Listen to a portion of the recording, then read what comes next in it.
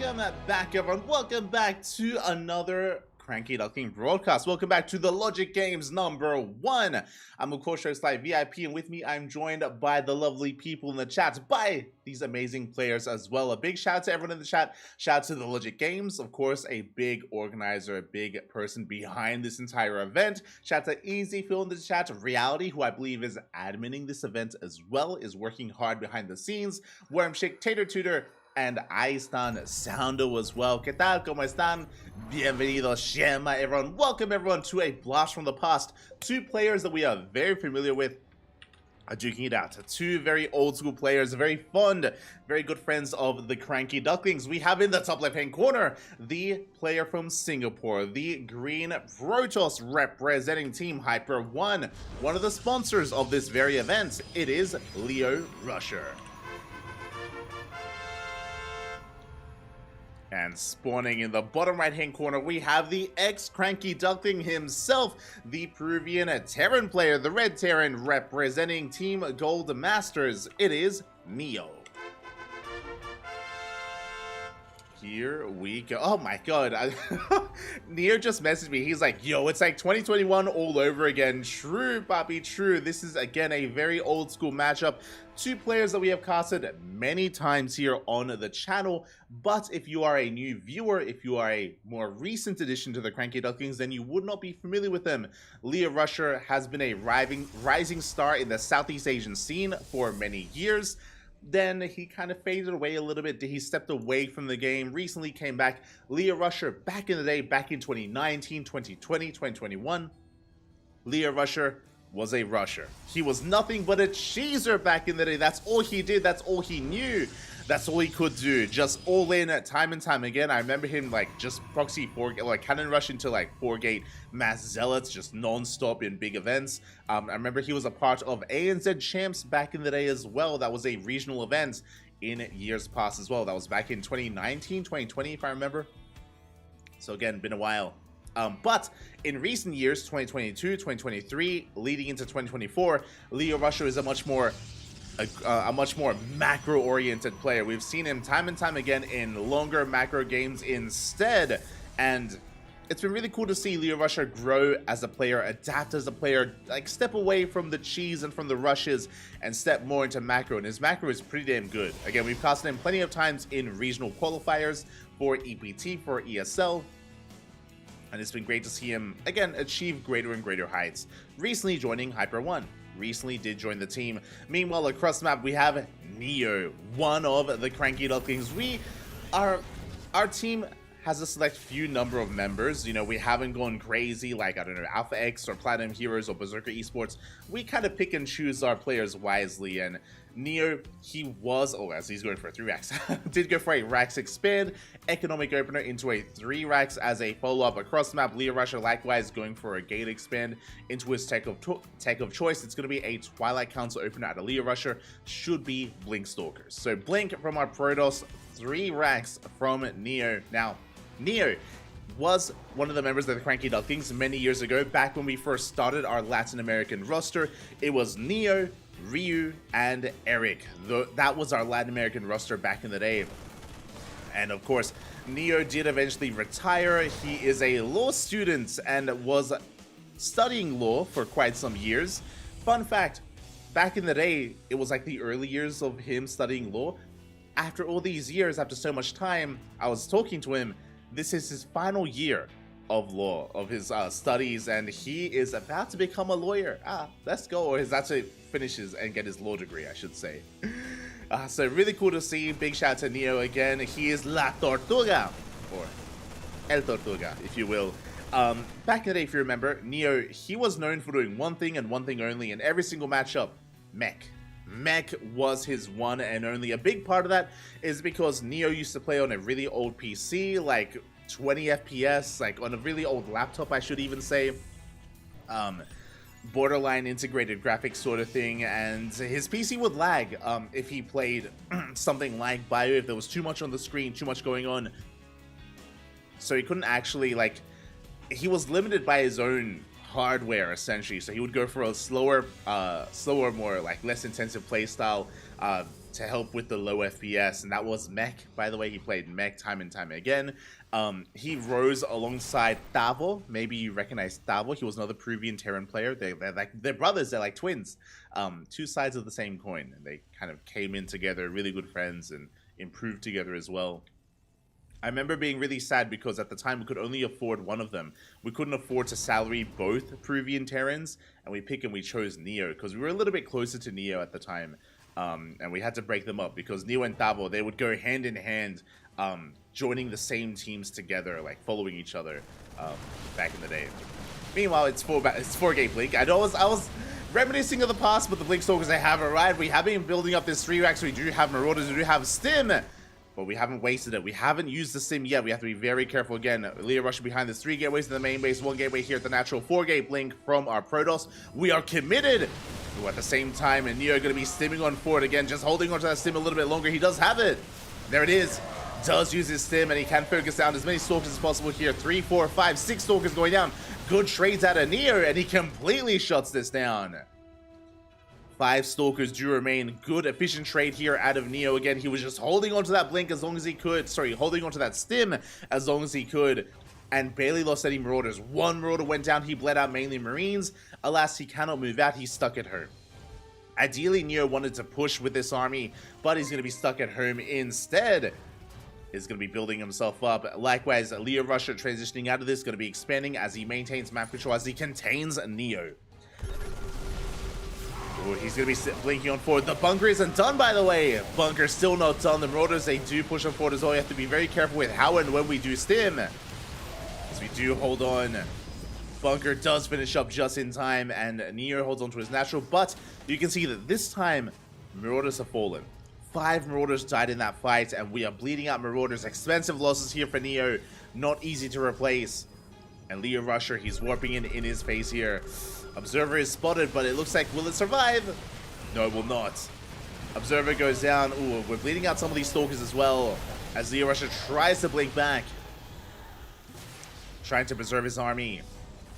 Behind this, we're transitioning into another bunker on the high ground, into our starport, factory production, getting into his medevacs, getting into some kind of support for his ground army. Meanwhile, Leo Rusher just keeps on warping in units. Again, he does at least have a 3rd finishing up, but he's still committed. Ooh, unable to really break into the main though. Is forced back. And as we settle into this, as we go for another big warp, and a big shout out to Yellow B in the chat. Thank you so much for the raid. Hope you had a great stream. Hope you had, I'm assuming, a good ladder session. I'm assuming you were laddering. Otherwise, let us know what you were up to. But thank you so much for the raid. Do appreciate it. There is a delay. There is a delay on stream, so you will hear this a little bit late. But regardless, thank you so much for the raid. As charge is done, you can see Leo Rusher not giving Neo any room to breathe here, even pre-pulling the SCVs. Neo, he was faked out for a moment there, goes to the scan, looking for a backup observer. There is none, and Leo Rusher, he finally does back off. Why does he back off? Forge, Twilight Council, Templar Archives. We're getting into the rest of our tech. We're working towards Charge Lot Archon. As Leo Rusher backs up towards the center of the map. Meanwhile, we do see Neo still building up here on 2 bases. On 2 bases, working up towards a Ghost Academy. Very interesting, like very tech heavy here on 2 bases. We should have seen a 3rd CC by now. Neo is a little bit supply blocked, but we should have seen a 3rd CC. Don't see one for the time being. As Leo Rusher is forced to recall. Ooh, pretty big reaction to a single Marine, by the way. A little bit of an overreaction there by Leo Rusher. That means that we do not have another recall available here for our Protoss. It is a little bit concerning. Meanwhile, I assumed it was just going to be Charge Lot Archon with Stalkers, but no, we're doubling down, and we are committing here to splash damage. We're committing to the Storm. Storm is on the way for Leo Rusher. 4th base as well. Neo, his 3rd is quite heavily delayed. I am concerned. I'm concerned regarding the timing of this 3rd base. Would have assumed it would have been a little bit earlier, a little bit faster. Alas, it is not here, not yet. But Neo is going to be pushing out. When it comes to the details of this tournament, we'll go over it once we do wrap up Game 1. For the time being, the Logic Games, of course. Logic in the chat, big organizer, supporter. Without him, this event could not be possible. It is open. And we'll get into the overall prize distribution later on, but here we go. We do push on forward. Storm is done! EMP's here on the Zealots. Big mine shot as well on those Zealots, but we do come in from a flank, and the Storms, they are going to be thrown down. Big connection here on the Bio, on the Marines, on the Marauders, and Neo, he has to back up. Does retreat. And we still have 3 more Storms available, 4 High Templar in total in that Prism. And with those Storms, there's no pushing in. Not with this Bio army. We're so battered, we're so bruised. We do have Ghost, which is good, if only Storm wasn't a factor. Meanwhile, Neo is taking his 3rd. Has a comparable worker count to Leo Rusher, I will say that. 60 workers to the 65 of Leo Rusher, plus mules on top of that. So Neo, he's going to be in a bit of a better position. Here we go. A massive amount of Zealots. No bunkers. No bunkers. No Widow Mines. EMP. Big EMP here on those Zealots. Here come the Storms. Ooh, and some juicy Storms here. Oh my god. Just covering the entire army. Not like this. We have run out of High Templar. We've run out of Storms. Widow Mines are trickling on in. Can we hold? It's going to be a tight defense here. Neo, do we have another EMP for these Archons? For these Zealots, we do not. And Leo Rusher, he's breaking on through. The boys are being pulled. They were pulled for a moment. Here, ooh, EMP grazes the army. But not the best connection. Yeah, but just stutter stepping back, kiting back here to the natural, to the main. But Leo Rusher, it looks like he may just have too much. He killed 20 SCVs. Oh my god. We had 60 up, coming up to 65. Now we're down to 45 workers. 3rd base was denied. We can now land it on location, but Neo, he has lost so much already. Not like this. Meanwhile, Leo Rusher just warping in another wave. Again, his momentum is real here. He's efficiently mining here from 4 bases. Neo, he scans for the 4th, but he misses it. He doesn't know, doesn't see that the 4th was taken at the left-hand side. On the left-hand side instead, we're getting into double Colossus production. It's now not just about the Storm, it's about the Colossus as well. And Neo doesn't know. Not like this.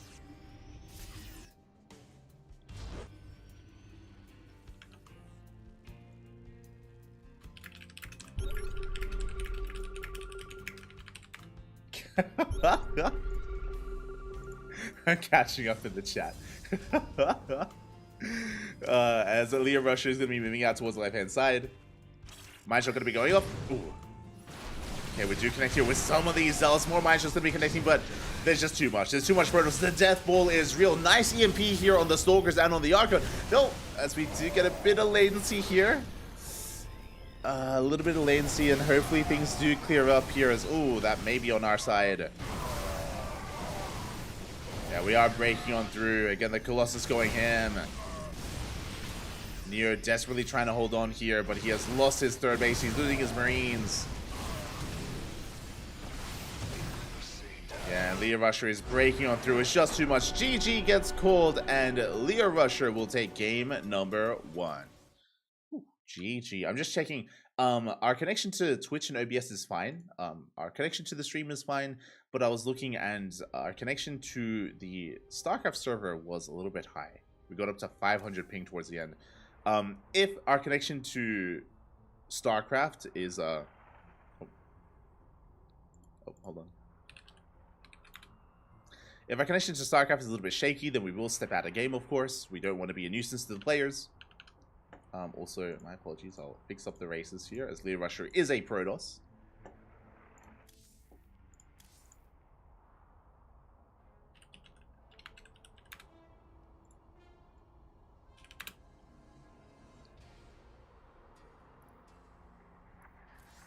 Is a Protoss, and we will be sorting that out. Oh yeah, StarCraft is being quite slow. Lovely. So just making the lobby, setting up for our lovely and beautiful players.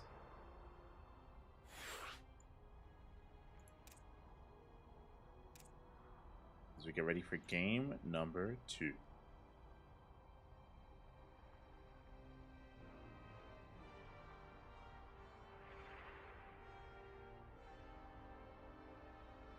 Beautiful.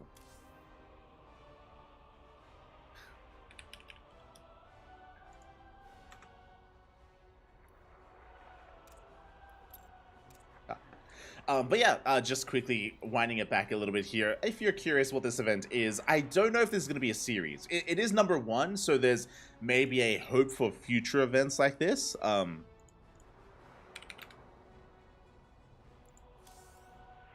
Maybe there's a hope for future events. As it looks like we do have a bit of a lobby bug. So maybe there's going to be a number 2, a number 3, a number 4, a number 5 in the future. I'm looking at you, Logic. It's possible.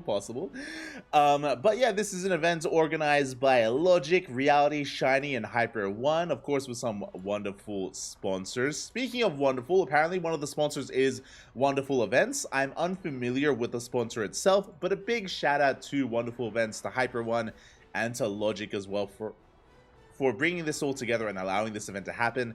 The other really nice thing about this event is that there are bonus prize pools! Exclamation mark B. Exclamation mark B in the chat if you guys want to have a look at the back of yourselves. If you guys want to have a look at the Liquipedia page, you can see the breakdown of the prize pool distribution. You can see how everything is lined up. And there's a bonus prize pool for the players under 6k, under 5k, and under 4k as well. So if you are a lower tier player, if you're lower ranked, if you're not a pro, then you can of course still walk away with some money, which is really cool. Really cool to see that there is a way to gain some kind of benefit here, even if you don't place highly. So definitely am looking forward to seeing who can make a deep run and who has the luck of the draw. Really, it's kind of bracket luck. Like if you're a 4k player, like depending on the bracket, maybe you can make a deeper run than another 4k player. So there's an opportunity. There's definitely an opportunity. It's possible that we may see some ties, so we may like roll the dice and flip some coins to determine who gets that bonus. Regardless, that's going to be available. Likewise, it is going to be overall a $400 prize pool. $400, 400 USD, pretty big prize pool. It's also going to be providing OSC points. OSC, they have partnered with this event. They're, I'm sure, also helping to fund it a little bit as well. And to reiterate, this event is open to all. It's open to all players. Yes, there is a bonus for lower league players, but it's open to any kind of pro gamer as well. So all players can and have joined to be a part of this lovely community event. And here we go, spawning in the top right hand corner of Hecate, we have our blue Protoss player from the land of Singapore, representing Team Hyper One, leading the series 1-0. It is Leo Rusher. And spawning in the bottom left-hand corner, we have his opponent. We have La Tortuga himself, the ex-Cranky Duckling, now representing Team Gold Masters, the Peruvian Terran. It is Neo. Neo versus Leo. That is not confusing. But yeah, these are two really good friends of the Ducklings. There's a world where maybe they could have both been on the Ducklings as well at a time. I remember us looking at Leo Rusher, considering him at a time as well for maybe supporting him. Nowadays, we focus a little bit less on our team. Like our roster has since shrunk quite a bit. For those that are curious, in years past, we decided to stop making our events and to start focusing on player acquisition instead and funding a team. That was back when we competed in WTL. Fun fact, that was back when we competed in WTL and all that stuff. That was back when we had some excess funds. Our funding was cut, essentially. We got a little bit less support on Twitch. We got less jobs as well. I don't mind, saying that, but it was Beowulf and Steadfast. They started getting B-stream gigs more often than we did, and they started taking them just more often, period, so we wouldn't get, like, paid jobs for ESL or anything anymore. So because, work dried up a little bit for us, and we had to cut back, and part of those cutbacks was our pro team, was our pro roster, which is why we haven't been looking to acquire any additional Cranky Ducklings. With our reduced the amount of money that we have available, we've been hosting events instead, which is also why we always want to champion and spotlight whenever these new events do pop up, because we do know that it's a lot of work. It's a lot of work to host. It's a lot of work to really organize. And yeah, again, a big shout out to Logic, to Hyper One, to everyone involved It's really cool to see this, and hopefully it does continue. Hopefully it does continue. And the shout out to Hyper One, doubly so, for investing into making their own team. It's a relatively new team, but Hyper One, he's picked up Koreans, he's picked up like players from all around the world here, doing his best to support them while he can, I'm sure. I'm sure these players, they do appreciate the support as well. Really cool stuff. Again, I brought this up because, you know, Neo, he did eventually retire. He left the CranKy Ducklings. Likewise, we didn't really have the funds to keep him if he did decide to stay on anyway. And, you know, he's been on and off. He's been stepping away from the game, dipping back in whenever he can. He's a part-time player nowadays. He's a part-time player repping Gold Masters. Gold Masters is an old-school Latin American team, I believe focused in Peru, or in the Peruvian scene. So really cool to see that he has found a home in Gold Masters, and hopefully we can see an ace match. I mean, clearly, we saw how close it was last game. We had some really nice fights and really nice engagements from Neo. Unfortunately, he did kind of fall behind in the economy, and he was outscaled by Leo Rusher. We'll see if we can bounce back here, as we are getting into a 1-1-1. Getting its tank production, Liberator production as well. Across the map, we do have, once again, a very aggressive build. It's going to be a Twilight Council opener into Blink. We do have 2 gateways done, a third gateway on the way, a third gateway on the way. If you remember, game 1 was 4-gate Blink from Leo Rusher. Here, in game number 2, 3-gate Blink, which leads into a faster third. This is less of an aggressive opener and a safer opener instead. We're still pushing, okay? We're still pushing with the Prism. We're still moving out with Blink Stalkers. But because we're spending less resources when warping in less Stalkers, we have excess resources instead to expand. So we will be taking a faster third base behind this. Leo Rusher, I'm sure the goal here is to maybe give Neo a heart attack. Is maybe force him to overreact. Make him believe that his 4-gate Blink and get away with a faster third. And there it is. Third base is on the way. At the same time, Neo does get into the natural. Worker damage is going to be done here. Probes are going down. Liberator is going to be going ham at the natural. Probes are falling at the same time. Leo Rusher, he does rock up. And do we commit? We do. We dive on top of the tank. One tank going to be going down, but the bunker is going ham. We're bleeding out a lot of Stalkers. Stalkers are falling left and right. This was not worth it. Oh my god, so many Stalkers just went down. We got we got how many probe kills? 5 probe kills. Liberator does escape. At the same time, 8 Stalkers went down for 1 tank. That was not a worthwhile trade for Leo Rusher whatsoever. Neo, he does defend. He does trade more efficiently, deal some economic damage across the map, and the third CC is on the way. A much faster third by Neo. And this is what he is known for. I mentioned at the start, Neo, back in the day, he did one thing and one thing only. That was play mech, and he got a reputation. He got a nickname. La Tortuga, papi. The turtle, if you will. Tortuga is turtle, or tortoise in Spanish. And what do we see? We see 2 more factories. We have Hurricane Thrusters being researched. Mech is coming out. A rarity against Protoss. But this is where Neo does thrive. He was kind of going against his innermost nature in game 1, but here in game 2, he is embracing that inner demon, the inner turtle that does want to be free. I'm here for it. I'm ready. Let's make it happen. Ay, ay, ay. Let's go.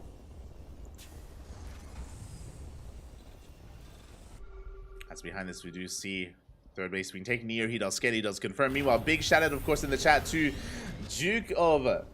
Oh. Duke of Sternutation. Thank you. Thank you so much for subscribing for 2 months. 2 months. Thank you so much. Hope you have enjoyed the content. Hope you've enjoyed your time. Enjoy the emotes. Join us on Discord and you will gain access to replay packs from events that we have permission to share replay packs of. So thank you so much for the support. Gracias, papi. Gracias. Quack. Quack, quack. For 2 months. Thank you so much. Thank you everything you do for StarCraft and the RTS genre. You're welcome. You're welcome. We do what we can. We do what we can. We do as much as we can. As much as we can. I'm just catching him in the chat. Yes, we will have future events, right, Hyper? Oh. We will, right? Yeah, exactly. It's number one of at least 10, really. Let's be real. Behind this, we're getting into Blue Flame. We're building up the tank count. Interesting that we prioritize Hurricane Thrusters, even though we only made 2 Cyclones. So a little bit of an odd choice is what I will say for Neo. And I'll be honest, I haven't seen Neo play mech on the new patch with the new Cyclones. I'm unfamiliar. So I'm ready. I'm ready to be introduced. Behind this, Leo Rusher just expanding, getting on up to 3 bases, working towards Colossus production. This time, no Archons. This time, no Storm. We do have Charge, but a very different composition, a much more standard composition. What you would expect to be seeing here in a straight-up meta TVP. Outside of course, what Neo is doing. I was mainly referring to Leo Rusher. Hallucination comes in, and I'm sure even if he didn't see all those factories, which, let me just double-check. Yeah, he did see 2 factories. I mean, he also saw Hellions, Hellbats, Tanks, Cyclones. He sees the lack of bio, should know it's mech. With the realization of mech, we getting into upgrades, second robo. Now, against mech, you want Immortals. And there it is. Immortal production has commenced. This tells me that Leo Rusher knows exactly what he's up against. He knows what he needs. Immortals, they are king against all things mech. Now, I did mention, I'm not too familiar with the dynamic of the new Cyclone in this matchup, but I imagine we're going to be getting into Chargelord, Archon, Immortal. Chargelords do a great job at soaking and tanking damage. Immortals do a great job at just chipping away and chunking away at everything mech related, so they do work well hand in hand, as Leo Rusher will take his 4th. Behind this, Neo just getting into additional factories. We do have drilling claws on the way. Blue Flame is done. Again, we're just investing into every mech upgrade. We already threw down double armory for double upgrades. The armories, they're going ham here. And I'm concerned because Leo Rusher is kind of embracing a longer game. He's knocking down rocks, working on his upgrades, getting his 4th. We're in for a bit of a longer one here. Neo, he most likely isn't going to push out until he's maxed. It's going to take a while. Going to take a while for him to take a 4th base. A pretty secure 4 base setup here on Hecate. He's going to be maxing out.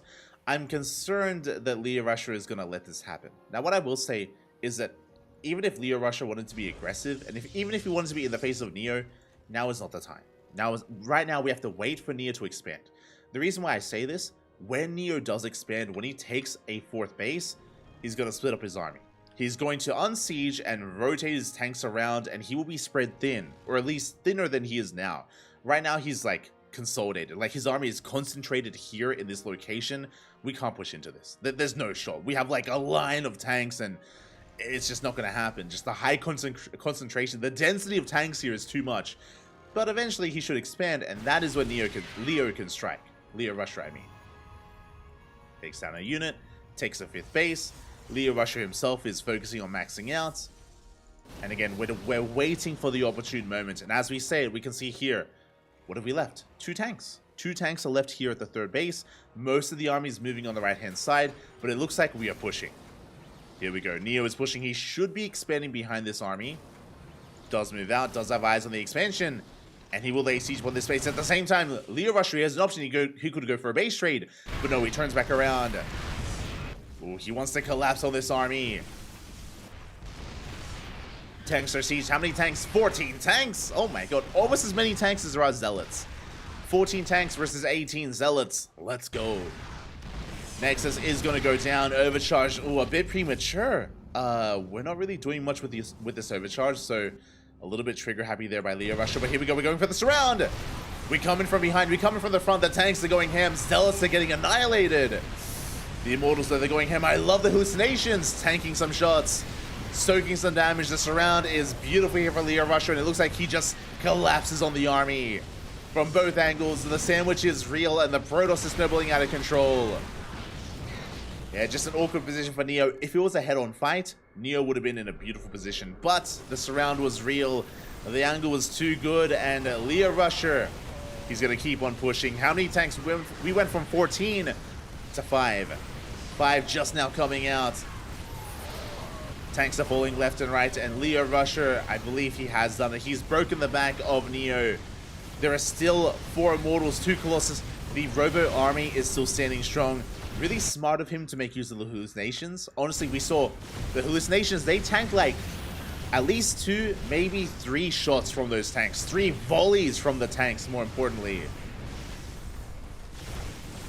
Did such a great job again with that engage. Soaking that damage. Natural base has been broken. And Leo Rusher is not going to stop. He's not going to slow down. We're pushing on forward here onto the tanks. And again, the Mass Immortal greater than the Mass Tank. GG gets called, and Leo Rusher will take the series 2-0. GG. Let's go. GG, well played. Congratulations to Leo Rusher as he does take the series, does advance on over not an easy opponent like Neo. Like, I have a soft place in my heart, a soft, like, fond memories of Neo back when he was on the CranKy Ducklings, and he's not a bad player whatsoever. But I did mention that he is not full-time. I did mention that Neo, he is, you know, a part-time player here. He is a full-time student, and of course he's, you know, he is about to become a lawyer. He's in his final year of his law degree, and he is about to become a lawyer, an abogado, if you will. And I do look forward to Lawyer Neo out in the world and, you know, making a name for himself, you know, continuing with his life and having a good one, I'm sure. So much love to Neo, again, coming back here for a brief instance, and, you know, did put on a show, did whip out the mech, didn't take down his opponent, but GG nonetheless. GG, well played. Neo, he is eliminated from the tournament, and Leo Rusher advances on into the next round. And we need to take a moment here to figure out what the hell is going on.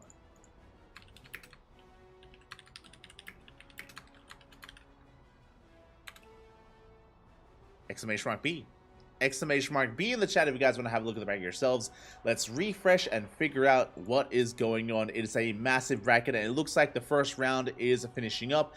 As much as I would love to indulge in the bracket, I'm gonna quickly scroll down and figure out if we have another opponent.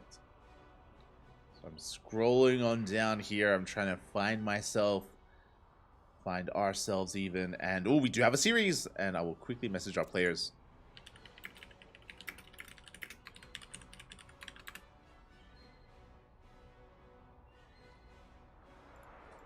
We'll quickly message our players here.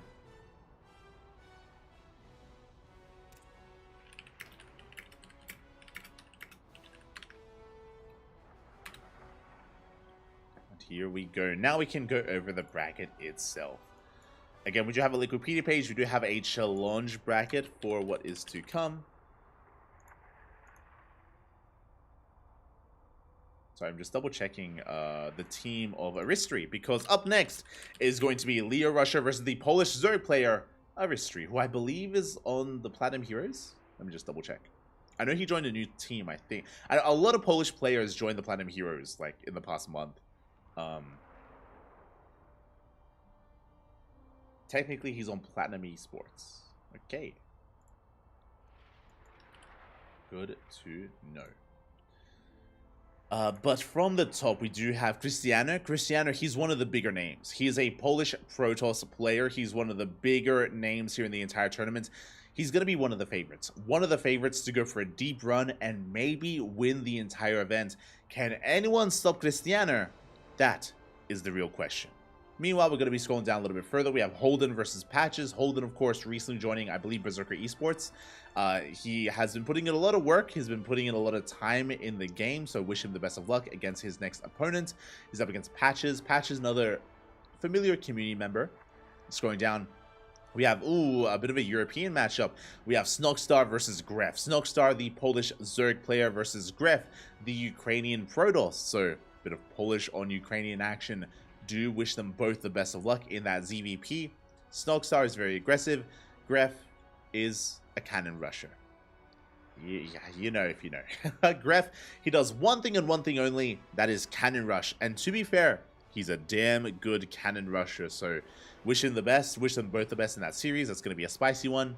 Meanwhile, we have Middle VK going up against either Kot or Radka. We have casted both of them in the past. Kot is a player from Hong Kong. I believe a Zerg player from Hong Kong, if I remember correctly. Meanwhile, we have Radka as well. I believe a Protoss player from land of Europe. Scrolling down, we have for Jumi versus Magnath. That's going to be another big name. Jumi is going to be another big name looking to make a deep run. Can anyone stop Jumi from facing off against Cristiano in the semifinals? We will see. Again, for Jumi, he has been streaming quite a lot over the past couple of months. We'll see how far he can go. Scrolling down, we have Templar versus Ice Cream, who I'm not too familiar with, but I wish them both the best. As I try to bring us a little bit down here. There we go.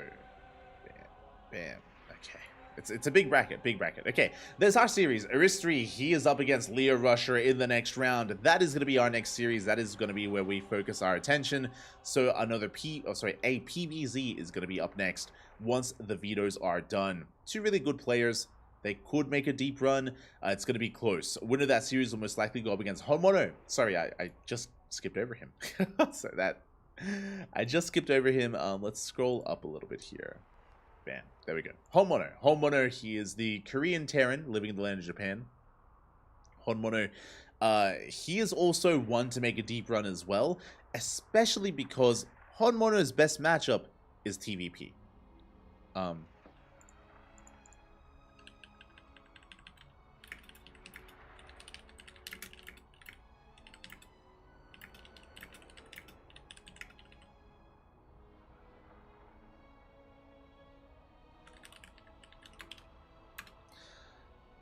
We do have, sorry, I was just a little bit distracted. But yeah, we do see Homono with, again, really good TVP. So Homono up against, I mean, he's beaten Cristiano before.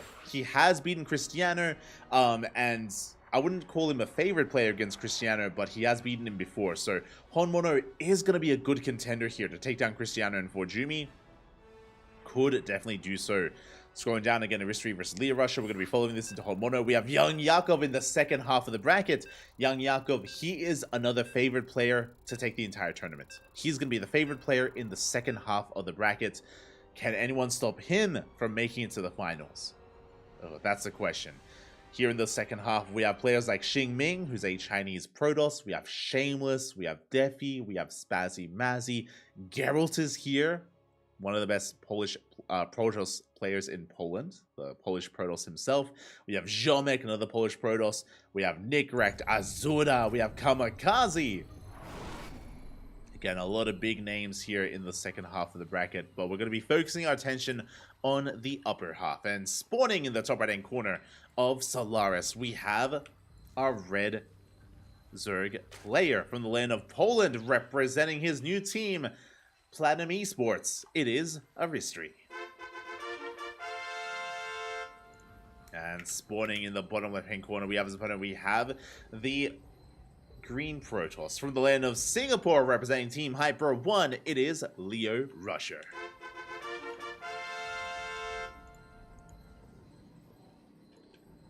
Here we go. Getting across the map. We are going to be settling into things here as Aristri forced to take the unnatural natural. Leo Rusher, he does get here in time. And again, Leo Rusher, he was once a rusher. He was once a cheeser. Nowadays, a lot more standard. As we saw game 1 against Neo, he did go for 4-gate blink. Game 2 and 3-gate blink into a third, into a fourth base, into a more macro game. Here against Aristri, I expect to see a Stargate opener into Oracles, into an expand, into, you know, into triple Oracle into a third base is what I'm expecting to see, into +1 Blink Stalkers. Like a standard game from Leo Rusher. We'll see if that's the case. We'll see if he does embrace a standard PVZ. Likewise, Aristri, as a Polish Zerg player, he thrives in the mid game. And typically when we cast him, he does thrive on 3-base saturation, you know, Lingbane, Roach Ravager. That is Aristri's wheelhouse. That is where he thrives. And I'm really curious to see how these two players match up and how they compare. Two players from different regions, one from Southeast Asia, one from Europe. I would say they're both similar in the sense that in their respective regions, they're both in the middle of the pack. We have Leo Rusher still trying to break into the upper echelons of Southeast Asia. Likewise, Aristri trying to break into the upper echelons of Europe as well. I think they're both kind of like, again, players that are trying to make a name for themselves. And it's hard to say like who's favored here, just because I'm sure they don't often play against each other. I'm sure they, more often than not, they avoid each other here just because of their regions. So I'm excited. I'm ready for it. In my mind, they're going to be pretty evenly matched, but that could just be in the mind. That could just be my perception, but is it based in reality? We'll see. Behind this, Stargate opener out of Leah Rusher. As we expected, it should be an Oracle opener here from our Protoss. We'll see if that's the case. Meanwhile, across the map, Aristery, he's just going for a hatch, or into hatch gas pool into a third base. Standard setup from our Zerg. Standard setup here. Just catching up with the chat. And just catching up. As Leah Rusher, he's just going to be poking with the first adept. We do have a second adept on the way, I imagine. It's going to be chilling back at home. So Leah Rusher not going to be as aggressive. Lights, hi. There was a local SC2 tournament here in my city last night, and I won. Let's go. Congratulations. Congratulations, base habits in the chats. Oh, congrats, Papi. Congrats. That's really cool. It's really cool that there was a local tournament. Hopefully you have more. Hopefully it was successful and the organizers, whoever they were, are tempted to and incentivized to make more. It'd be really cool if you could grow your local scene. So best of luck, base habit. As I do see Aristery going for his Roche one. This is an early Roche one, by the way. This is a sub 4-minute Roche one here from Aristery. This is not standard. Considering that Leah Rusher opened up Stargate into a third base, the Roche one should not be anywhere near finishing by now. So we'll see if Aristery, what he has in store for us. I'm imagining he's going to be saturating up to 2 base saturation, like droning up to 2 bases, and then just hammering down that Roach key and being as aggressive as possible. Otherwise, this is a misread. Again, the Roach one should only be this early if you're going for an all-in, or if you expect a Twilight Council opener, something like Glaive Adepts or DTs. But again, that shouldn't really be on the mind of Aristery. Third base is being taken. Oracles tried to go in but didn't get much done. They didn't kill any drones. And it looks like maybe Aristery he did overreact. We have been droning. We've been droning this entire time. Lings are on the way. We are making a handful of Overlords though. We actually quite heavily oversupply, but nah, yeah, we're just droning. And the Adepts, they're getting damage done. Oh my god. 3 drones go down. 3 workers already, and we're shading into the main base. More drones going to be falling. As we shade into the main, good target firing here by Leah Rusher. He gets 6, he could even get 7. There we go, 6 drones go down, and we are still just droning. So it looks like this was a misread. It looks like Aristery assumed that it was going to be an aggressive opener, and this Roach one was a big investment. And as we can see, it was a little bit wasteful. Like, we didn't make use of the Roach Warren at all. So again, just either a misread or just really safe play, like insanely safe play out of Aristery. And this could come into the, this could be a big factor as to, or because Leah Rusher is a little bit more unknown, right? It's like, we have casted Leah Rusher for years, right? I casted Leah Rusher back in 2019, 2018. Like, I'm very familiar with him.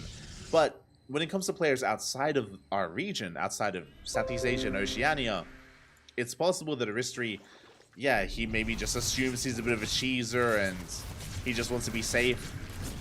Doesn't really know who Leah Rusher is. Good target firing here. One of the Oracles. Second Oracle goes down. Leah Rusher, big overextension.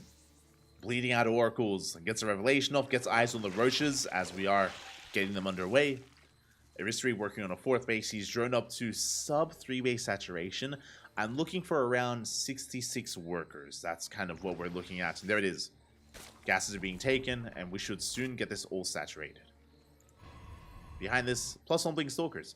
I assumed that Leah Rusher would be going for triple Oracle into a third into +1 Blink.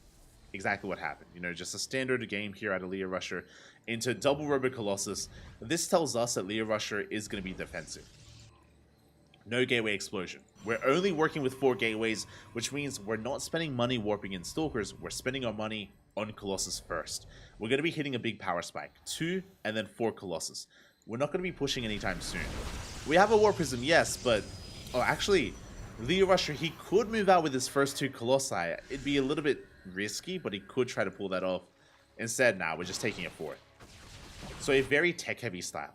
This is a long way of getting at this fact, basically. There's a very tech-heavy style here from Leah Rusher. As a Zerg player, you want to be responding to this by being very greedy and being very tech-heavy yourself. I like the infestation bit here from Aristery. Unfortunately, Aristery, he overmade Roaches. You can see here, he did make a Roach Ravager army And if he doesn't use it, then this is resources that we could have spent on a faster infestation pit, more drones, faster hive, faster hydrogen, faster tech, into lurkers, into vipers. So we'll see if this Roach Ravager army pays off. As we do push out. We do focus down one of those pylons. We do depower the gateway. At the same time, Lings, they do flood in, and we do deny the fourth. Very nicely done. The Biles! Ooh. Leo Rushy just walks into them, stumbles across them, a big bounce here to the face. As we're working on more Colossus Lings, they come in first round. No shot. Can they get it? Up, they barely can, and nothing juggling. The hot pick up there. Leo Rusher barely does save the Colossus. Very nicely done. And we have hit that critical mass that we spoke about. 4 Colossus. Now is the time that we can push. We can see, though, bit of an anti-timing. +2. Ideally, +2 is lined up with 4 Colossi. We may want to wait a little bit longer, as there it is. Chrono is thrown down. We're chronoing out that +2 as best we can. 4th base is being taken, and we're producing Immortals. Leo Rusher, we're pushing. We're moving out with this army, and Aristry is maxed out. And thankfully, just in time with Hive Tech. We have 2 Vipers on the way. If Vipers are ready for this, they will completely shut this down. Because Vipers, they can abduct, they can yoink in these Colossus and pick them off. Aristry getting ready. The crease spread, not ideal. A little bit lackluster. See, Rusher, he does push in. Rotating over towards the left-hand side. We're trying to find a way up the ramp. Biles gonna be buying time. The Vipers, they have arrived. They need a little bit more time. We need that energy. We need those abductions. A big blink here from Leo Rusher. Yoink comes in. We get 1. We get 1 Colossus, but only 1. We have another abduct. Getting a 2nd Colossus. Big yoinks here from Aristry. Good juggling out of Leo Rusher, saving 2 of them, saving 3. I spoke too soon. 2 Colossus do remain, but Leo Rusher, he's barely breaking through. Queens are going down. We're pushing into the natural and into the 3rd base at the same time. Leo Rusher, there we go, consolidating his army. Avoids the Biles. Ravagers are going down. The Viper looking a bit exposed. Roaches are going down as they spawn. We're camping the production. We can see Aristry diving on the Colossus. He gets 1 more. There's 1 left. 1 Colossus remaining. And can we pick it up? The boys are being pulled. The Immortals are going down. There's going to be a tight hold. Can we survive? It looks like these blinks are too good. The blinks is just a little bit too good here, and Leo Rusher has broken the Zerg player. Spore Crawlers are repositioning, but the Colossus does... Oh no, it doesn't live! It goes down to the Spores. Aristry making some magic happen here, but he lost 25 drones. Another big warp in here into the main, or into the natural, pushing into the main.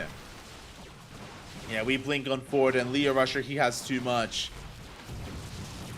Again, Aristry barely not ready for this. We had some good, like the Vipers, they were able to get some good abductions there, but maybe a little bit too late. GG gets called. Leo Rusher will take game number 1. GG.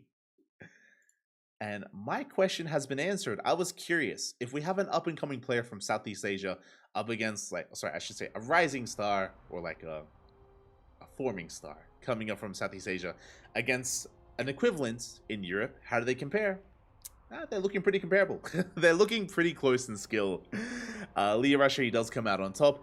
Again, there was a bit of inefficiency from Aristry. I don't want to harp on it too much, but we did briefly mention about how Aristry, he got a really early Roach Horn that didn't use. He also invested quite heavily into Roach Ravager, and he wasn't able to gain a lot of value with it. Remember when he was basically at, I think it was around 80 supply, he pushed out, hit the 4th base, wasn't able to really get any damage, he killed the pylon. There were these like small little things that did slow down Aristry's ability to get into Hive Tech, to get into Vipers, get into Hive upgrades like Adrenal for Lings, like 3/3 upgrades, Spellcasters, Lurker Tech.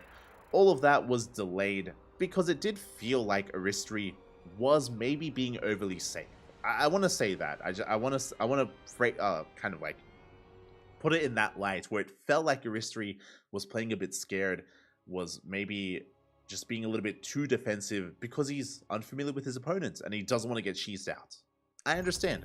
Rusher is in the name, you know, right? It's like he was maybe afraid of some cheese, when really that fear did slow him down.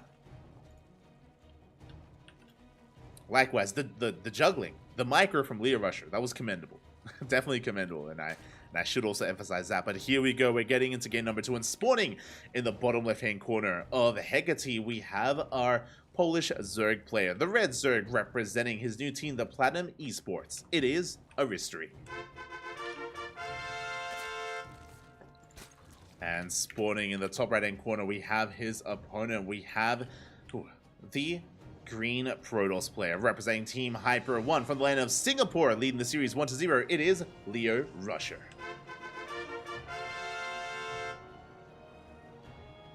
Let's go. See chat, Leo planning to go double Colossus into Disruptor? Kind of. So again, the build specifically, I should emphasize this a little bit more. I apologize if I didn't make it clear, but the build that Leo Rusher was going for was a 4 Colossus timing. That is a big power spike. I also was trying to emphasize as well that specifically that is a timing with +2. Ideally, your +2 as Protoss is lined up with your 4 Colossi. He was able to hit that. He did have a couple of Immortals to reinforce, and we push then and there. It does take a while for that to get going, and I don't know if you noticed, but Leo Rusher with that build, let's go for a hatch gas pool for a Zerg player. With that build, specifically that style lacks map control, so he had no presence on the map. He had 0 presence on the map. Very little harassment outside of his first couple of adepts. If you remember, his oracles died as well in the lead up to the mid game. So that's the downside of that build from Leo Rusher, is that you're building up, you're relinquishing map control, you're relinquishing any harassment in favor of building up towards this big push. That is why, as a Zerg player, it's very important to realize what's going on and to capitalize on that, right? If your opponent isn't going to be aggressive, if they aren't going to harass you, we need to drone. We need to get up to 80 workers as quickly as possible and max out as quickly as possible, get into Hive Tech, maybe get into Lurker Tech, but you don't have to get into Lurker Tech. You could still max out on Lingbane Roach Ravager. And then, because you're going to be the first to max out, you can start trading. You can start trading, and you can start engaging in the center of the map. We saw that Leo Rusher, he didn't engage the Zerg army until he was already at the front door. Remember, he was already knocking down that front door, pushing up the ramp when the army started to clash. Whereas, again, ideally, as a Zerg player, you want to be engaging ahead of time, trading, and replacing that Roach Ravager Lingbane army over time, because that is your advantage as a Zerg player. Your production and your economy is something that you should be leveraging there, that we weren't able to. But scratch all of that. That's all about game 1. We're done with game 1. We're getting into game 2. Twilight Council opener into a Robo. We have not pulled out a gas yet. This could be one of two things. Because we haven't pulled out a gas, I'm feeling DTs. I'm feeling a DT opener. If we stay in, the other option, this could be a Glaive Adept variation. Okay, there we go. Glaives are on the way. So, 4-gate Glaive Adept is usually sustained by, there we go, by pulling out a gas. And there it is, 2-on-2. We were stuck with 3 and 3 for a while, which is why I assumed it was going to be DTs. But now we're down to 2-on-2, 4-gate Glaive Adepts. Let's go. Oh, my apologies. That is not 4-gate Glaive Adept. That is a 2-base all-in. Now we can see why we stayed in gas a little bit longer. Because we needed more gas, because we're going to be warping in more adepts. There's 4 in the main. There's 2 in the natural. 6-gate Glaive Adept. Very committed from Leo Rusher. Very committed here. And Aristry has to piece it together. Once again, early Roach Warren. This time this pays off. This time, even though Aristry hasn't scouted, going for this early Roach Warren is going to work so well in the defense. So really good move here out of Aristry, reading the game state well, or just guessing well. So here we go. Do you have that Roach Warren on the way? Prism is moving out. Adepts are about to hit. We have joined up to 35. Cutting work is a little bit early on. Spores are on the way. Aristry, he doesn't know if it's Adepts or DTs, so he's making spores in case it is Dark Templar. Adepts, they have arrived. 7 roaches are on the way. How many things do we have? 16. We have to buy time. We have to buy time for the roaches. And here we go. We do push in. Adepts into that 3rd base. Queen goes down. Big pickup already. We get a queen. We shade in. But we use the ramp to our advantage. We deny surface area. Lings, they come in from behind. Big warping as well. The Prism is safe. The Queens, they do not get close. They try to. You can see the Queens diving on top of the Prism. Prism takes a bit of damage, but the Adepts, they're breaking through. Roaches are going down one after the other. Queen is going to be falling as well. Ay, ay, ay, as we shade back into the third base. The Queens are exposed. We're going for them. One Queen going to be going down. Another Queen as well. Roaches are helping, but we're just playing catch up. We're a little bit too far behind here. As the Adepts, they're wreaking havoc. More Adepts shading in towards the natural. Into the main base. Drones are finally going down. And these workers, there's no way out. There's no safe place. They shouldn't be at the natural, but the Roaches, oh, they clean up. They try to. Oh, they try to clean up here as we have lost 14 drones. This is a lot of damage. And Adepts are massing in the main base. Still 11 Adepts in the main. No mining whatsoever. We can see Aristry re-droning. But I feel like we're still looking for more. We're still going to get more damage done.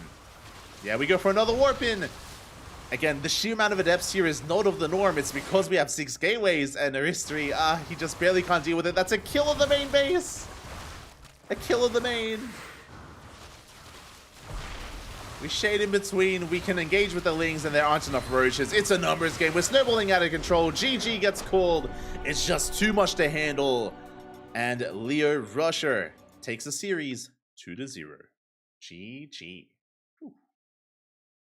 GG, well played. Congratulations here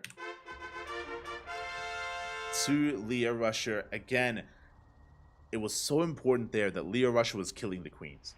As we saw, the Prism was getting a little bit low there, and if the Queens were together, if the Queens were kept safe, and if they were together, they could transfuse each other. That's kind of the big thing. Like, if the Queens, they were bunched up together, they can support each other, and then we can threaten the Prism. And more importantly, if the Queens survive, if they can threaten the Prism, we zone the Prism away, and we don't warp into the main, right? Like, we saw that Leo Rusher, he was free to warp in wherever he wanted. There was limited anti-air because the Queens were prioritized. The Queens were the first things to be killed, even before the drones. So, really good, like, prioritization from Leo Rusher, and unfortunately, Aristry wasn't able to preserve his Queens, wasn't able to have mobile anti-air, and he couldn't deny the Prism. As soon as the Queen started dying, as soon as the Prism got into the main, we saw that we could just freely warp in wave after wave of Adept. Even with the early Roach Warren, didn't matter because it wasn't all in, because it was a 6 gate, the reinforcements became too much. GG, well played. Did snowball out of control. Congratulations. Congratulations to Leo Rusher.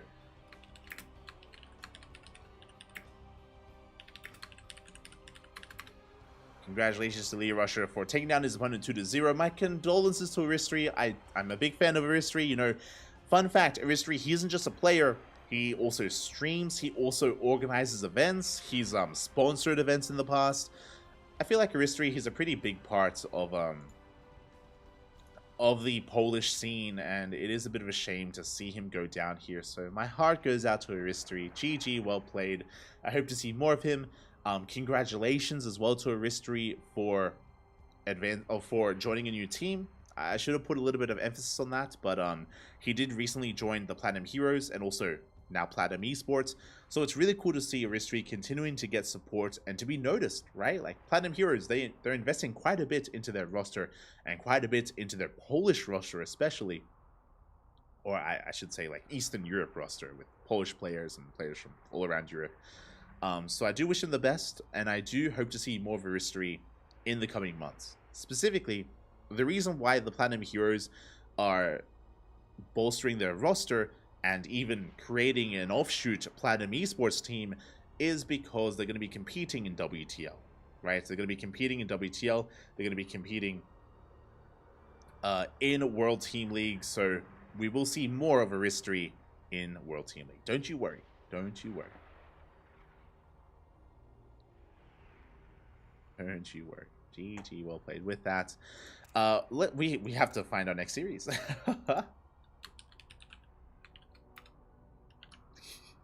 We have to find our next series. Siema, papi, siema. I can see some Polish fans in the chat. I see you. I see you. I would love to follow another Polish player. That is true.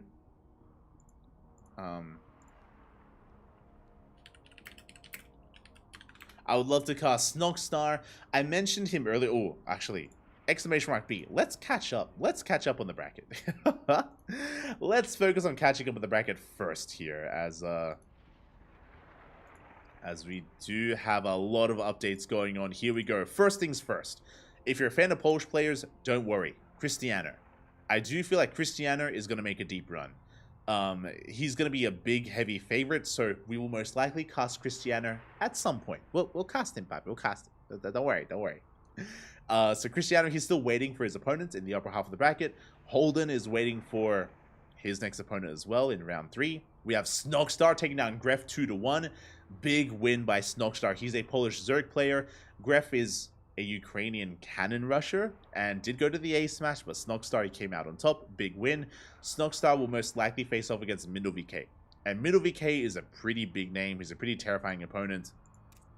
So that's gonna be a tough one for Snogstar. I'm gonna favor Mindle VK in that series, but I'm hoping that Snogstar can make a series out of it, and maybe he can bring Mindle down.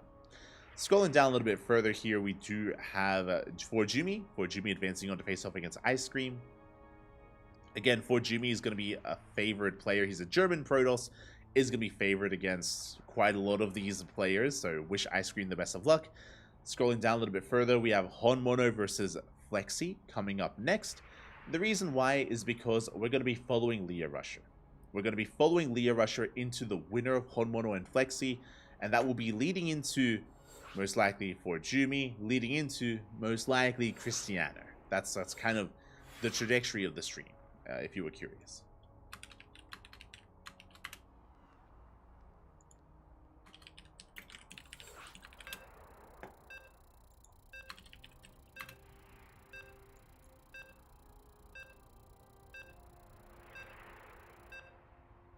Here we go, as we are getting into our next series here. Vetoes are done, and we have a TVP before us. We're here to determine who faces off against Leah Rusher in the next round.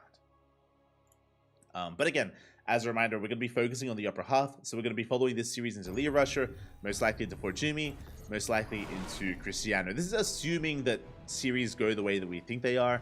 There is potential for upsets, and regardless, we're going to be focusing on the upper half of the bracket. Just as a heads up. As a heads up. And here we go. We're diving into our next series, and spawning in the top right-hand corner of Hecate, we have our purple Terran player representing Team Hyper 1. We have the South Korean Terran. It is Honmono. Living in the land of Japan, and spawning in the bottom left-hand corner, we have his opponent. We have the pink Protoss player, currently teamless. I'm not too familiar with him. I don't really know him too well, but it is Flexi. And if you are in the chat, and if you are maybe more familiar with Flexi, let us know. Let us know who he is, because I have no idea. I've never seen this player before in my life. I don't know where they're from. I did ask, and they are teamless. If I have a little bit of time, I'll ask them like what country they're from and maybe a little bit more information. I just didn't have time because we just jumped right into the game. But I will definitely ask him a little bit more about himself as we are getting into this. Again, it's going to be a Rax Expand setup, single gas opener here out of Honmono. Meanwhile, Gate Cyber Expand here from Flexi. Pretty standard stuff so far. Nothing too crazy, nothing too wild. Now, when it comes to our players, as a reminder, Honmono, he is a very aggressive and very cheesy player in this matchup. What I mean by that, Honmono, in TVP, he is all about 1 base all-ins and 2 base all-ins.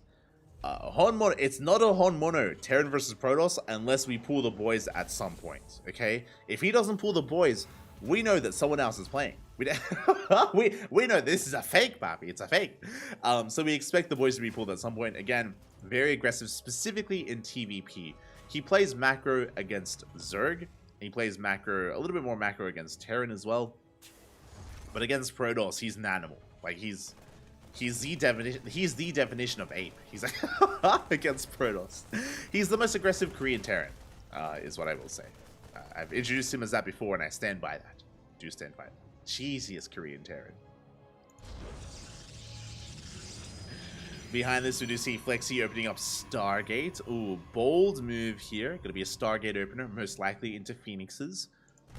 Is a very standard way to play, but I feel like Homono thrives against Phoenix openers.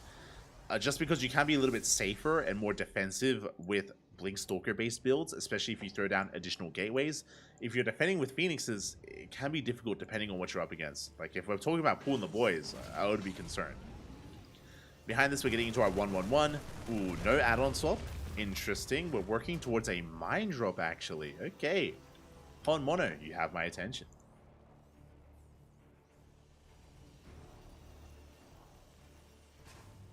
Scrolling up in the chat.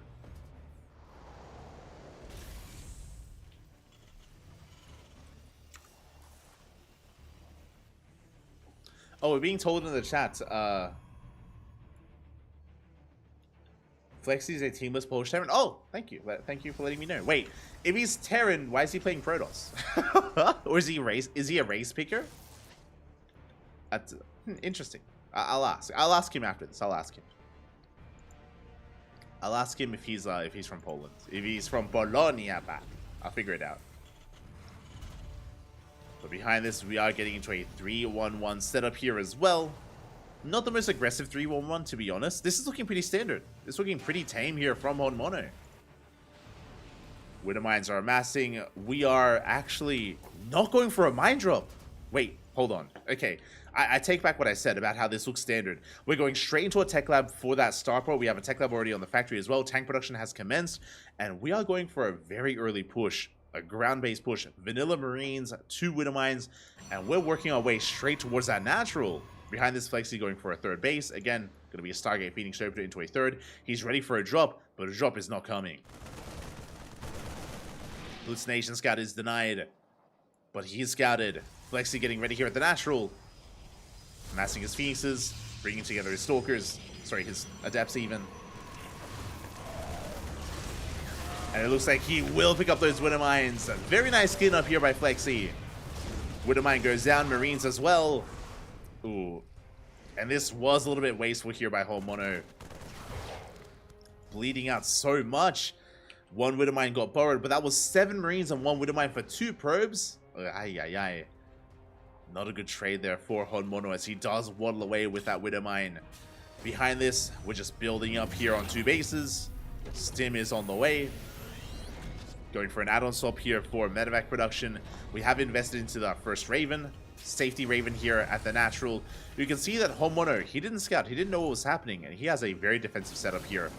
With the bunker, with the Raven, detection, and tanks. Meanwhile, Flexi, he's going Phoenix, Colossus. Phoenix Colossus here from Flexi. Going for a very standard composition. Very standard play out of our Protoss player. I will stand by that. Nothing too fancy. Colossus on the way.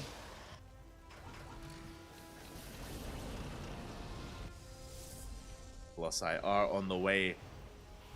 And Hon Mono, we are getting ready for our push. There it is. Boys are being pulled. This is the Hon Mono that I know and love. I mentioned it before, and I'm not crazy. Okay, we've casted plenty of Hon Mono, and boys are being pulled. We are pushing out here with 3 tanks. We have boys to repair. We can throw down bunkers. We have the Raven for detection, 4 auto turrets, and a disable. Uh-oh. And we're looking for that Colossus to disable. Again, Flexi, can he keep up here as he just now sees the army? Again, no Observer was in position. Observer just now pulling back. Tanks are sieging up. We have our first Colossus. We're going into a fleet beacon? Oh my god, Flexi being too greedy.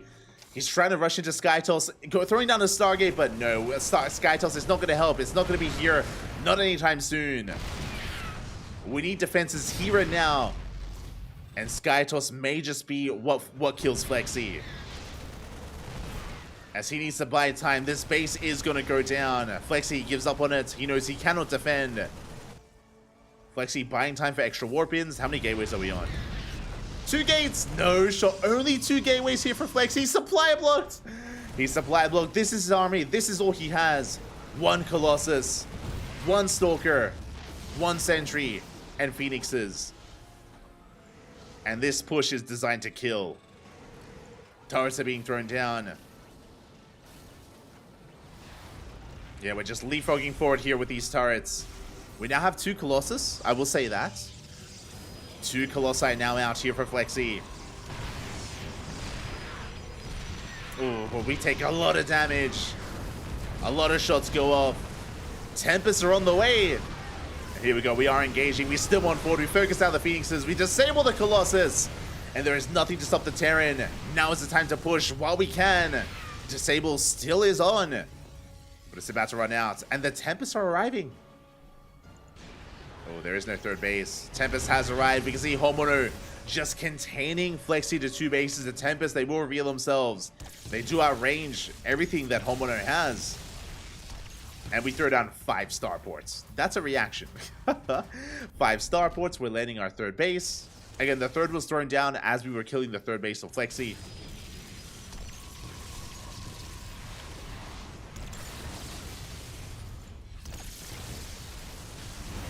Do Sim on forward. Ooh, into Colossus though. Again, Tempest Colossus is a difficult army to push into without Vikings. But Vikings are ideal. Vikings, they shoot everything that Flexi has. Like Phoenixes, Colossus, and Tempest. As Flexi is stuck on 2 bases. Ooh, Phoenixes are going to be thrown away. Yeah, every Phoenix goes down. Big overextension there by Flexi. Tempests are going ham. They can focus down all the tanks. We're making 6 Vikings at a time.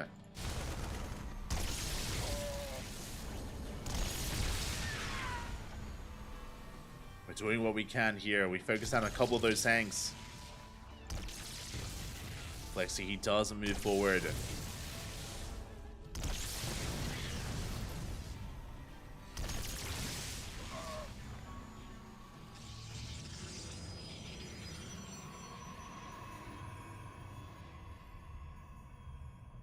We can see Flexi here attempting to stabilize. Meanwhile, Homono, his worker count isn't ideal. Remember, he did pull the boys. He did kind of hinder his own economy. So even though Homono has a faster third, which is true, his worker count is still a little bit lackluster. So here we go. He's making 3 SCVs at a time. He's amassing more Vikings. That's a lot of Vikings. 16 Vikings out here for Homono. And Flexi is basically going pure Skytoss. Pure Skytoss from Flexi. He has 2 gateways. No Twilight Council, no ground upgrades. This is concerning. I'm concerned for Flexi. The reason why I say is, I mean, he's trying to recover. He's playing from behind. He's down a base. But the problem here is that he has no support. Ideally, if you're playing Skytoss against Terran, you need either Disruptors or Storm, Archons. What these things provide is a way to deter Vikings, specifically the Archons and Storms.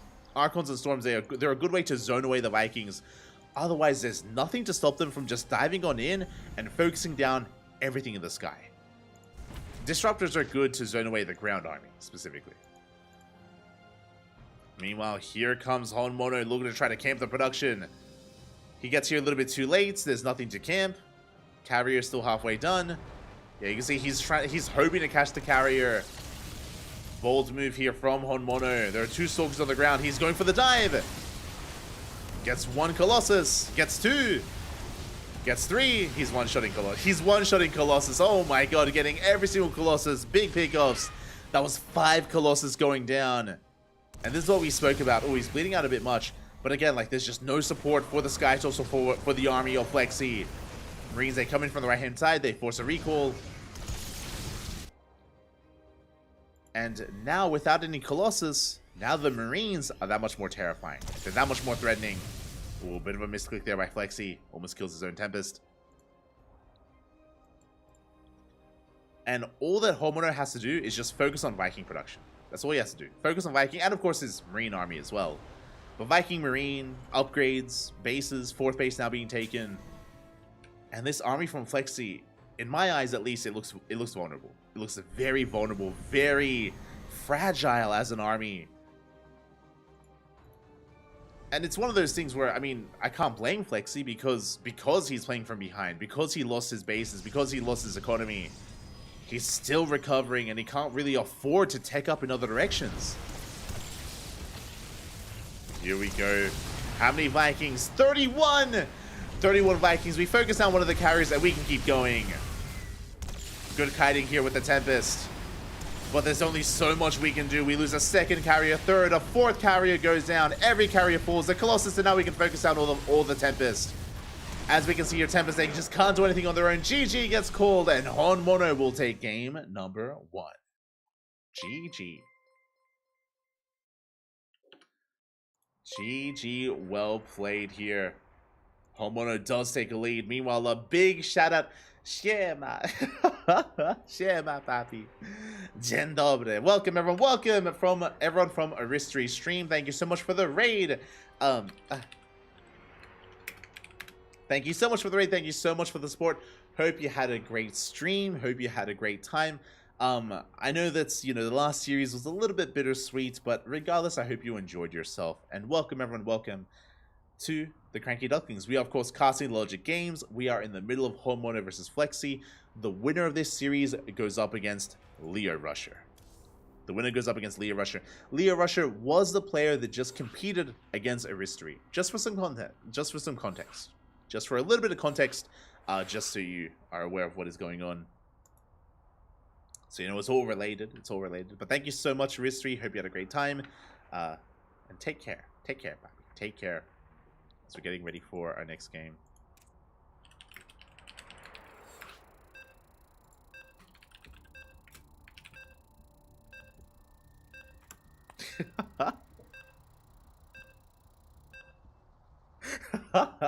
Okay, I have confirmation. I have confirmation here because I was just quickly asking because there were some people in the chat that said Flexi is the Polish Terran player, and I was a little bit confused. So I because he's playing Protoss, so I just wanted to make sure, and he is from Poland, yeah. So he's the same player. Maybe he's a race picker, or maybe he doesn't like TVT. Maybe he wants to avoid the mirror matchup, but he is from Polonia, so now we know. We have confirmation, and spawning in the top left-hand corner. In the top left-hand corner of Oceanborn, we have the South Korean Terran player, the Purple Terran representing Team Hyper 1. The most aggressive, cheesiest Terran player in South Korea, it is Hon Mono.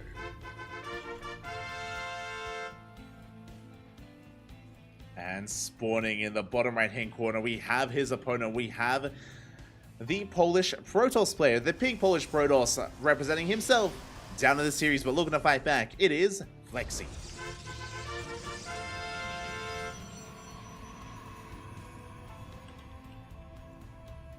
Here we go.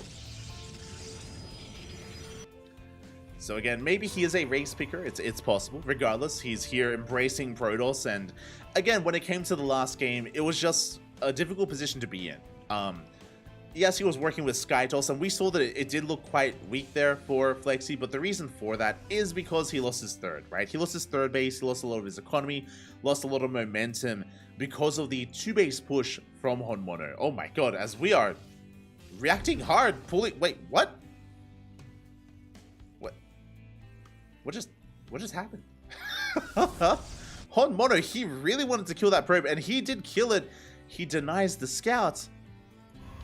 What is he trying to pull off here? It is going to be Marine first. It's going to be a Racked Expand, Economic Opener. Checking the vision of Flexi, he did not see the gases. Maybe he's trying to fake out something like a 1-base all-in. Or something more aggressive. But yeah, that just really caught me off guard because it's a standard opener. Hon Mono pulling the boys again. Marine first into a reactor. But yeah, winding it back. Again, Flexi was just in a really rough position because of the 2-base borderline all-in from Hon Mono. Yes, Hon Mono did expand, but it was a late expansion from Hon Mono, and his push was committed. Maybe that's a better way to put it. His push wasn't necessarily all-in, but committed. It had to do damage, and it did. It did do damage, and Flexi was playing from behind from that moment. A big reason why he struggled to defend was also because he was taking into SkyToss, and he was vulnerable in that moment. We saw that he had 2 gateways, no charge, no immortal, no safety immortal, just nothing else on the ground, only 1 and then 2 Colossus, and that's really all he had. So Flexi just could not retain his third, and yeah, it was just an uphill battle from there, but hopefully Flexi can bounce back. Hopefully he can bounce back here, and I wonder how he adjusts to Hon Mono. Meanwhile, from the side of Hon Mono, He went for a very committed 2-base push in the last game. Will he do it again? The answer most likely is yes. He won't necessarily go for the same build. He doesn't have to go for the same build, but I expect 2-base aggression. 2-base aggression is the standard for Honmono in this matchup. The question becomes, what exactly does he do on 2 bases? For now, it's a 1-1-1. We have a safety Cyclone on the way. We're reactoring out Marines. Remember, Honmono, he threw away a lot of Marines early on. A lot of Marines were thrown away. It wasn't the best start for him, despite his success. It wasn't the best start for Honmono, so we'll see if he does tighten up his early game. As Flexy's coming in for a scout. Hallucination dives into the main base, gets eyes on the 1-1-1, gets eyes on the gases, and the saturation at the natural. So Flexy should be feeling pretty safe overall. As I say that, once again, we pull a couple of boys. 3 SCVs have been pulled to repair. 4 SCVs have been pulled to prepare. And Honmono, he is pushing here and now with his first Cyclone. He has been spotted by the Phoenix. Oh. Has been spotted. Bunker gets thrown down. Honmono, he is already here. This time with a Cyclone instead of Widow Mines. Overcharge is popped. Oof. And Honmono just going to be threatening that natural base, waiting for the overcharge to run out. We have 2 Phoenixes. We're about to have an Immortal. This Immortal is so important to the defense. A safety Immortal from Flexy. Does arrive. Behind this, more Cyclones being produced. A Liberator as well. Honmono, he's rallying across the map. Honmono, he wants to end the game. He wants to end the game with this. No stim, no combat shields, no upgrades. Just sheer army. Just trying to brute force it here against Flexy. You can see him just continuing to just pump out more Marines, more Libs. Ooh, 3rd CC does start up behind this though. Honmono, he is transitioning, but he will get a kill on the pylon. Ooh, depowers the shield batteries. Bit of an Artosis pylon. Backup pylon on the way. 2nd Immortal has arrived. 3rd Immortal is in production. So we are building up an army.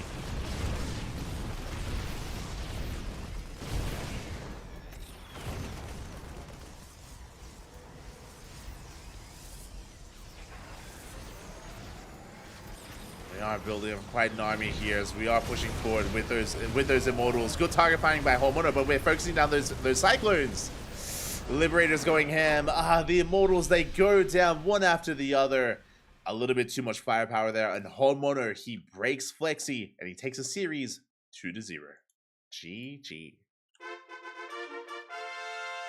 GG, well played again. Very committed there by Honmono with that push really early on, just catching Flexy off guard. He did have a good Immortal count, that's true, but again, the Phoenix opener, the Stargate opener, is what Honmono hopes for.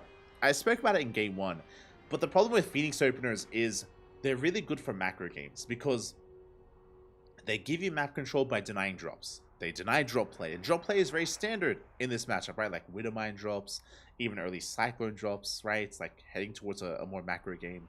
But these dedicated pushes, Phoenixes don't really help. As we saw there, Phoenixes, they don't really add too much. What are we going to do? Pick up a Marine at a time, right? Like pick up a Cyclone at a time when there's so much anti-air already, and you leave your Phoenix vulnerable and stationary. Like, these openers, they can sometimes struggle against it. And again, Honmono, he thrives in this kind of scenario where his opponent opens standard. GG, well played.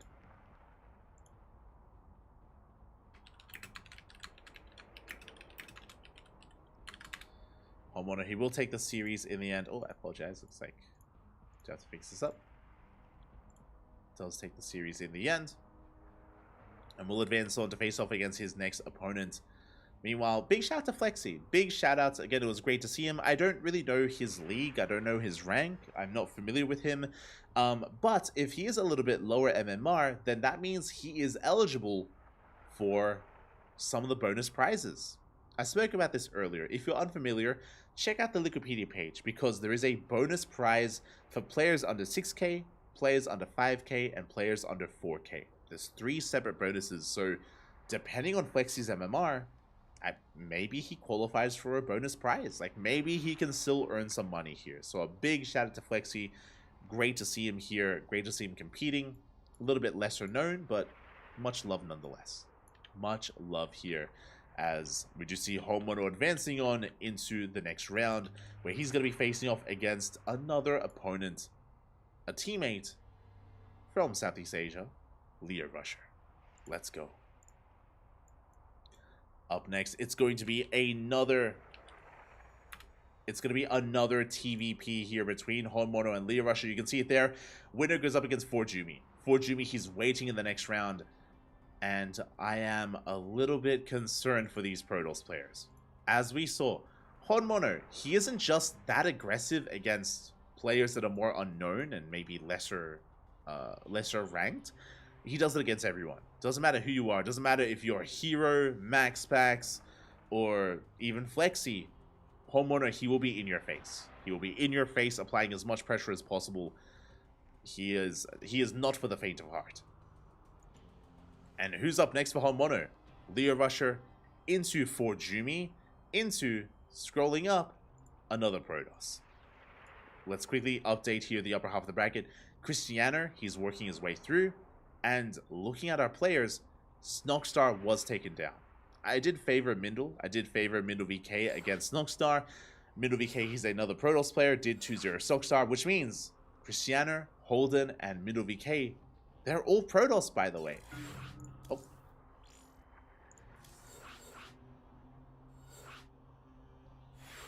They are all Protoss, which means it's nothing but Protoss and one Terran. It's Homemono against Protoss here in the upper half of the bracket. It's only TVP. Oh boy. Hold on.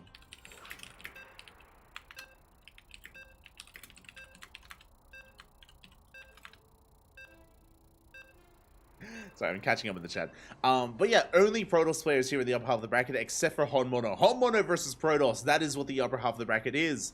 And I feel like that's ideal for Homemono, but we'll see. We'll see if any of these Protoss players can stop him. Can anyone slow him down? Can anyone bring Homemono to justice? I'm ready for it. I'm here for it. Let's go. Let's stop him, Papi. He's an animal. He needs to be stopped. This can't go on. As spawning in the top right-hand corner of Hecate, we have our South Korean Terran player, the purple Terran representing Team Hyper 1. It is Homemono. And spawning in the bottom left-hand corner, we have his opponent. We have the red Protoss from the land of Singapore, also representing Team Hyper 1. It is Leo Rusher. Again, Leo Rusher, Cristiano, Mindle VK, Forjumi, Holden. We have a lineup of Protoss here. And can Homemono work his way through them? Or can he be stopped? Let's go. Let's find out.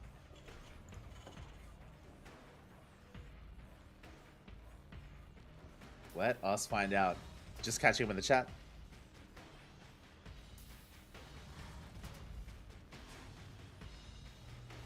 Geralt versus Jomek for the round of 8. Let's go. Again, 2 Polish players. And likewise, again, have faith in Cristiano. I expect Cristiano to have a really solid run.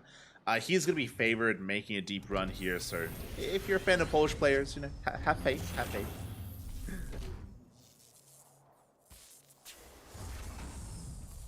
For the time being, though, it is going to be a Rax Expand setup, an economic opener out of Homemono, not an overly aggressive one. But just because the opener is economic doesn't mean that we're going for a macro game. Not at all. Not with Homemono involved. As we can see, Leo Rusher being so annoying here is going to be tasing away at that SCV. It does delay the expansion. Nice moves here from Leo Rusher, but it looks like, ooh, the Marine has arrived and we will be able to chase this back. Second SCV comes down. We do kind of shuffle those SCVs. And behind this, Leo Rusher opening up with a gate expand, or a gate cyber expand. We're getting into our openers. We're getting into our game. Factory on the way for Homemono. Again, just a Rax expand into a 1-1-1, most likely. Meanwhile, Leo Rusher going for a Twilight counter opener. I do like this. I do like this here for Leo Rusher. I spoke about it before, how I'm not too fond of Stargate openers, specifically against Honmono, just because of how aggressive he is. I do think that Twilight counter openers can be safer, just because you can really adjust how many gateways you want to work with, and by adjusting it, you can be safer more and more against Honmono. You don't want to be too greedy and too economic against him. Otherwise, you'd be caught with your pants down. You don't want to be caught with the pants down, papi.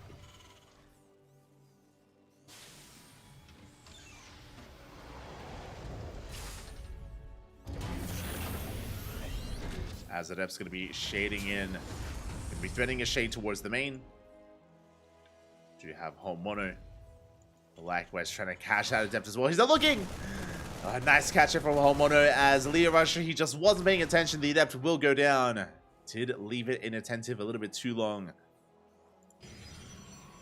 As Leo Rusher is opening up with additional gateways. We see one gateway done, and ooh, that is going to be a 4-gate opener. 4-gate Blink Stalker. How do you beat an aggressive Terran player? A cheesy Terran with aggression yourself. Leo Rusher is going to be in the face of Honmono, and I think this is where Honmono struggles the most. I spoke about how Honmono, he thrives if his opponent plays standard. If his opponent is aggressive, then Honmono can have a harder time. If his opponent is in his face. So we'll see how this dynamic works. As Leo Rusher, he's going to be delaying his third by quite a bit. He won't be, this isn't a 2-base all-in, just a very delayed third base, and we're going to be focusing on warp-ins, focusing on our Stalker production and our aggression. Honmono going for his drop across the map. Likewise, working towards his tanks, building up his bio army. With this fast tank production, we can defend here on 2 bases and survive the 4-gate blink. But before we can talk about surviving the blink, we have to survive the medevac drop. Here we go. We have Marines and a Widow Mine. 2 Widow Mines even. Gonna be dropping into the main base. Likewise, we see Leo Rusher coming in from the right-hand side. How good is the Mine Shot gonna be? The Prism! Oh! Ooh, a Prism does go down. Big pick-off at the same time. The medevac falls as well. Ooh, both players with some heavy losses. As we trade the Prism, 1 Stalker and 1 Adept for the entire medevac drop. What's important? We didn't lose any probes. Not a single worker went down. So that wasn't a bad trade for Leo Rusher. The Prism does slow down the push though. So again, really good retargeting there by Honmono, focusing down that War Prism. Third base soon to be on the horizon here. Leo Rusher, his aggression is delayed, as we still need to get that War Prism across the map. Stalkers have arrived.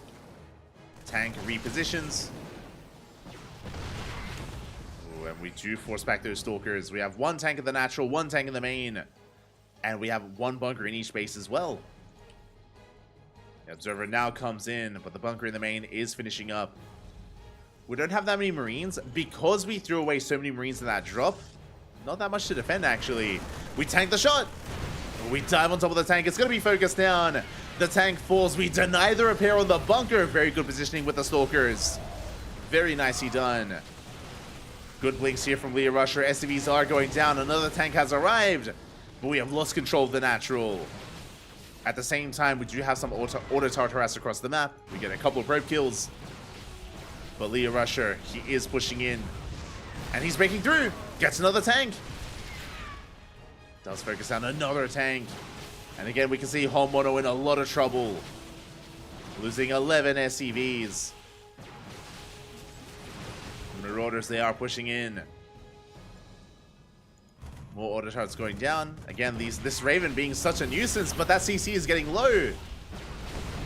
It's getting very low here, and it's going to be focused down. The repairs are too good. Oh, yeah, not the best decision there to try to focus down the base. We take a lot of damage on those Stalkers. We take a lot of losses.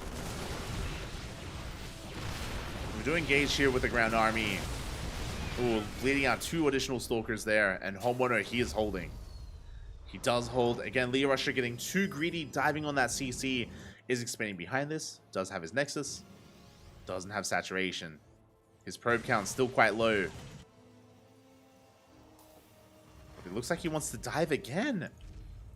Your probes are getting wrecked. Gets an SCV. Gets a couple of Marines. Good links overall. Doesn't lose anything this time. Going for charge behind this. Still building up his probe count.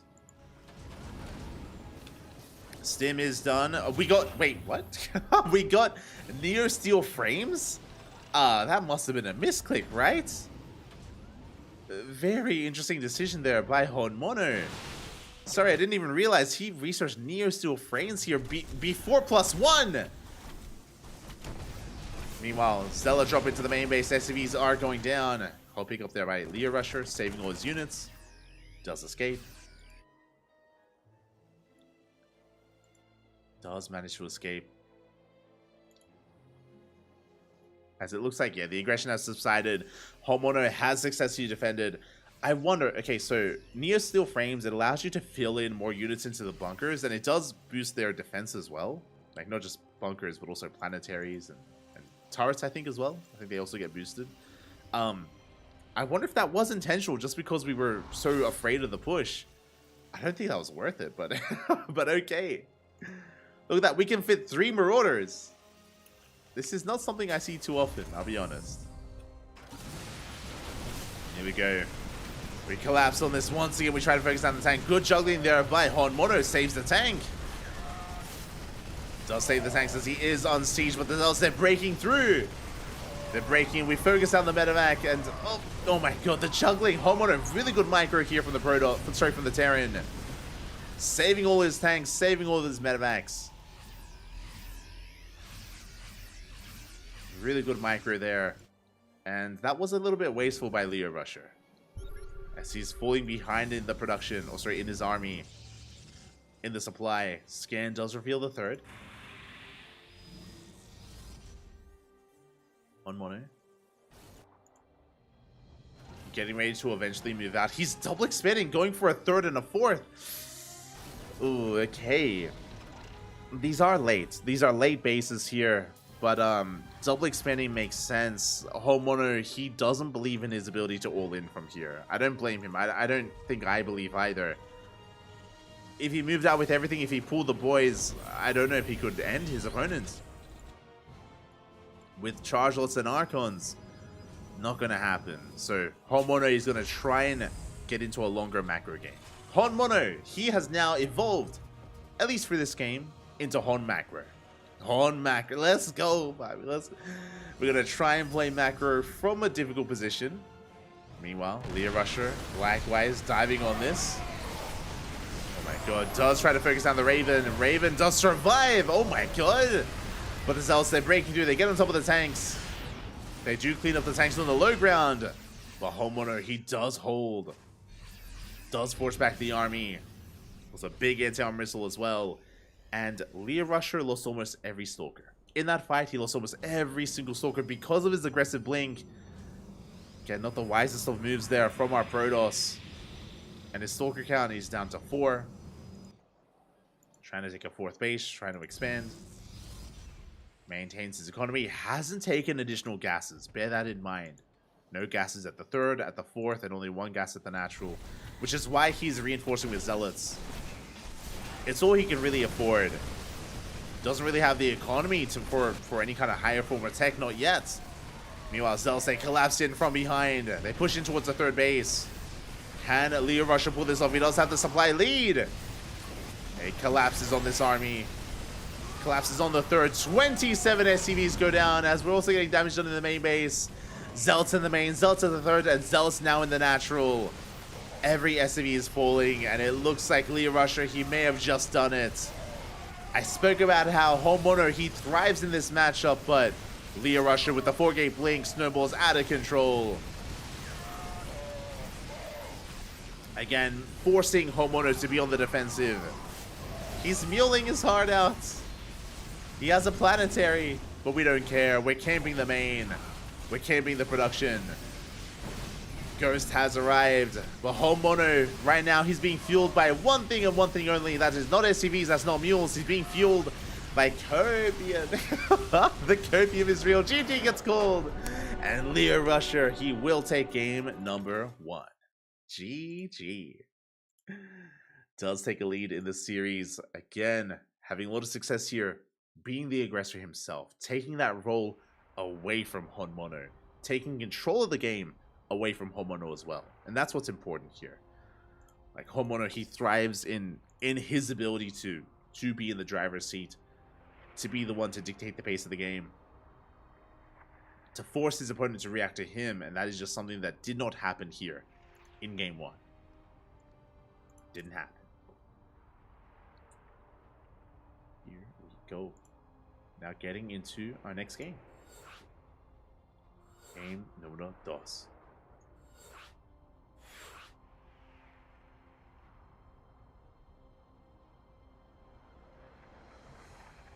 I'm just double checking, and does look like there is going to be a separate bracket for the top 8. So I will have to adjust the command, the bracket command. We'll have to adjust. We already have a couple of players qualifying in. We have MinuVK confirmed, for Jimmy confirmed, and Nickrat confirmed as well. Pretty big names. We are still rounding off the round of 16. But yeah, so far there's nothing kind of lagging behind. There's no portion of the bracket really holding everyone up. We're all in the same round. We're all just wrapping up the round of 16, trying to figure out how the round of 8 does look. And we'll see if it all ends here and now, because spawning in the top left-hand corner, we have the South Korean Terran player down in this series, by the way. He's down in this series. He needs to claw his way back in here and now to force the ace match. It's the South Korean Terran player, representing Team Hyper 1, Honmono. And spawning in the bottom right-hand corner, we have his opponent. We have the green Protoss player, representing Team Hyper 1 as well, from the land of Singapore. It is Leo Rusher. And speaking of rushing, we have a proxy Rax. We have one at home, we have one across the map. This should be 2-Rax Reaper. This should be 2-Rax Reaper from Honmono. I wonder if we're going to go for a different variation. Again, Honmono, he does whip out his own builds. He is terrifying in that respect. Very creative as well.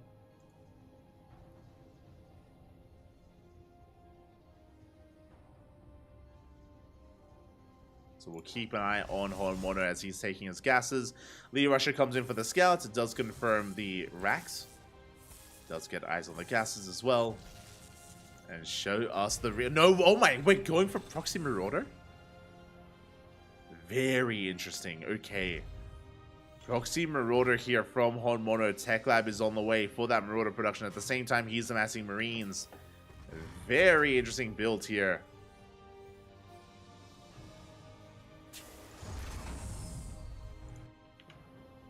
We'll see how he does piece this all together. We'll see how he's able to accomplish this as well. Yeah, Concussive Shell being researched. Marines are amassing back at home. So far, we're trying to sell a story. We are trying to make things look as if they are normal when they're anything but. Marines fanning up. Probe racing back home. It's just going to be a gate expand. Everything, like Leo Rush is going for a standard opener. Gate expand into a Twilight Council. Doesn't realize something is wrong. Something's up. The boys are being pulled. Ooh, and they do barely avoid the scouts. The probe didn't see. The probe did not see. We don't know. We don't notice. No shield battery. We should be throwing one down soon. If we knew what was happening. The probe does bypass the Marines. We're coming in for another scout, but here come the Marauders. And what do we have to at home to defend? We have one Adept. And it's across the map. No shot. There's nothing at home. One Stalker is in production. One Gateway is done. That is all we have, and we avoid the natural. We go straight for the main base. Boys, they have to be pulled. Good kiting so far here by Honmono. Kiting back towards that bunker, but it's not done. Adept has returned back home as well, but it's going to be focused down. It will be killed. Trading an Adept for a Marauder. SCVs are being focused down as well, but the bunker up. Does it finish? It does. Uh-oh. The bunker does finish. That is going to be the staging ground here for Honmono. Can he make his way to the bunker? Marauders, they are pushing forward. Yeah, Leo Rusher, he knows he cannot let them. He cannot let the Marauders anywhere near that bunker. Cannot allow that to happen. Probes are going down, but so much economic damage. 13, 15 probes. This is becoming too much. This is becoming too much at this point. Some Marauders, they collapse here on the Stalkers. There's only 2. Now there's only 1. Big overextension by Leo Rusher. And we dive into the bunker as well. Shield battery is done. We're going to be able to focus down these Marauders. Overcharges force, but shield battery gets focused down. We lose 1 Stalker and we're going to lose another. As it will be focused down. Oh. And Leo Rusher, he's down to nothing. There's nothing left. Only probes. And we can't afford a Stalker. It's too expensive. We can't afford it. No. Mono, he's expanding back at home. He's transitioning, but he's already killed his opponent. Leo Rusher down to 9 probes. Force a recall into the main. Does recall to safety here. He has 1 sentry to defend with a force field. But Mono, he has done it. He's double expanding, throwing down a natural and a 3rd CC. He's crazy. Doesn't need to do this. He could just throw down a factory. Could do whatever he wants. There we go. The boys, they're being pulled once again to kill the probe before coming back. Homono's done this before. I don't understand it. What a Chad move. Aye, aye, aye. 4th CC gets thrown down. Again, Homono, he knows how far ahead he is. He could throwing down a sensor tower as well. Aye, aye, aye. The confidence here by Homono.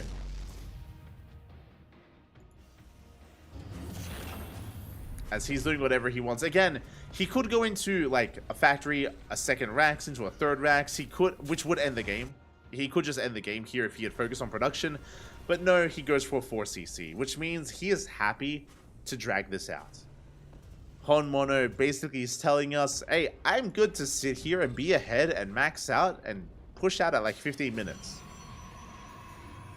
Leo Rusher going for DTs, it's his only chance. His only way back in. Dark Templar, but we have turrets already on the way. The eBay was done long ago. We already had a turret into the main. And more sensors that was being thrown down. Mono just cementing his win here, cementing himself here. GG gets called as soon as we see the turret, and Mono will tie up the series 1-1. GG. We're going to the ace match. We are going to the ace match.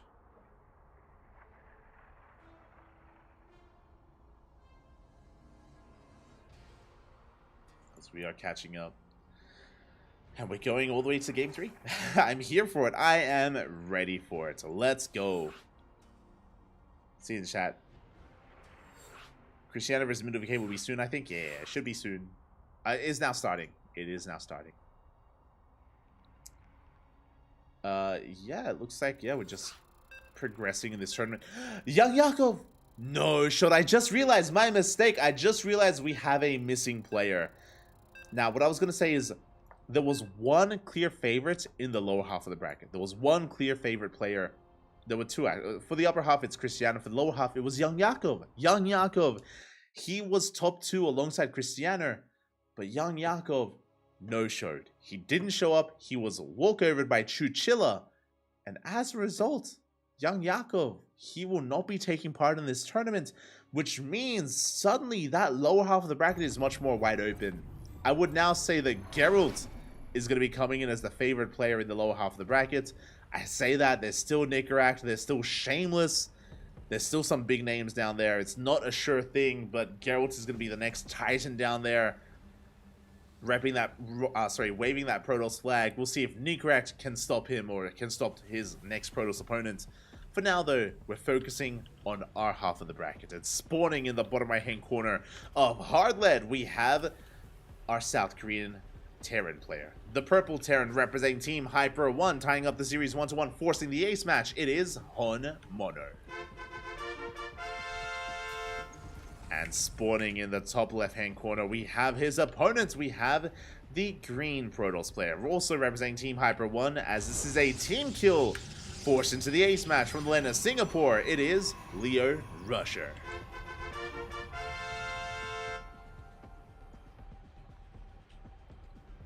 Again, Homono, cheesiest Terran player in South Korea. Did go for the Proxy Marauder here. A very unique Proxy Marauder build that he did whip out in Game 2. Did catch Leo Rusher completely off guard. He was not ready for it whatsoever, not prepared. And he just fell too far behind, losing too much. Ooh, but Leo Rusher, once again being aggressive. And again, I like this. I like seeing Leo Rusher be in the face of Honmono 2-gate. It's going to be a 2-gate opener from Leo Rusher. 2-gate, followed by the Cybercore, followed by the eventual expansion. With a 2-gate opener, we can rush into earlier. We can go Zealot first, into Stalkers, into Adepts. We're going to be amassing an army, amassing units, and getting across the map. We're going to be in the face of Homono. Homono does go for a Rax Expand once again, as we saw in Game 1. Is going for an economic opener to start with.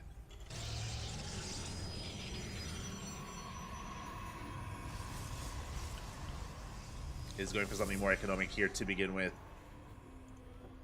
But where will this lead us? Where are you taking us? We see Leo Rusher amassing his Stalkers, is chronoing them out. Back at home, Homono going for a Rax into the factory. So it's not going to be a 3 Rax, for example, or a 4 Rax.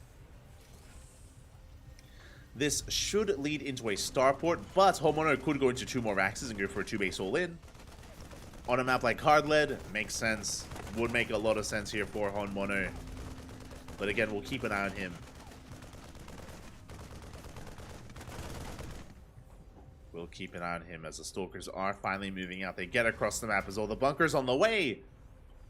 Oh, Stalkers, they can have their way with this army. They do outrange the Marines. And they go for the SCV. They're looking to deny that bunker.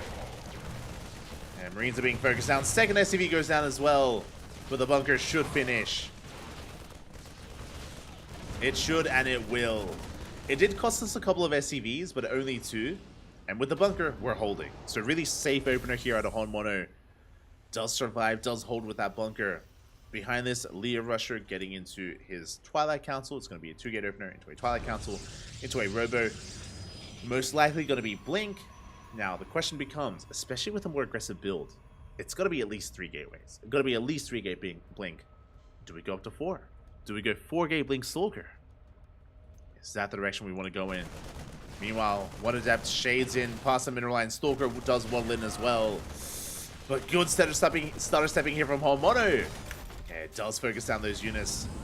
Good trade here for the Terran.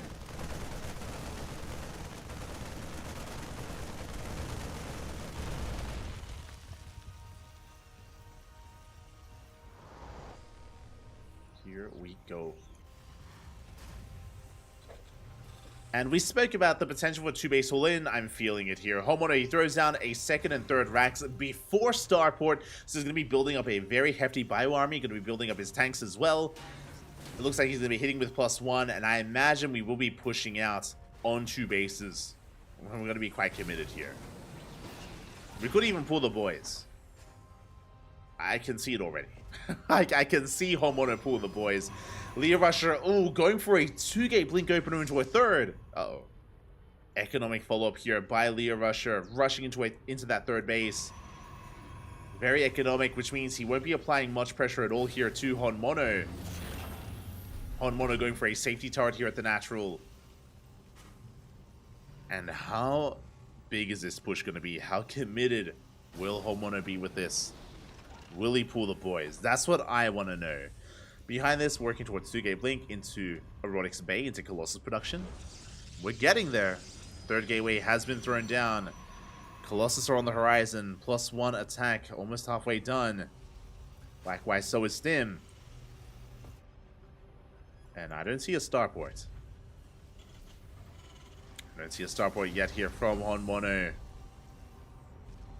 Give it to us, Papi. You know you want to pull the boys. Tanks of on siege. We are pushing, and this is lined up to hit with Stim, with +1. We are moving out, and there we go. The boys are being pulled. It is a 2-base all-in. You can see this. You can smell it a mile away. Here we go. It's all or nothing. Either the game ends here and now, or, I mean, the game is going to end with this. Either Homeowner breaks Leo Rusher, or he dies trying. And again, Leo Rusher, he went 2-gate into a third. He barely has an army. He's got a handful of Stalkers. I mean, he will be able to pick away at these Marines. And he went Disruptor, not Colossus. Uh-oh. He went Disruptor. He has one Nova. One Nova to work with. Stalkers are being focused down as Homeowner. He started steps forward in towards the natural base. Shield batteries are finishing up. The tanks take siege up. They're going for the pylon. They focus down the pylon. Show us the Nova. It is gonna go up. No, it will not. Disruptor gets focused down. We dive on top of the army. We're focusing down the tanks. We get one, we get two. And Leo Rusher, he's holding. He's defending. He's cleaning this up. He had to go for a drastic move. Did dive on the army, but he is defending. He's holding. And he's getting away with the third base. Honmono behind this, getting back into tanks, starting up +1 armor, +1 defense. And Leo Rusher, he's weathered the storm. It did cost him a Disruptor, did cost him quite a lot of units. But we do hold, we do survive. Here we go. As we can see, Homeowner, he's trying to lure the army out. He's trying to cache the army in the center of the map. Cheeky move here by Homeowner. Just lying in wait. Reinforcing with more tanks. This 2-base all-in isn't over, by the way. It's not over. The first push was the hardest. It was the strongest, is what I will say. And this second push has less chance of actually working. But Homeowner, he's going for it. Does scan, does see the Colossus. Tank does siege. Never goes off. And this time it will connect here with the tank, with the Marines. Shots gonna be going off here on those Stalkers. And the boys, they've been pulled for a second time. We top up the tank. Oh my god. The boys, they're here for the second time, for the second round. Because of course they are, because it's Hon Mono. Who is Hon Macro? He doesn't exist. Not anymore, but we have a second Colossus. And we have 3 shield batteries. 3 shield batteries at the natural. 1 at the third. Leo Rusher. He is holding. Never goes up. That's a kill in the bunker. Good pick up. That's going to be kill on the bunker. That second bunker. Third bunker on the way. Sorry, second bunker on the way even. Yeah, we collapse on the army. Tank going to be going down. The boys are stuck behind the force fields. They cannot engage. And Leo Rusher, he's having his way with this army. The Stalkers are being focused down though. Uh oh. Stalkers are going down. The Colossus looking very exposed. A good target firing there by Honmono. We're up to 3 Colossus. Not much to support it though. Honmono does have the supply lead. Another tank has arrived. Boys are being pulled. We focus down. The workers are going for the Colossus. We get 1. 1 Colossus goes down. The others are getting low. Again, Leo Rusher overextending a little bit there. He also pulled the boys to try to make that happen. 1 gateway force. He's going for the Artosis pylon once again. Disruptor has arrived. Thankfully, there was another pylon behind this. Never goes off. No reaction.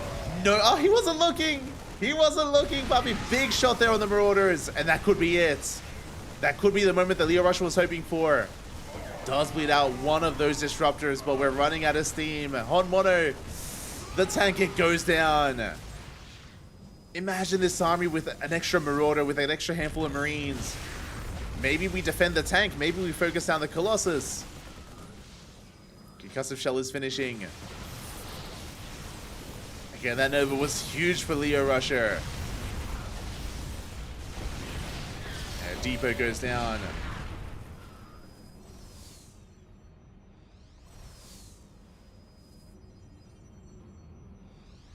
Leo Rusher still amassing his army. More bunkers on the way. Let's go.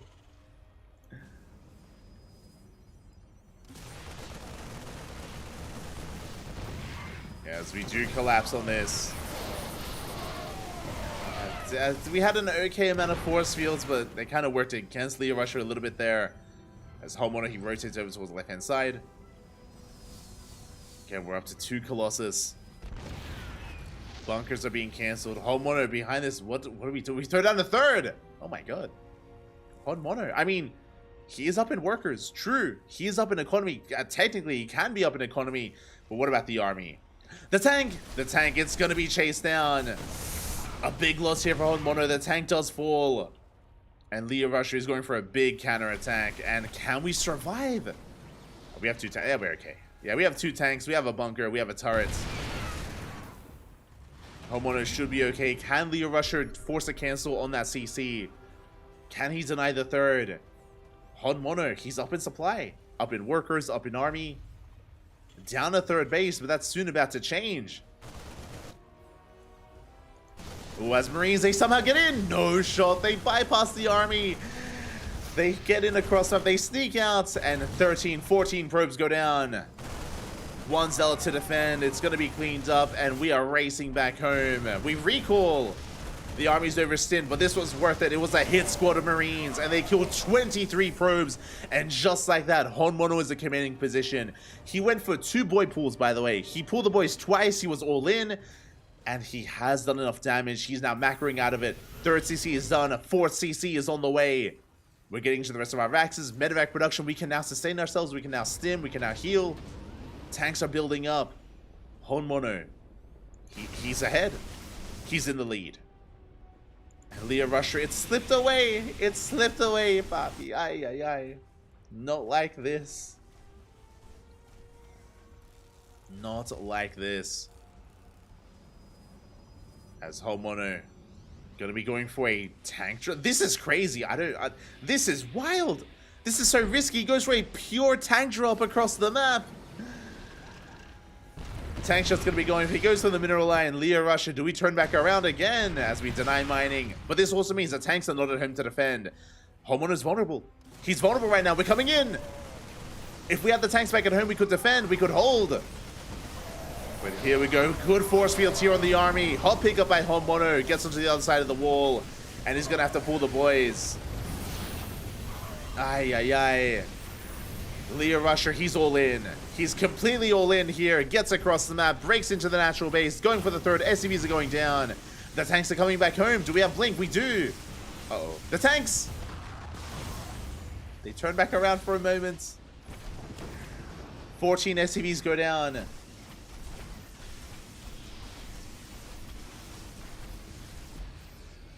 Here we go. 14 SCVs. We're breaking through here at the natural.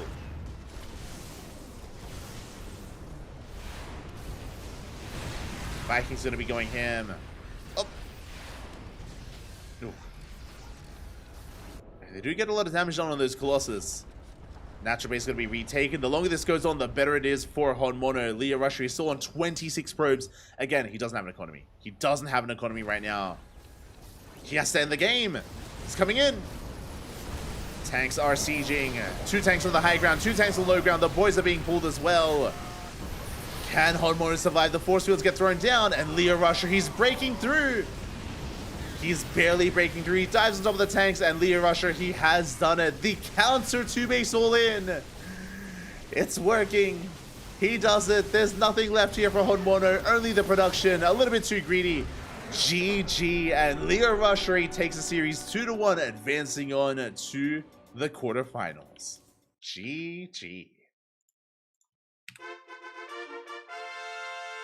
I'll be honest once again. If Honmono didn't go for the triple tank drop, it was too greedy. Too greedy. He went for a triple tank drop across the map. If he had them back at home, he holds. I feel like he holds there. If he had those 3 tanks back at home to begin with, we have a much stronger, much cleaner defense. But Honmono, he took a risk, he took a chance. He was maybe a little bit overconfident. Went across the map with his 3 tanks. They killed probes, but we didn't have to kill probes. His opponent was already all in. He already didn't have an economy. And alas, Honmono, he was caught with his pants down. GG, well played. Leo Rusher, he advances on over his teammate.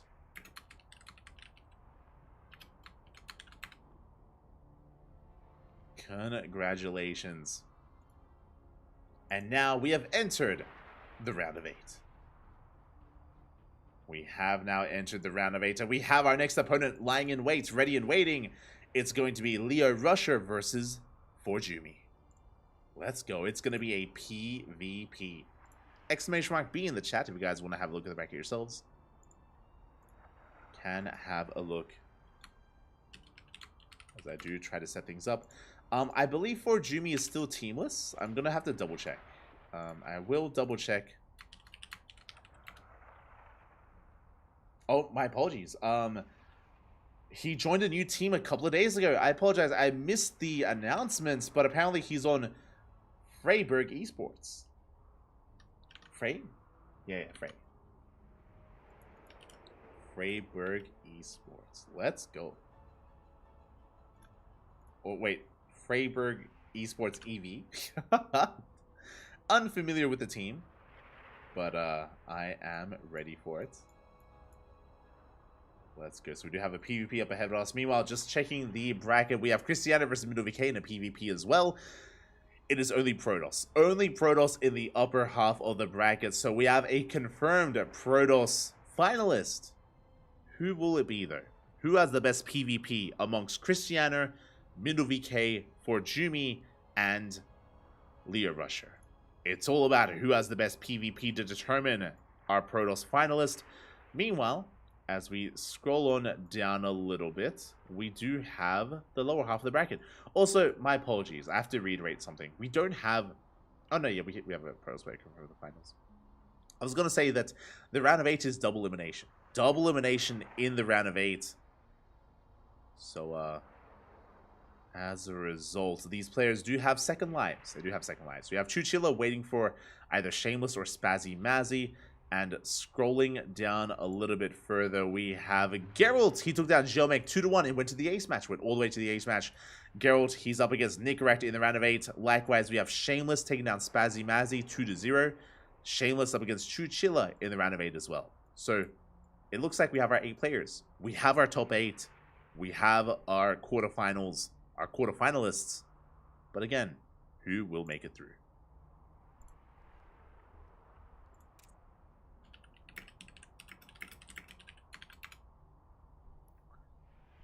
Who will make it through? I was also told that we do have a backup bracket that we can use. So, one moment, look here.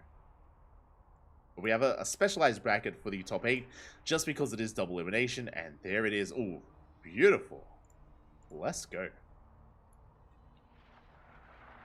Hold on, I can zoom in. Yeah. It's a little bit clearer.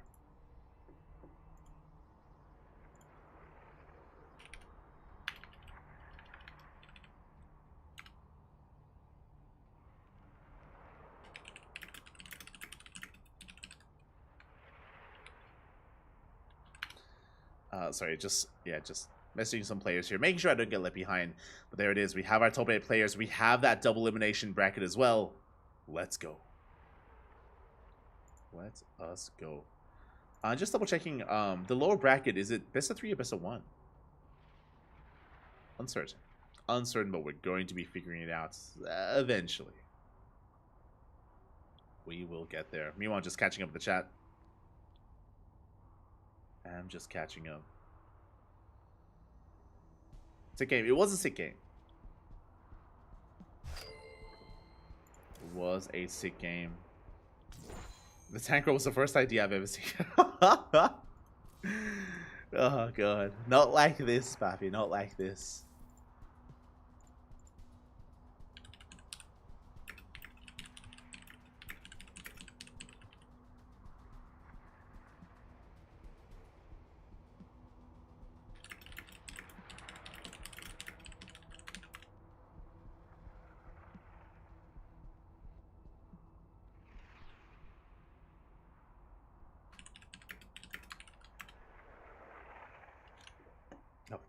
Just catching up with the chat here. But yeah, honestly, if it wasn't for that tank drop, At least it was fun for us. It was fun. It was fun. The move looked genius, not gonna lie. Genius way to lose. Not like this. I played a semi-competitive series versus Mindle, so I don't feel awful losing in the first round. Yeah. I mean, Mindle, he was a big name coming into the tournament. Big name. Made it all the way to the round of 8. All the way to the round of 8. So no shame in dropping to any of these players here. No shame whatsoever. And again, you also have the opportunity for that bonus. You have an opportunity for the bonus prize as well. The bonuses, depending on how depending on your MMR range.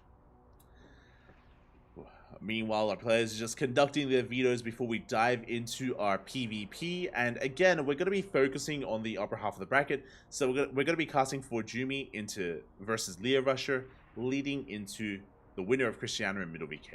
We're going to be sticking with this portion of the bracket, following that into the upper bracket finals, and then we'll go to the lower bracket. It's going to be the journey that we're going to be on. But it looks like our players, they need a moment to breathe. They need a moment to calm things down. So we're going to be going on a short break. We're going to be going on a short break. When we return, we will have for Jumi versus Leo Rusher. See you soon. See you soon. See you soon. Oh.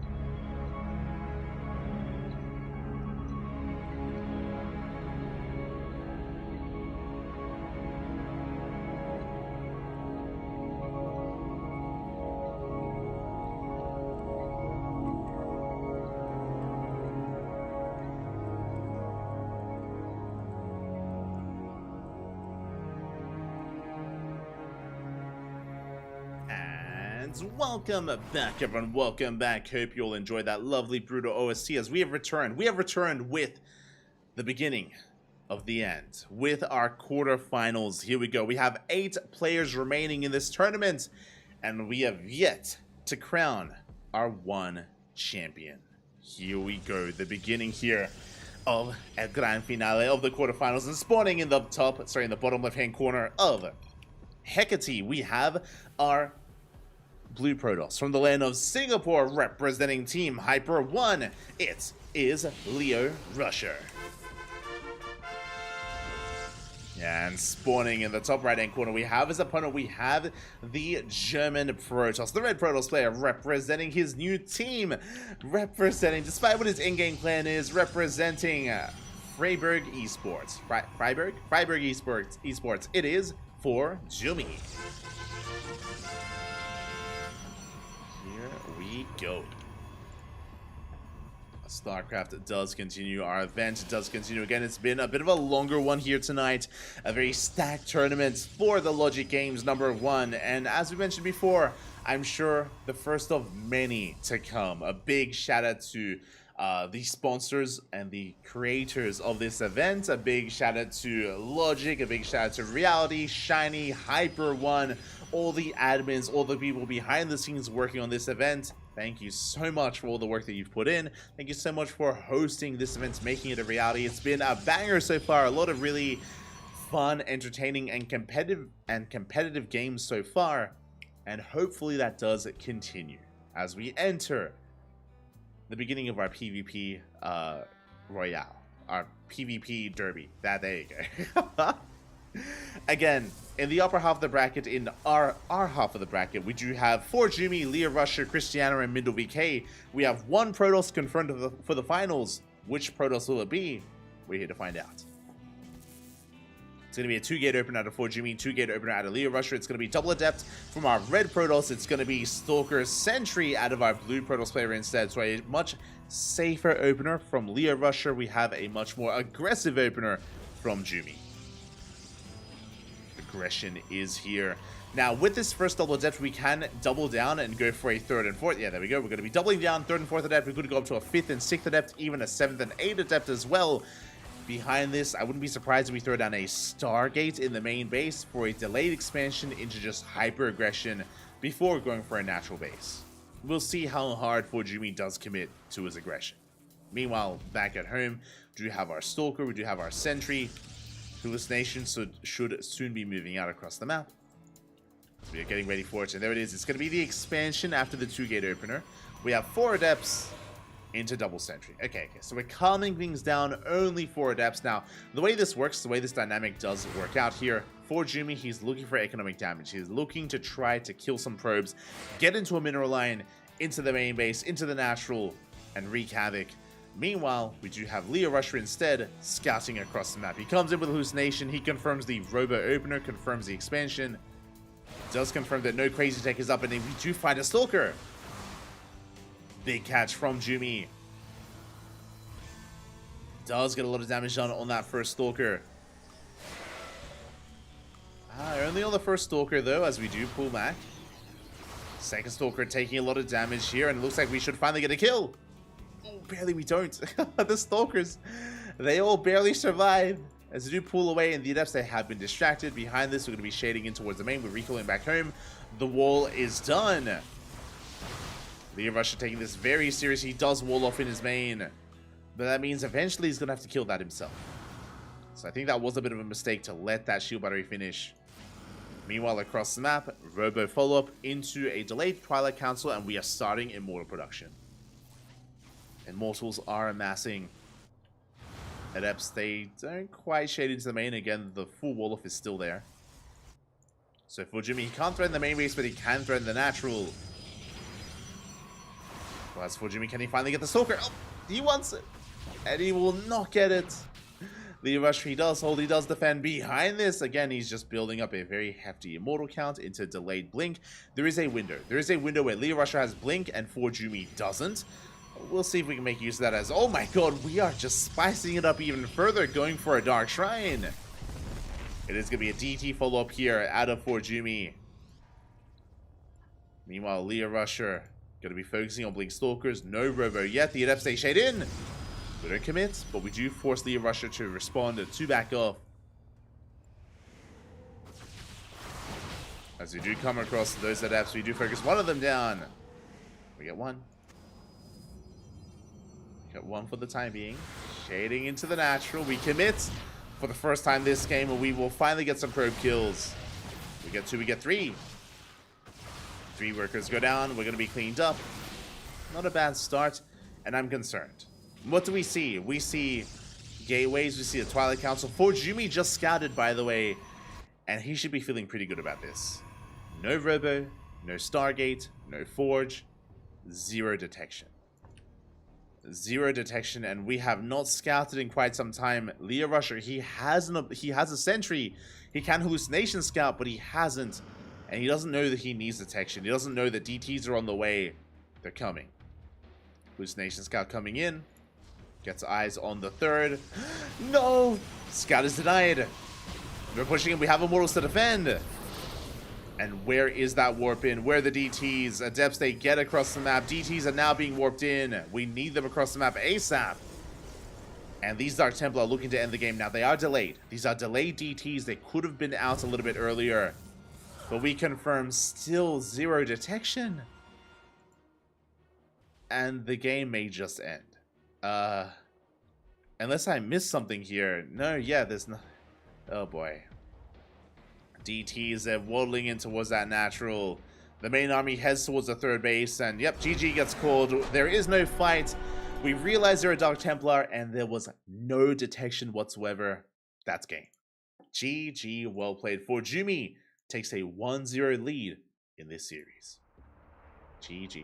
This is sometimes what happens in PvP. It even happens at the highest level. We've seen, you know, even players of the caliber of Christiana and Geralt die to this. We've seen players of the caliber of Hero and even some of the Koreans like Classic die to this before. In PvP, there are cases. There are cases where you do skip... Oh, sorry. Apologies. There are cases where you do skip your Robo. You do skip... Sorry, I'm making the lobby.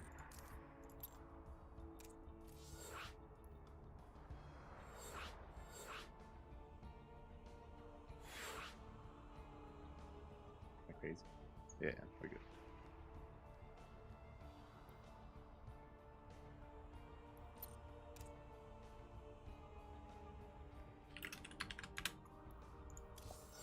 It's catchy.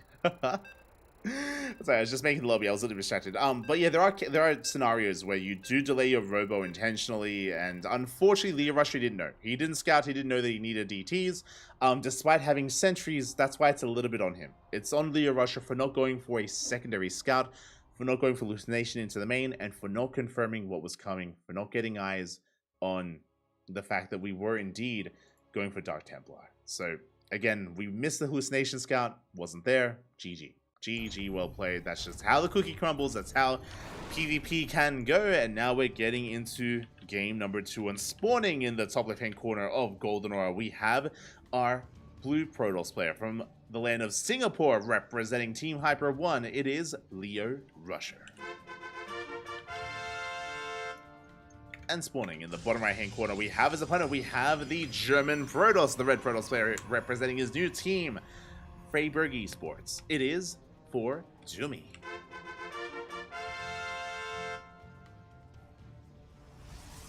we go. As our PvP is upon us, we're going for, once again, 2 gate openers. 2 gateways here on the high ground should be what both Forjumi and Leah Rusher are going for.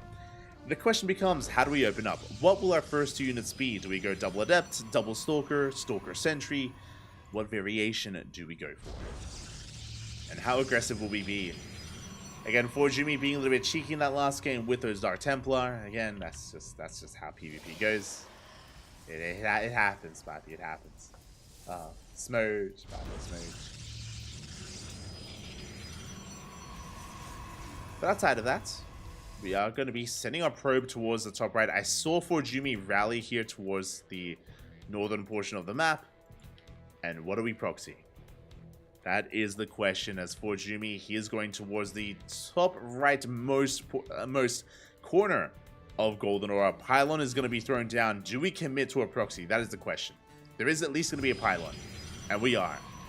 Now, this isn't a bad location for a proxy Stargate. A Stargate could be viable here for Jumi. He could even go for a proxy Twilight Council and Dark Shrine and go DTs again. He could go DTs 2 games in a row. Pylon is done. Cybercore is still finishing up in a couple of seconds. Once it's done, we can throw down our tech. And there it is, Stargate. So, rush distance by air from this location is shorter. It is shorter, so the Oracle is going to get across the map faster. And this is going to be proxy Oracle from Jumi. Leo Rusher, he's going for one base all in. Oh my god, it goes for a proxy robo here across the map. Gateways are amassing. 2 gateways for now. We can go for a 3rd gateway. And there it is. 3rd gateway with the robo. It's all on the line here for Leo Rusher. He's going for the one base all in. Who does this favor? Now, proxy Oracle does mean that he can cripple the economy. Jumi can cripple the economy of Leo Rusher. But we're not going to have much at home to defend. No robo, no immortal. I think I want to favor Leo Rusher. I think. Like, without immortals to defend, without a 3rd gateway, Jumi's just going to be overwhelmed. Your probes are under attack. Oh, he does scout. Big scout. Oh my god, Jumi. He comes across the proxy. He's aware of what's going on. Throws down a shield battery. Throws down a 2nd pylon as well. Big scout there for Jumi.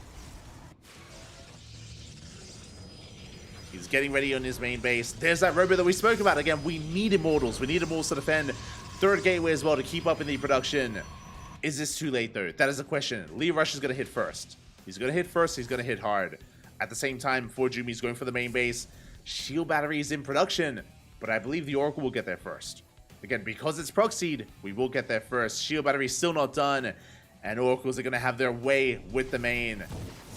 We're a couple of seconds off. We get 3, we get 4, 5. Ooh, only 4. 4 probes go down. We were hoping for more damage. At the same time, Leo Rusher pushing up into the main. Does get the pylon. Overcharge, barely keeping it alive. Oh my god, barely holding on. We go for the Immortal. The Immortal taking a little bit too much damage there. The shield battery going ham. Nothing dies. The Immortal falls. Not like this. Big overextension by Leo Rusher, and he's falling further behind. Shield battery runs out of energy. 9 probes go down, and Jumi, he is holding. Not just holding, he is far ahead. He's up 10 workers. He has his own Immortal production. The Prism comes in.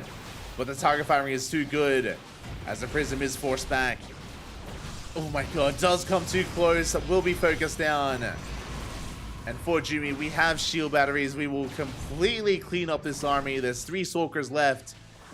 And we're going to be down to 2. Then 1. And eventually none. Yeah, 2 Stalkers remaining. Jumi in complete control of this game. GG gets called. And Jumi takes the series 2-0, advancing on to the semifinals. GG. GG, well played. Congratulations to Jumi for claiming this series. Again, we saw an unfortunate situation in game 1 where we just didn't have detection. We did not have detection available. So we could not deal with that army. Or we could not deal with the DTs. Here in game number 2, the proxy was scouted, and we had a beautiful response. A beautiful defense for it. Leo Rusher advances on to the next round. Sorry, Jumi advances on to the next round. Leo Rusher gets knocked down to the lower bracket. He gets knocked down. He's not out of the tournament. Remember, double elim. It is a double elimination tournament. Leo Rusher is still in this, but he will have to fight his way up from that lower bracket. So it's going to be a rough road here.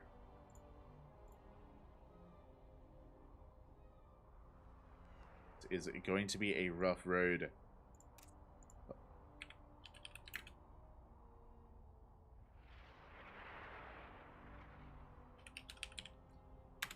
Meanwhile, we're going to be following Jumi into his next series. Exclamation mark B. Exclamation mark B in the chat if you guys want to have a look at the next round and the bracket yourselves.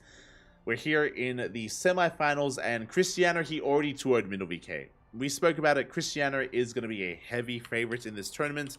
He could take it all, but can he be slowed down? Can he be stopped? Middle VK tried. He tried, but he failed. And up next is Forjumi. Can Forjumi do what Minovike couldn't? Can he put a blemish on the record of Cristiano?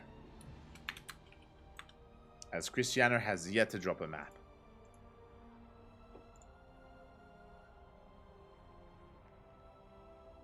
Yet to drop a map here. It is going to be another PvP. Just going to slip into some DMs.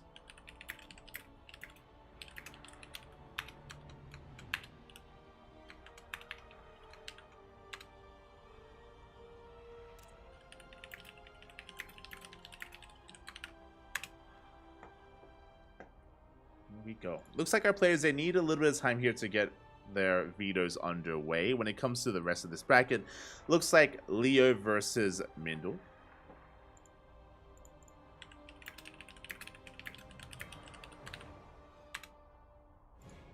It is going to be Leo Russia versus Mindle VK in the lower bracket. Again, that is their final lives. So that is their final chances. So wish them both the best of luck to see who will advance on in the rest of the tournament. Meanwhile, we have True Chiller versus Shameless. Shameless is a rising star. If you remember, we've been casting a lot of Shameless ever since November, December of last year. And Shameless has been looking very impressive. He's definitely one to keep an eye on. He is definitely one to look out for when it comes to the rising talent in the European scene, in the European region. So Shameless has been improving quite a lot. He's going to be favored against Chuchilla, advancing on into the next round. But best of luck to Chuchilla. Best of luck in how far he can go and in causing an upset. Do hope that we can make that series competitive. We also have Geralt versus Nickrat, also currently ongoing, a very high-profile TVP. It's hard to call. I don't know who's favored. I don't know who's favored between Geralt and Nickrat. I want to give maybe the slight edge to Geralt. I think overall as a player, he's a little bit more accomplished. He's had a little bit more success as a player. But despite that, I think that's going to be a close one. And I would not be surprised if Geralt versus Nickrat goes to the ace match. Would not be surprised whatsoever. But for the time being, again, our players are conducting their vetoes and they're getting things underway. So we're more than happy to wait for them and more than happy to just chill out and bide our time and go for a short break. We're going to be going in a very short break here. When we return, Cristiano versus Jumi will be coming at you. See you then.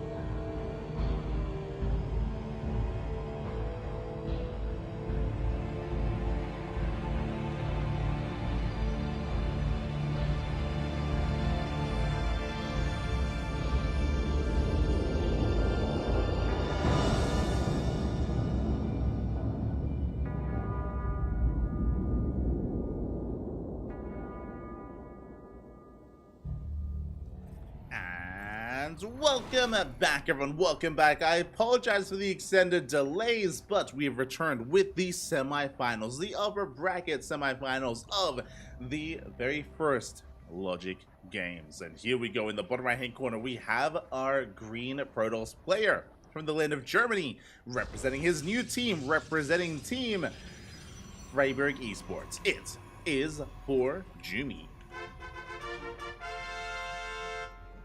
And spawning in the top left-hand corner, we have his opponent. We have the Polish Protoss player, the red Protoss, representing Team Blazer. It is Christianer.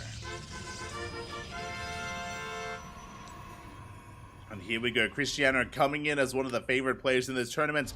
From the very beginning, I assumed it would be a finals between Christianer and Young Yakov, but Young Yakov no-showed. He did not show up, and now suddenly so much more is up in the air. And even here and now in the upper semifinals, in the upper bracket semifinals, this PvP is not clear-cut either. Sure, I would say that Christianer is higher ranked. It feels like he has been a little bit more accomplished in his career so far, and he has achieved a little bit more.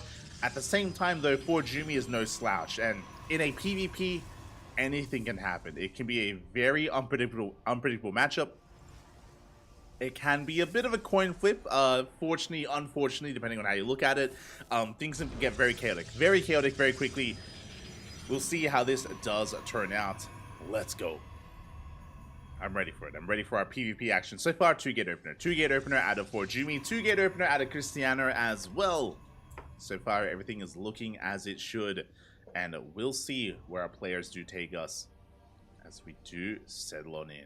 For now, we're waiting which 2 units come out first. Is it going to be 2-gate into double Adept, double Stalker, Stalker Sentry? What do we got? And here we go. We have our answer. It's going to be double Adept out of Christianer. He's going to be the aggressor in the early game. Meanwhile, we have double Stalker out of 4 Jumi. So the way this dynamic works is that 4 Jumi can gain map control with double Stalker. He can gain momentum. He can shut down, chase down, and kill these Adepts. Or Christianer could bypass the Stalkers, get around them, get past them, and threaten the mineral lines of 4 Jumi. Here we go. So again, we have different roles here between our players. We have differing roles, and we go open up double Adept into a 3rd and 4th Adept. So Christianer, he's doubling down on the ground-based aggression. Probe gets into the main, is going to be shut down. And we have our follow-up tech for Jumi going for a Robo, which means, what do we have on the map? The Probe! No! The Probe is going to be chased down, potentially setting up a proxy, but the Probe does fall. We could have been working towards a 1-base all-in, and there it is. 3rd gateway gets thrown down. It is a 1-base all-in before Jumi lost his scouting Probe. That Probe was designed to throw down a pylon to set up a proxy, to set up a reinforcement point, and lastly get shut down. But now Christianer needs to scout because he's going for an expand. Ooh, that is an expansion before tech. Very economic follow-up here by Christianer. He has the death, but he runs into a wall of Stalkers. And now Christianer, he's on the back foot. He throws down a Robo. He's now aware of what's going on. He scouts. He dives in. He sees the lack of expansion. He confirms the 1-base play. Recalls back home. Christianer, he has all the information he needs. There it is. 1, 2 shield batteries on the way. Robo for immortal production. Christianer, he knows it's the 1-base all-in. He's getting ready for it. And he's going up to 6 Adepts. He wants that Stalker. He wants the Stalker. He will commit to the shade. 1 volley goes off. Gets a 2nd volley as well. Good target firing there out of 4 Jumi. He comes in with some Adepts. Comes in with some Stalkers. And he will chase down and get the 2nd Stalker as well. Very nicely done here by Christianer. And 4 Jumi, he's in a lot of trouble. Again, he's lost momentum. He's 1-base all in. And he already bleeds out a couple of Stalkers. He already lost that Probe earlier. But we are not done. We're not done. Not even close. Christianer, he confirms a lack of expansion. Once again, confirming the 1-base all in. Ooh, he's committing across the map. Bold move. He's forcing defensive warp-ins. He's forcing warp-ins across the map. 1 Adept will fall. We're going to get a kill on the pylon. But this is distracting for Jumi and slowing down his push. We do shade away. Meanwhile, for Jumi, going to be dropping into the main. He does ferry his units into the main base. Gonna be committing. Goes for the pylon. Won't get it. Gets punished for it. The Immortal's going ham. Oh, bleeding out too much. GG gets called as 4 Jumi loses too many Stalkers. Bleeds out too many Stalkers. And Christianer takes game number 1. GG. GG, well played. A solid game there from Cristiano. Again, scouting, confirming the all-in, delaying the all-in as well from his opponent. And Cristiano now is 1 game away from the upper bracket finals. Uno más. Uno más is all he needs. Meanwhile, we have some updates. The lower half of the bracket has been progressing. It has been progressing over time. We have Shameless taking down Chuchilla 2-0. We have Geralt taking down Nickrak 2-1. Very happy to see that it went to the ace match. Again, I did give Geralt the edge, but I knew that it would be competitive between those two players. Nickrak could be one to bring Geralt down. Failed to do so though. Nickrak, he gets knocked down to lower brackets. Geralt advances on to face off against Shameless in a PvP. Fun fact, here in the upper bracket, only Protoss remain. We have Cristiano, Forjumi, Shameless, and Geralt. We have a Protoss confirmed for the finals. We have a Protoss confirmed for the grand finals. Who is it going to be? Meanwhile, when it comes to other Protoss players, well, they're going to be knocking each other out. We have 1 Zerg and 1 Terran left in the tournament, and they are facing off as we speak in the lower bracket. Chuchilla, our Zerg player, versus Nickrak, our Terran. They're the only 2 non-Protosses left in the tournament, and they're knocking each other out. Ooh. So a bit of a shame there. We'll be losing either our last remaining Zerg or Terran in the entire event. Oh, as we didn't quite have the correct race. My apologies. Cristiano, he loaded in as Terran, so we'll have to remake. We'll just have to remake and set things up once again. All good. All good. We will get that back up and running. But again, Cristiano, he needs one more. So uno más. Uno más here to win it all. For Jimmy, the pressure is on. He has to take this game here to force the ace match. We'll see if he can pull it off here. Likewise, best of luck to Nickrak and Chuchilla to make a deep run. Whoever comes out on top, I wish them the best to, you know, wave their flag and to represent their race for as long as they can in this tournament before it becomes a PvP fest. I wish them the best.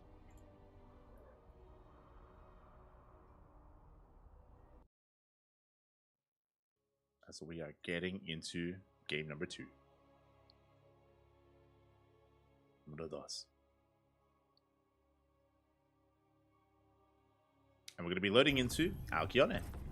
And here we go, spawning in the bottom left-hand corner of Alcyone. We have our German Protoss player, the green Protoss, representing Team Freiburg Esports. We have Forjumi. Freiburg. I said Freiburg. Goddamn. And spawning in the top right-hand corner, we have the red Protoss player from the land of Poland, representing Team Blazer, leading the series 1-0, 1 game away from advancing on to the upper bracket finals. Sorry, yeah, the upper bracket finals. It is Cristiano.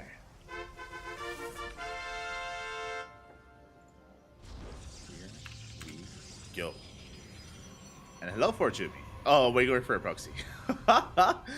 Forjumi PvPing it up right now as he goes for a proxy pylon across the map, a proxy into the natural of Cristiano. A very bold move. Cristiano is going for a probe scout, and he will confirm that, hold up, it isn't just your second pylon missing, but your first pylon is going to be missing as well. Oh my god, it's going to be a big moment here, and we'll see how hard Cristiano does respond as he is opening up 2 gates.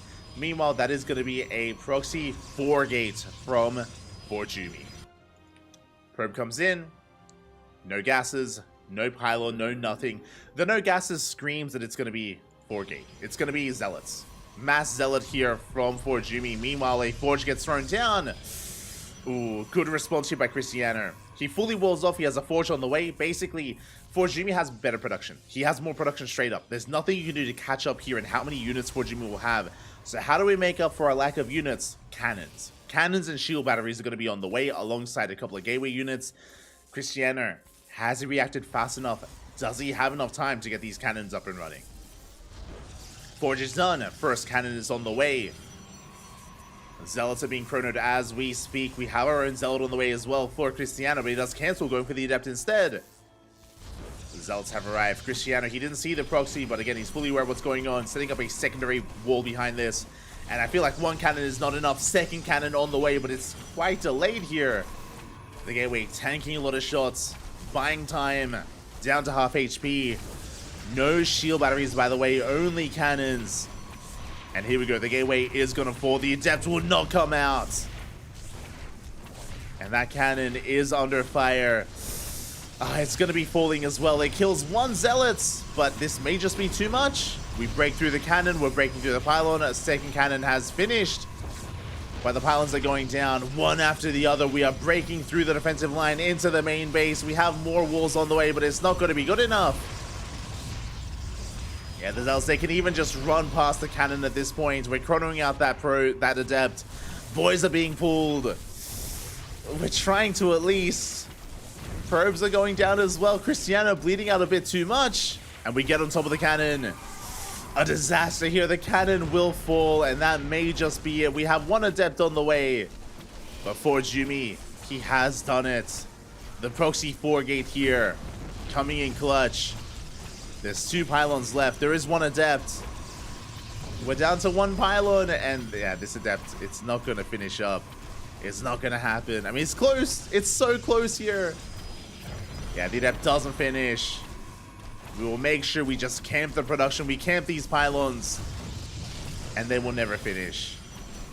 Oh, I mean, I say that. We do reach surface area. It finishes. We get the second adept. We do get our second adept. We're pulling the boys as well. Is there a world? Can these 2 adepts somehow bring it back? There's just so many zealots though. It's hard. It's hard to believe. Yeah, we get into the mineral line. Probes are falling left and right. We're down to 7 probes. And we're going for the Nexus as well. We have done it here. Cristiano is going across the map to try and get some damage done. But in this base race, Cristiano, there's no way to save the buildings. That's the thing. We will be losing by elimination. Zealots, they're going for every single building in the main. Cristiano, he does get across the map. He will kill probes. That is true. He will kill workers. He will annihilate this mineral line. And he does have enough money here for a pylon. But yeah, there it is. GG gets called. Cannot keep up. And for Jumi ties up the series 1-1. GG. Whew. GG, well played. For Jumi, whipping out the proxy 4 gate here. Let's go. In the natural base. And again, I do think that Cristiano, if you remember, he threw down his second cannon after the second gateway. If you remember, he walled off, threw down the first cannon, then threw down another gateway, then the second cannon. And I feel like maybe that was a bit of a misstep there. I think that was a bit of a slip up just because we needed cannons ASAP. Maybe we didn't realize how committed it was. It's possible. Regardless, GG. GG, well played. Ooh, 4 Jumi ties up the series 1-1. We're going to the ace match. We're going all the way to game number 3.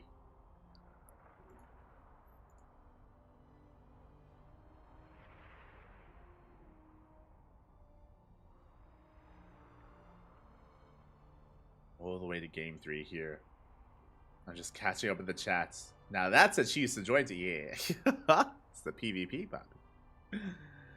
Let's go.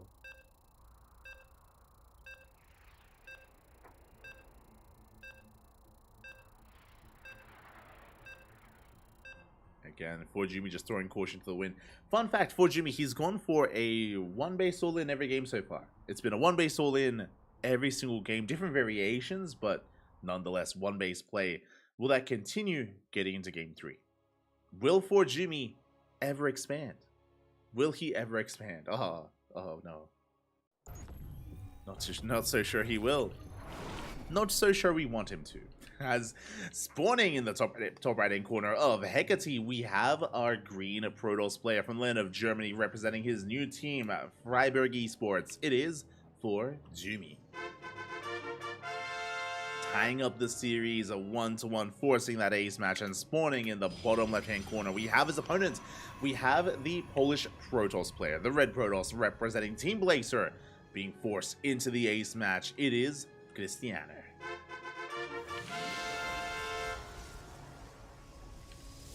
Here we go.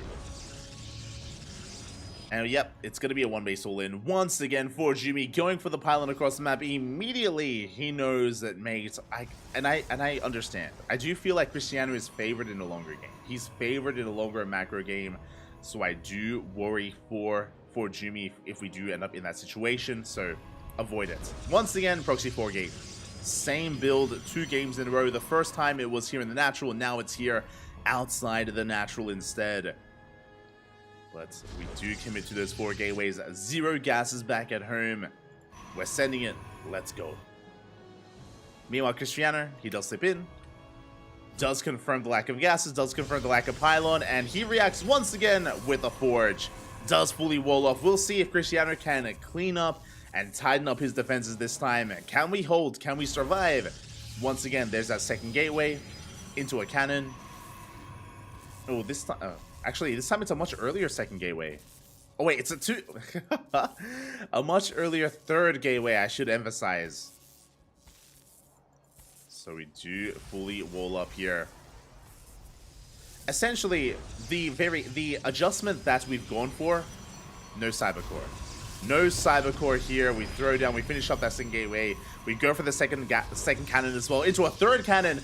A much stronger reaction here from Cristiano. You love to see it. Taking this very seriously. Now going for the Cybercore. Yeah, and fully walling up. 2 Cybercores thrown down. Cannons are finishing. And we are getting so much more damage done. There's a second pylon as well. Remember, last game we saw a Cybercore. Last game we saw an attempted Adept. We delayed cannons, and this time we have 3 cannons already. And we've held. 100%. We have held. Zelta going down one after the other. They're trickling to the death. GG gets called, and Cristiano, he just shuts down the proxy, and he will take the series 2-1. GG. GG, well played. Congratulations here to Cristiano as he does take the series. He does advance on to the upper bracket finals. Again, a much stronger reaction. We forget about the Cybercore. We roll up. We focus on cannons. We got our 3 cannons up and running very quickly. Again, Cristiano, fool me once. Shame on you. Fool me twice. Never fool me again. As Cristiano, he took it much more seriously this time. And with that, he will take the series. He will advance on. Congratulations. My condolences to Jimmy, but he is still in the tournament. He still has another chance.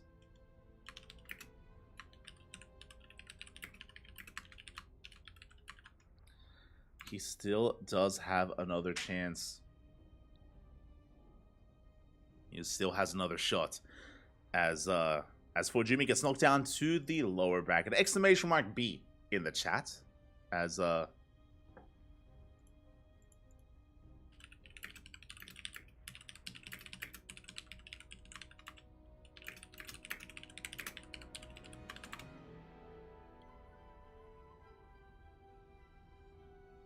So just responding to some of our players here. But yeah, we're going to be waiting here in the upper half of the brackets, waiting for Shameless versus Geralt to finish up or to open up. I mean, they could be in game 1, game 2, or game 3. I don't know. I don't know where they are in their series. I don't know who is coming out on top. So we're going to be waiting here for Shameless and Geralt to get out of their game. And then maybe we can jump into the ace match, or maybe we can follow them into Cristiano. We're going to be focusing on the upper half of the bracket. And again, Cristiano, he's waiting for his opponents. Meanwhile, for Jimmy, he gets knocked down to the lower bracket where he is facing off versus Nickrat in a PBT.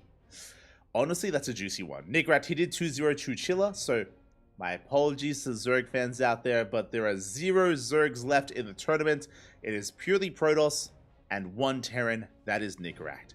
Technically, I have the option to cast Nickrat versus Jumi. I could cast them, but if I do, I could miss the upper bracket, and that doesn't make a lot of sense, especially because I think we're the only casters right now. So I'm going to be waiting. I should wait here for Geralt and Shameless. As much as I would love to cast a non-PvP just to shake things up, we'll wait here. We'll wait for Shameless and Geralt, and we will focus on the upper half of the bracket. I wish the best of luck. I wish the best of luck to both Jumi and Nickrat. They can both have really deep runs.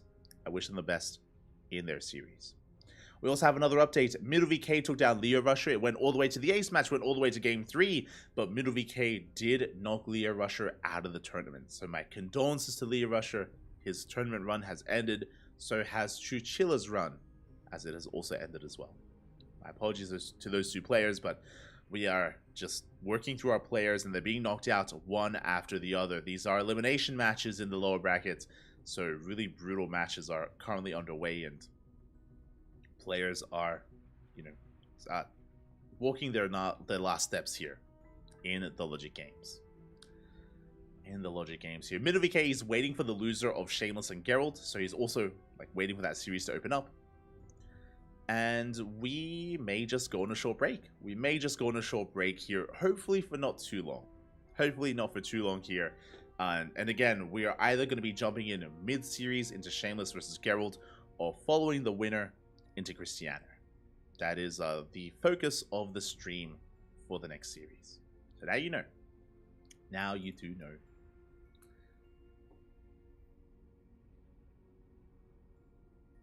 Just catch him in the chat. Hello, Linglad. Fun fact, Linglad is someone that I came across at I Am Kanabite. We came across each other. It was really cool to meet some lovely community members and viewers IRL in real life. Hope you had a great event. Hope you had a great time. And good to see you again. Good to see you. What's with that picture? Oh, hold on. Exclamation mark frozen. Let's go.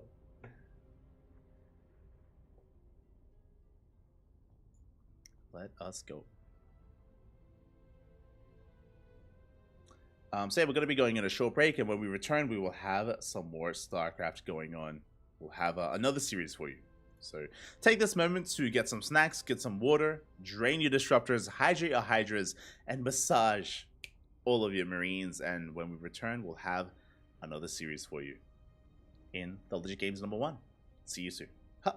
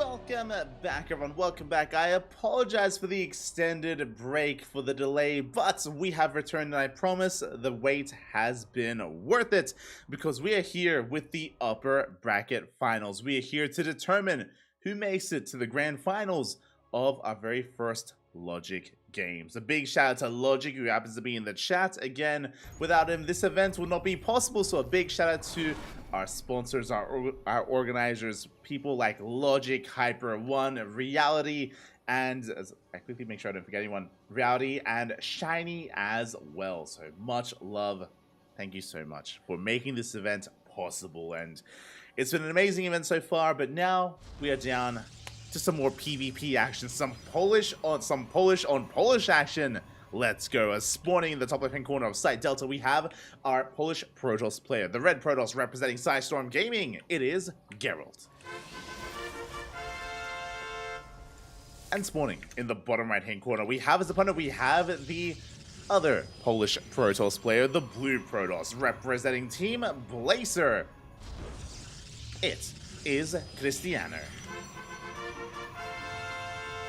Here we go again. In the absence of young Yakov, Geralt, he stepped up as the next favorite player, but he did stumble his way here. So did Cristiano, right? Forjumi forced the ace match out of Cristiano. Likewise, Shameless and Nicaract also forced the ace match out of Geralt as well. So both players, they've been taking some blows, they've been taking some hits on their way to the grand finals, but one of them will make it, the other will be knocked down and will have to fight back even harder for another chance to make it to those grand finals, as well as this is a double elimination tournament.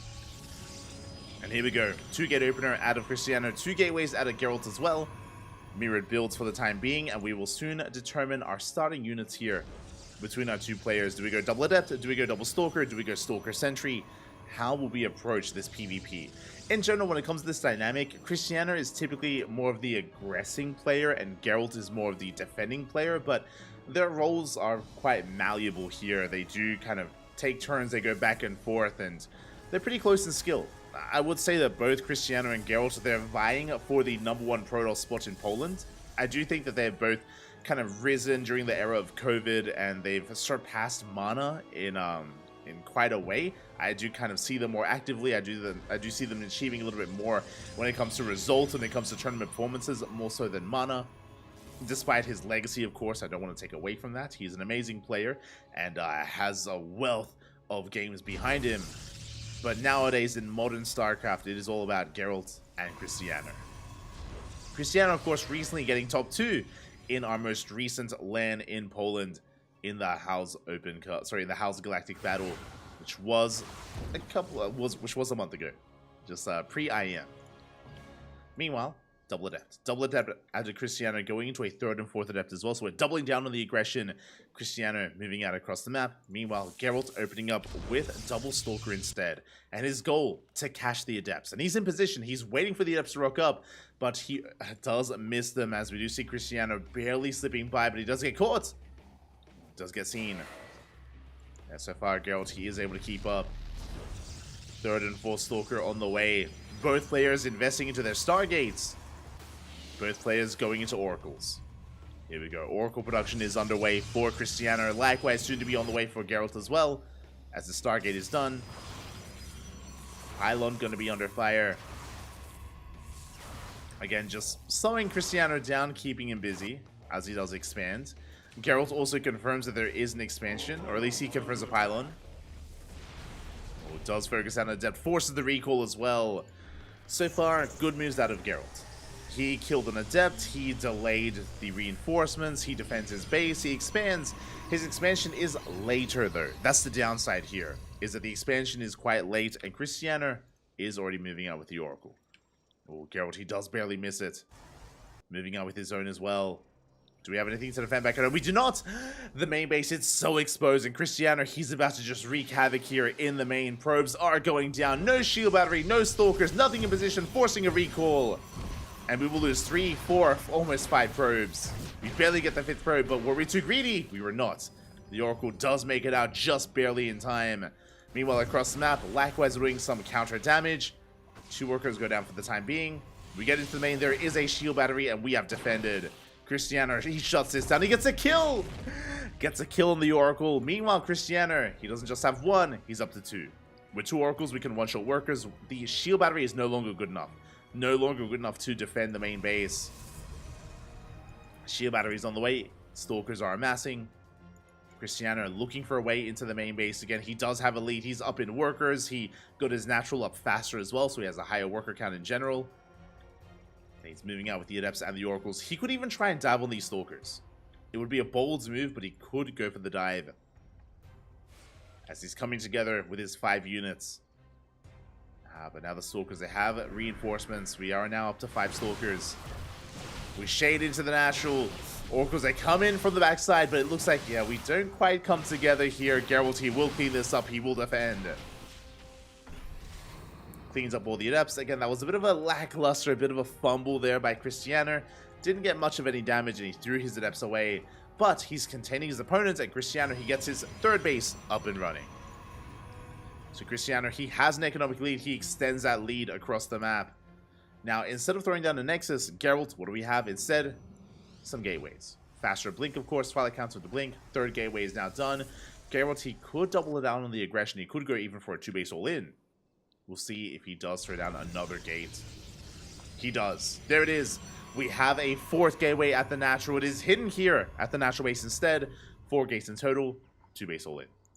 Did I say 4 gates? I meant to say 5 because we have a 5th gateway proxied across the map.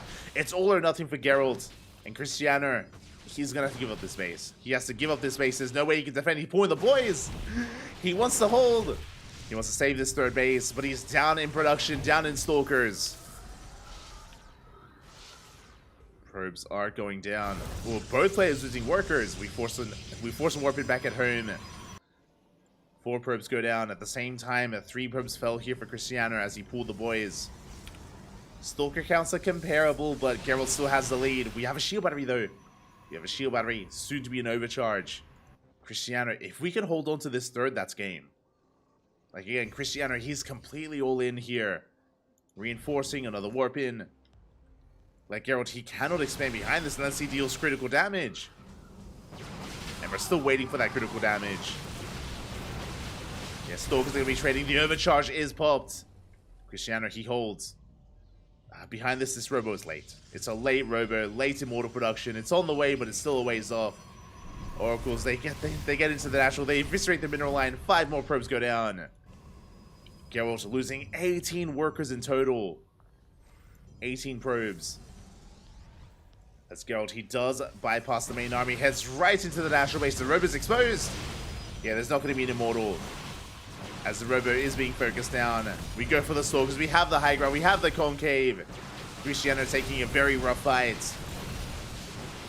He's trying to reinforce, but we have a surround. We collapse on the army, and the 2-base all-in is snowballing out of control. Cristiano with double the Stalker count.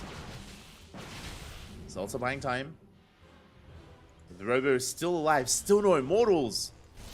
We're killing more probes. Again, this is some good economic damage. Geralt is being forced further and further all in, but his army is still massive. Overcharge is popped. Can we somehow hold on? The overcharge barely keeps the army alive. Cristiano, we're holding. We're surviving. We're trying at least. There it is. The immortal is on the way. Cristiano, he was banking up quite a number of resources earlier. Still only on 2 gases. He can't quite afford pure Stalker warp-ins. He has to warp in Zealots. As he's running out of gas, we need a 3rd gas geyser. Oh, but charge is done. Never mind. We're good. Sorry, I didn't realize the charge was done for Cristiano. Zealots, they can buffer. They do add a lot of value here to this army, and they allow Cristiano to warp in those immortals. Meanwhile, more probes going down. 3 more across the map. The first immortal has arrived. And Cristiano is getting further and further ahead. He's holding! The 3rd base is safe and sound. The immortal has arrived. Charge is done. And Cristiano, he's running away with it. The longer it goes on, the better and better it becomes for Cristiano. And Geralt, there's just not much left back at home. Does shade into the 3rd. It does kill a couple of probes. That's something. But GG gets called. The writing was on the wall. Cristiano, he survives the all-in and takes game number 1. GG. GG, well played. A solid game there out of Cristiano. was able to force the all-in, or was able to get some economic damage done, realized what was going on. I thought it was greedy. I thought it was greedy that Cristiano, he was trying to defend that third despite being down in production and down in army already. But he got away with the shield battery, got the overcharge, he eventually got into immortal production, got into charge. He held, he survived. GG, very well done. Cristiano is now one game away from advancing on here into the grand finals. Meanwhile, Geralt has to fight back here and now. He has to fight back here and now to force the ace match to have a chance at that finals. Otherwise, he's going to have to work his way up through the lower brackets. And to be fair, thankfully, there is a lower bracket, so neither one of these players are in danger of elimination. They both still have a second life, but they don't want to use it. They do want to just make their way into the finals here and now. They want to avoid that lower bracket, especially considering that, again, both Cristiano and Geralt have lost games to some of those players down there. Like, they're not heavy favorites. Like, they're not untouchable. There are threats in that lower bracket as we're getting ready here for game number 2. Speaking of threats, my condolences to all Zergs and Terran players out there. We have confirmation for Jumi did take down Nickrak 2-0. For Jumi has eliminated Nickrak from the tournament, and that spells the end of Terran in the Logic games. I mean, hey, it's all logic, mate. It's all logical here, as we only have Protoss remaining. Purely PvPs remaining here in this tournament, so strap yourselves in, because we got the first of many PvPs up ahead of us. Oh boy, let's go.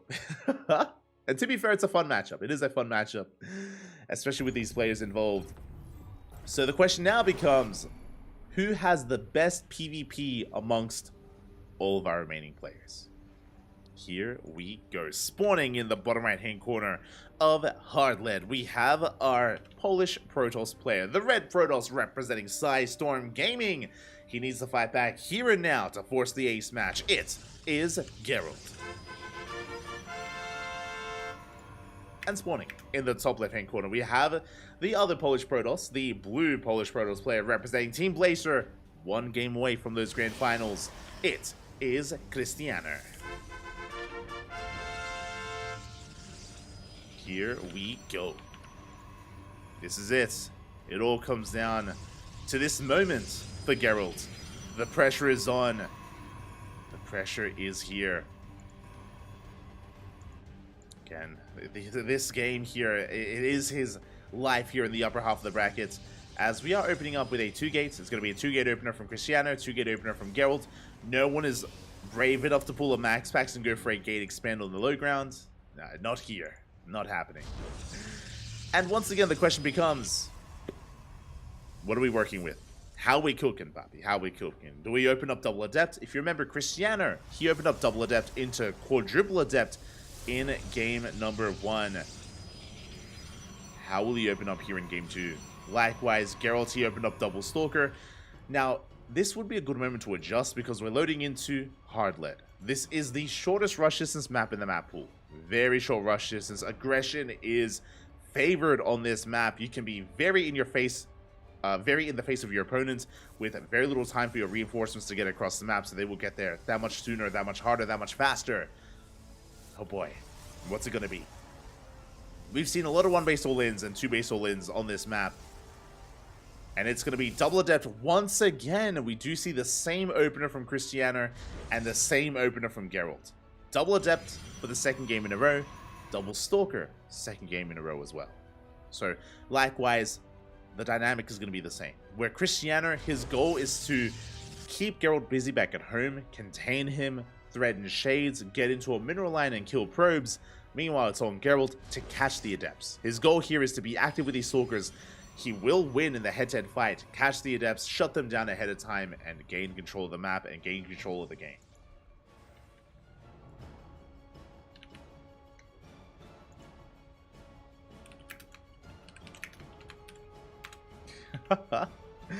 As here we go, we do see a Stalker follow-up from our blue Protoss player. Sorry, I was just catching up with the chat. Adepts are being called out. Oh!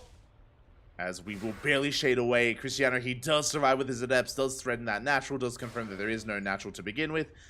And Cristiano's expanding. Geralt, he's going for 1-base all-in. We spoke about it. We spoke about how 1 and 2-base all-ins are very common on hard lead.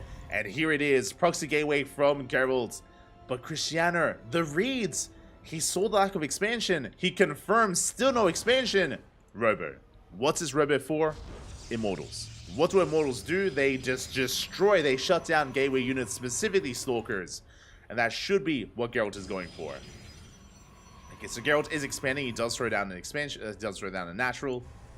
But again, Cristiano has a very safe follow-up. With this Robo, he shouldn't die anytime soon. And Geralt will have the production advantage, he will be reinforcing across the map. He is active with his Stalkers, going for a Twilight Council follow-up.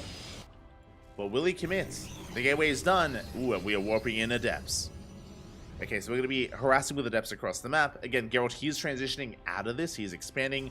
Looking at Cristiano's vision, he still hasn't confirmed, but the Adepts, they will confirm the expansion. He now knows it's not an all-in. He knows he is safe to focus on his economy. Recalls back home, saves the Adepts, going into the Immortals as well. And now Cristiano is ahead. He just straight up has a lead here. Faster expansion, he has saturation, he has workers mining. Geralt, he still has his own Nexus on the way because it's so late, it's so delayed. Now these Adepts can help make up for it, but they're being chased back. Cristiano, he missed the proxy, doesn't know where it is. That is a 4th gate on the way. So this is a very similar build to last game. Remember, last game it was a 4-gate blink all-in from Geralt on site Delta. How many gateways do we see now? 3 gateways, now 4th gate on the way with Blink. Geralt, this is not a 1-base all-in, this is now turning into a 2-base all-in from our red Protoss. Oh boy. Here we go. Now Geralt, he's actually trying to set up a surround on these Stalkers, but alas, his surround gets broken! The Stalkers, they fan out, but they're not in position. We're forced to recall back home. Geralt's in a lot of trouble. Does bleed out a Stalker. Does bleed out a Stalker, and Cristiano, he's in the face with his Immortal. He's gonna be able to shut down Geralt before he can get his production going. Force fields are looking good. Probes are going down. Again, Blink is still not done. And before Geralt can start cooking, mate, Cristiano, he's in the kitchen, papi. Oh god, he's already here. The probes, they can't even engage. The Prism has arrived, it gets focused down. It doesn't. Oh my god. The Prism will escape, just barely, but we get a full surround. 15 probes fall. Cristiano is being focused down. He should be cleaned up. The Immortal does fall here to the Stalkers, but we have reinforcements. Again, the Prism, it barely survived. We warped in a wave of Stalkers. And Cristiano, he just cripples the economy of Geralt. And what do we have left? We are down to 23 workers. We have Blink, we have 4 gateways, but we don't even have the economy to sustain this production. We cannot even warp in 4 Stalkers at a time. Like Geralt, he was just cut off at the knees before it could really get going.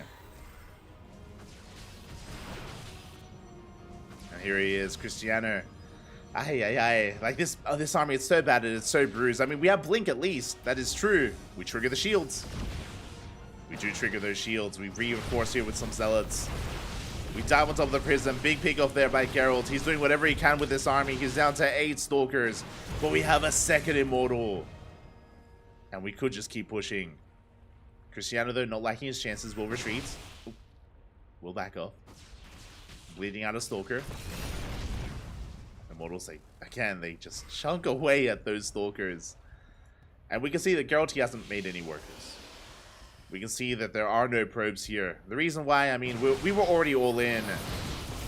We try to collapse on the Immortals. Once again, a pseudo surround, but alas, Geralt, he just doesn't have the numbers. GG gets called, and Cristiano, he will take the series 2-0, advancing on to the grand finals. GG.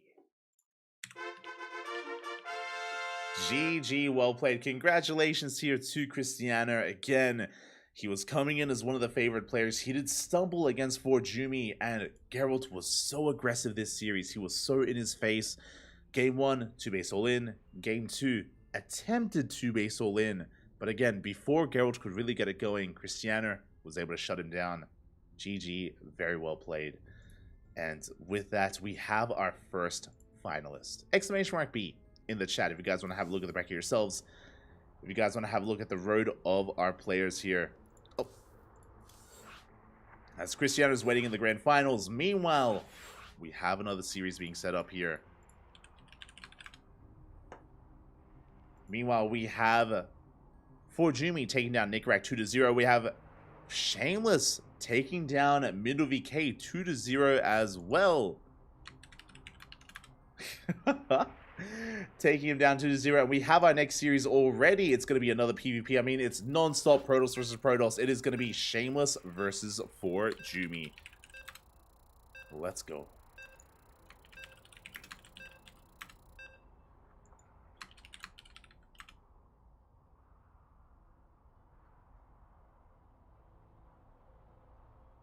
Let us set that up.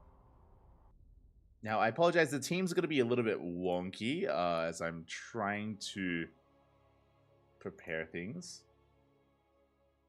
My apologies.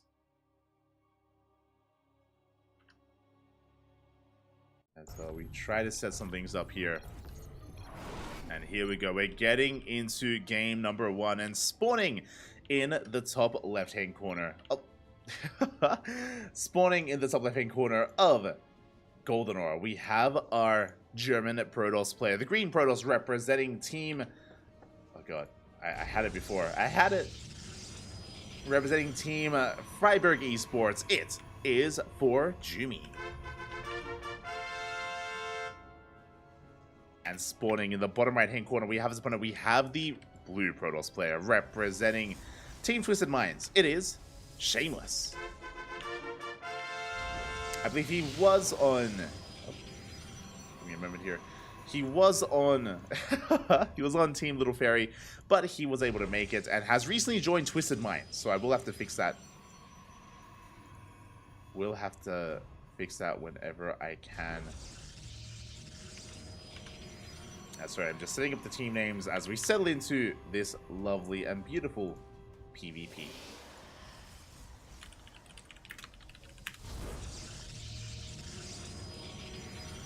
Here we go. And as we settle on into this, so far we have a 2-gate opener. Once again, 2-gate opener out of Shameless, 2-gate opener out of Forjumi. This is the stock standard of PvP. This is what we should be expecting, but where do we go from here is the question. As Shameless is sending out his probe. Now, is this a real proxy pylon or a fake proxy pylon? That is the question. As we're headed towards the top left, Forjumi throwing down his own pylon out of the map. Likewise, so is Shameless, and the probe is spotted. Big scout there, as both probes, they come across each other, and they will chase.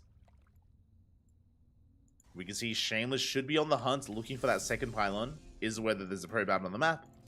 Likewise, so is Forjumi. Shameless slowing down his own second pylon here back at home instead. So Forjumi is faking out a proxy, and so was Shameless. As we're going for a Stargate opener back at home. Okay, a very aggressive build. It's going to be double adept from Shameless with an Oracle alongside it. Meanwhile, we have double adept out of Forjumi without the Oracle, instead looking to expand, I imagine.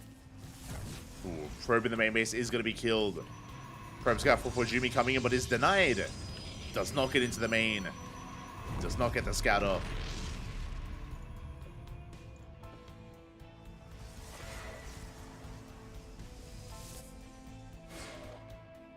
As the Adepts, they do move out.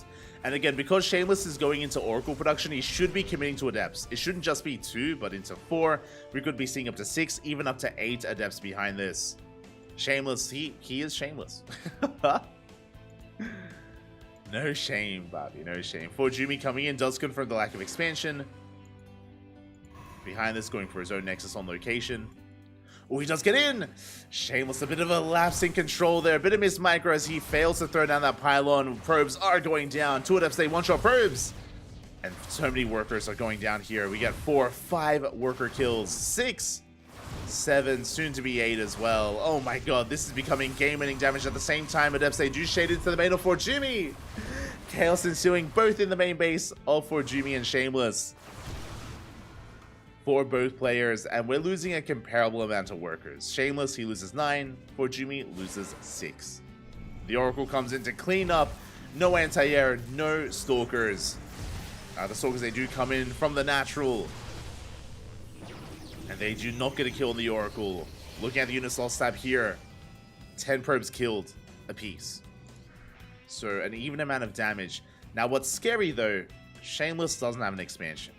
And Forjumi does. So Shameless, he's in a really awkward position here. He's becoming pretty all in. He is pretty committed. As they're shading towards that main base. They're being focused down. And we are containing Shameless to one base. Perpetually stuck here on a one base economy. Meanwhile, Forjumi now making 2 probes at a time. Working towards a Twilight Council, towards Blink. He's just getting further ahead. And now we expand. Such a late expansion here for our blue Protoss player. And Forjumi, he's looking pretty. He just secures his lead. Yes, we have killed 10 workers. That is true. We've killed an even amount of workers, but the game is not even by any means.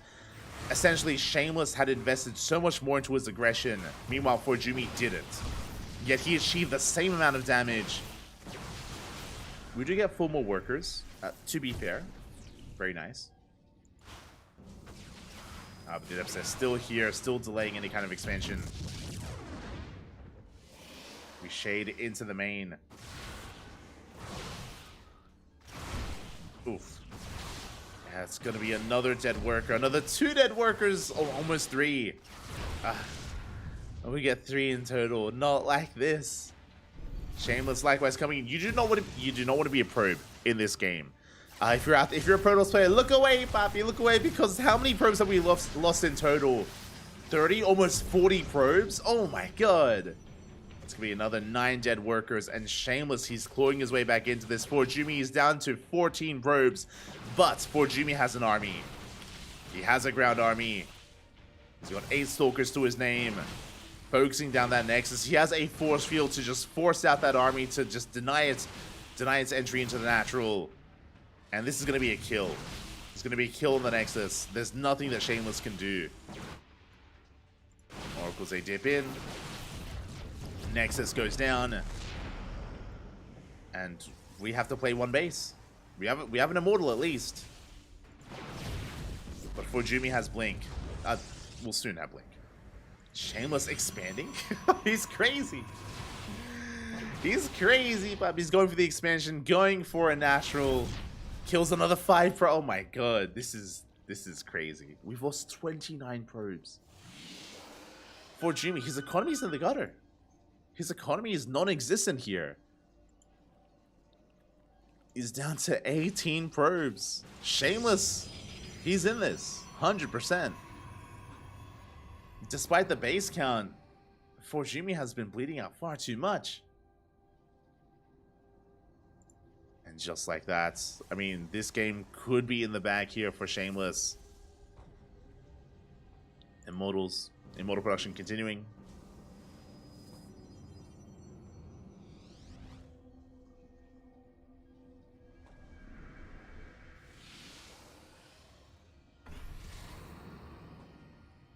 We see Shameless trying to get an eye on that natural base as well. Gets a revelation off. At the same time, though, Shameless just mustering up his own economy. We are now evening up the worker counts, and the game may stabilize from here. As crazy as that sounds, we may just stabilize at this point. We will have Blink for Forjumi, but at the same time, Shameless is up to 2 Immortals, soon to be 3. He can make up for his lack of Blink with a heavy Immortal count. And the game is, yeah, it's stabilizing. We have a game. We have a PvP. We have lost how many probes? 30. We have lost 45 workers in these past 8 minutes. And the game will stabilize. Oh boy. We're in for a long one. As we're building back up, working towards eventually 3rd bases, I imagine. We have a Twilight Council Forge on the way. Shameless working on his upgrades, getting back into Blink, back into +1. Meanwhile, Forjumi doing the same. We have a Forge and a Robo of our own. So we're all just playing catch-up. Any kind of advantages and disadvantages that we once had isn't quite there. But Shameless is pushing in. Never mind. He wants to assert himself here and now. Does get across the map. Force fields are thrown down. Shameless taking a better fight. Did take a better fight initially, but those Immortals are so low. One of them at least. Deep in the red. Do we have a prism? We do not. And Shameless, he backs off, he retreats. We're taking a third. Oh, the Immortal. Shields are triggered. Oh. Gets a Stalker. And the Immortal survives. No shot. The Immortal barely does survive on a slither of HP. We're on 6 hit points, and for Jimmy, he wants it. He doesn't want to let him get away with these Immortals, but alas, it may just be too late. And Shameless, he gets away with a third. For Jimmy now taking his own third base, despite how chaotic this game is. I can't believe that we're getting into a longer game. For Jimmy gets punished once again. Gets a sentry, bleeds out Stalkers. And Shameless now has a lead. He's got 47 probes, he's up in workers, he's up in bases. His third base timing is so much faster. He still has his oracles, I can't believe it. The oracles are still alive and they're still getting damage done. And the pressure is now on for Jimmy. Catching up with the chat. These poor probes, they need union representation. They do. It's disgusting what's being done to them. Glaives are on the way. So Glaives doesn't scale amazingly into the mid game, into the late game, but Glaive Adepts are a good way to buffer for your Immortals to get economic damage done. This is a way to come back, essentially. Glaive Adepts, they are a way to come back in this game. If a couple of Glaive Adepts, if they somehow get into a mineral line, then they can wreak havoc.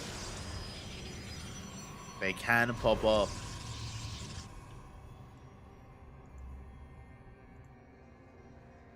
Boy. Will they, though? Behind this, we see Shameless working towards charge, working towards a gateway explosion, so he's going for a charge lot. Blink Stalker heavy composition. Is moving out once again, looking to shut down that third. Shield batteries on the way. It's not done yet, but we can see for Jimmy, he's been building up his own Immortal count. They are full HP, they're healthy. They're at 100%. I can't say the same about Shameless's Immortals, and yeah, he's gonna retreat. Gonna back up. Will back off. Blue Station Scout getting into the main base. Confirms the production. Confirms upgrades on the way. Shameless is aware that Jimmy is just getting ready on 3 bases. Prism here for Jimmy. Looks like he wants to hit with Glaives. Meanwhile, Shameless, he's taking a further economic lead, getting his 4th. And that army is insane. It's huge here for Shameless. To be fair, we're still waiting for Jimmy to pop off and go for these big warp-ins. We're waiting for the warp-ins. Waiting to see if Jimmy commits.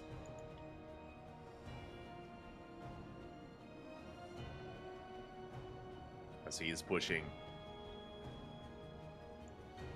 Go Jimmy moving out across the map.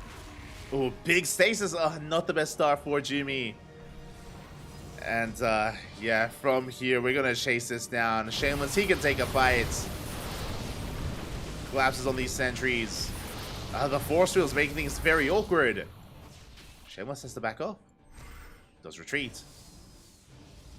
+2 is done for Shameless. +2 still on the horizon here for Jimmy. Bit of an anti-timing. Moving up before his upgrade. So for Jimmy, he's at an upgrade deficit for a little bit longer. We're still seconds away.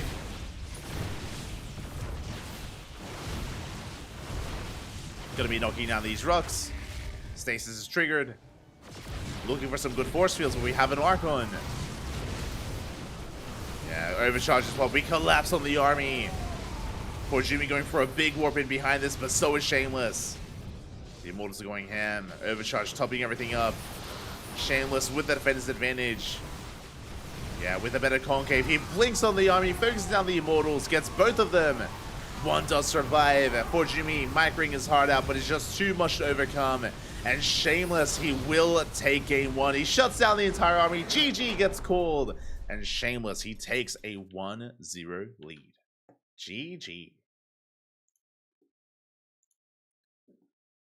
GG, well played. This felt in the bag. It felt like it was for Jimmy's game, but this game got so chaotic. So, yeah, just so... It was a knife fight, essentially. It was disgusting. It was beautiful. It was PvP. It was PvP. So many probes went down for both players, left and right. It was so chaotic. but it was beautiful as well. There was beauty in the chaos. GG, well played, Shameless. He recovers from an awful position and brings it all back. Takes a lead, is one game away from advancing on into the lower bracket finals, where Geralt is waiting for him. Again, there are 3 series left in this tournament. 3 PvPs left. This series, then leading into Geralt, and then leading into Christiana in the grand finals. He is patiently waiting here in those finals. Let's go.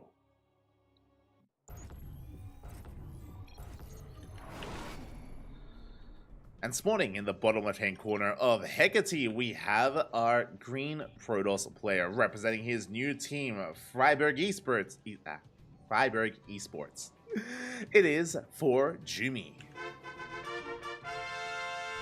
And spawning in the top right-hand corner, we have as opponent, we have the blue Protoss player representing his new team, Twisted Minds, no longer on Team Little Fairies. It is Shameless. He's shameless, Papi. Oh my god. And yeah, again, just a wild game 1. Led into a more normal game. Led into a 3-base economy. But for Jumi, he just sustained too much damage. He was all in.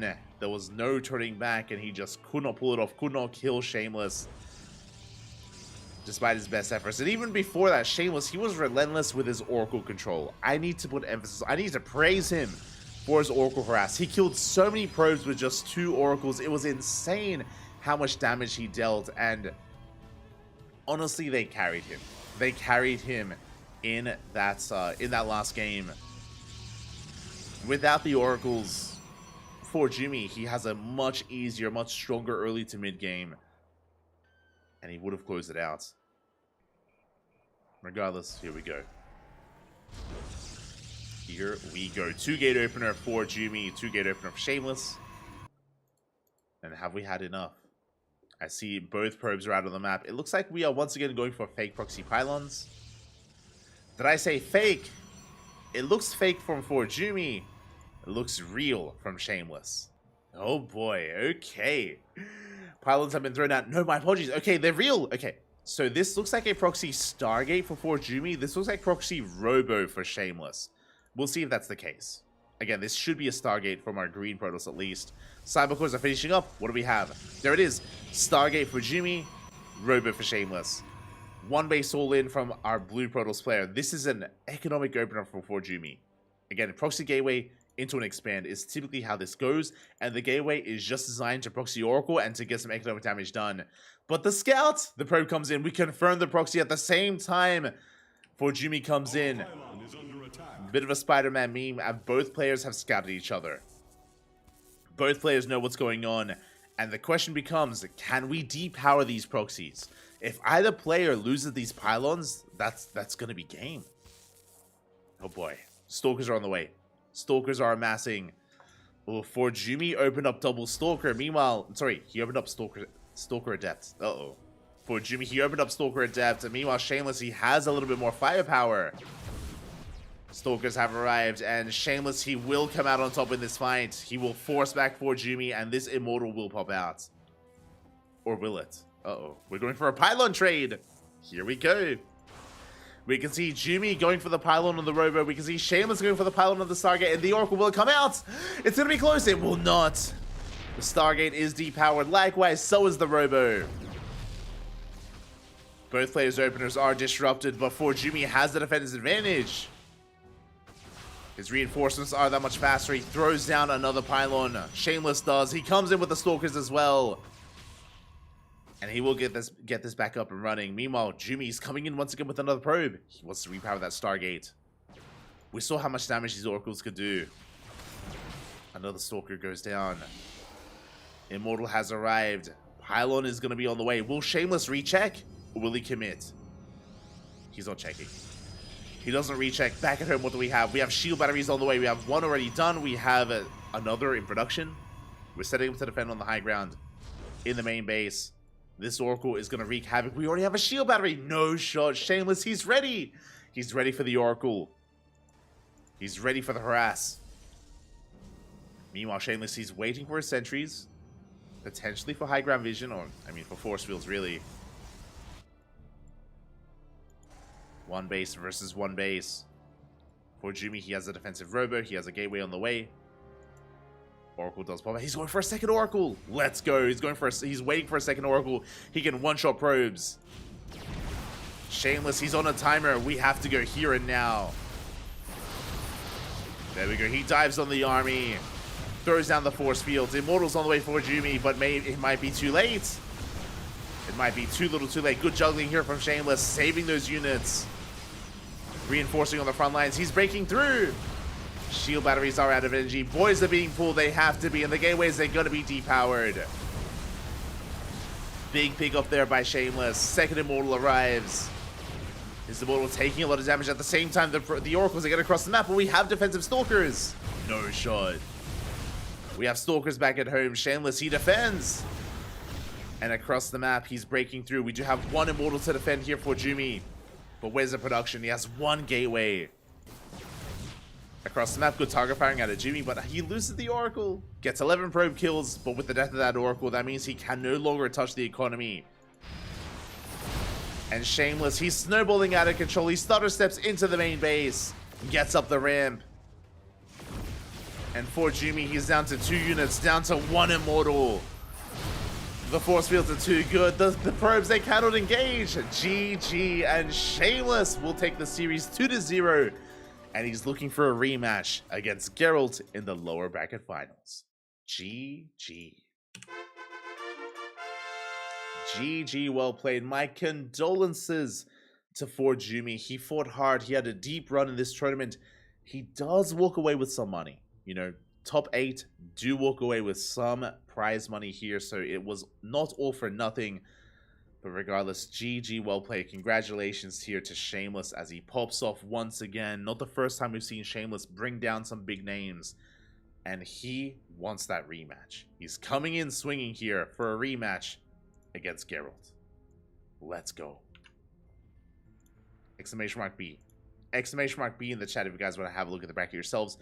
Basically, Jumi has secured himself as the fourth place. He is 4th place here in this tournament. But who's going to be 3rd? And who's going to make it to the grand finals? Here we go. The PvPs will continue. Geralt versus Shameless. The rematch is here. Now, we didn't get to cast. So we didn't get to cast their first series, unfortunately. We were not a part of it. But, as you can see here on the bracket, Shameless and Geralt, they faced off in the upper semifinals. In the upper bracket finals. And they went all the way to game 3. It went all the way to game number 3. We don't know what happened. We know it was a long series. We were waiting. Remember, we were waiting for like a good 15-20 minutes for this series to wrap up. And eventually it did. And Geralt came out on top, but just barely. Just barely. And now we can bear witness to what the hell happened between them. Now we can see what did go on. Oh boy. We're going to be going on a short break. We're going to be going on a very short break here.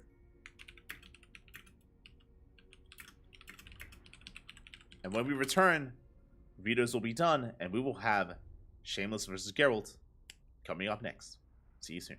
Take this moment to get some snacks, get some water, hydrate your hydras, stretch your roaches, massage your marines, drain your disruptors, tuck in your tempest. Do it all. We'll be back in a couple of minutes with the lower bracket finals. See you soon.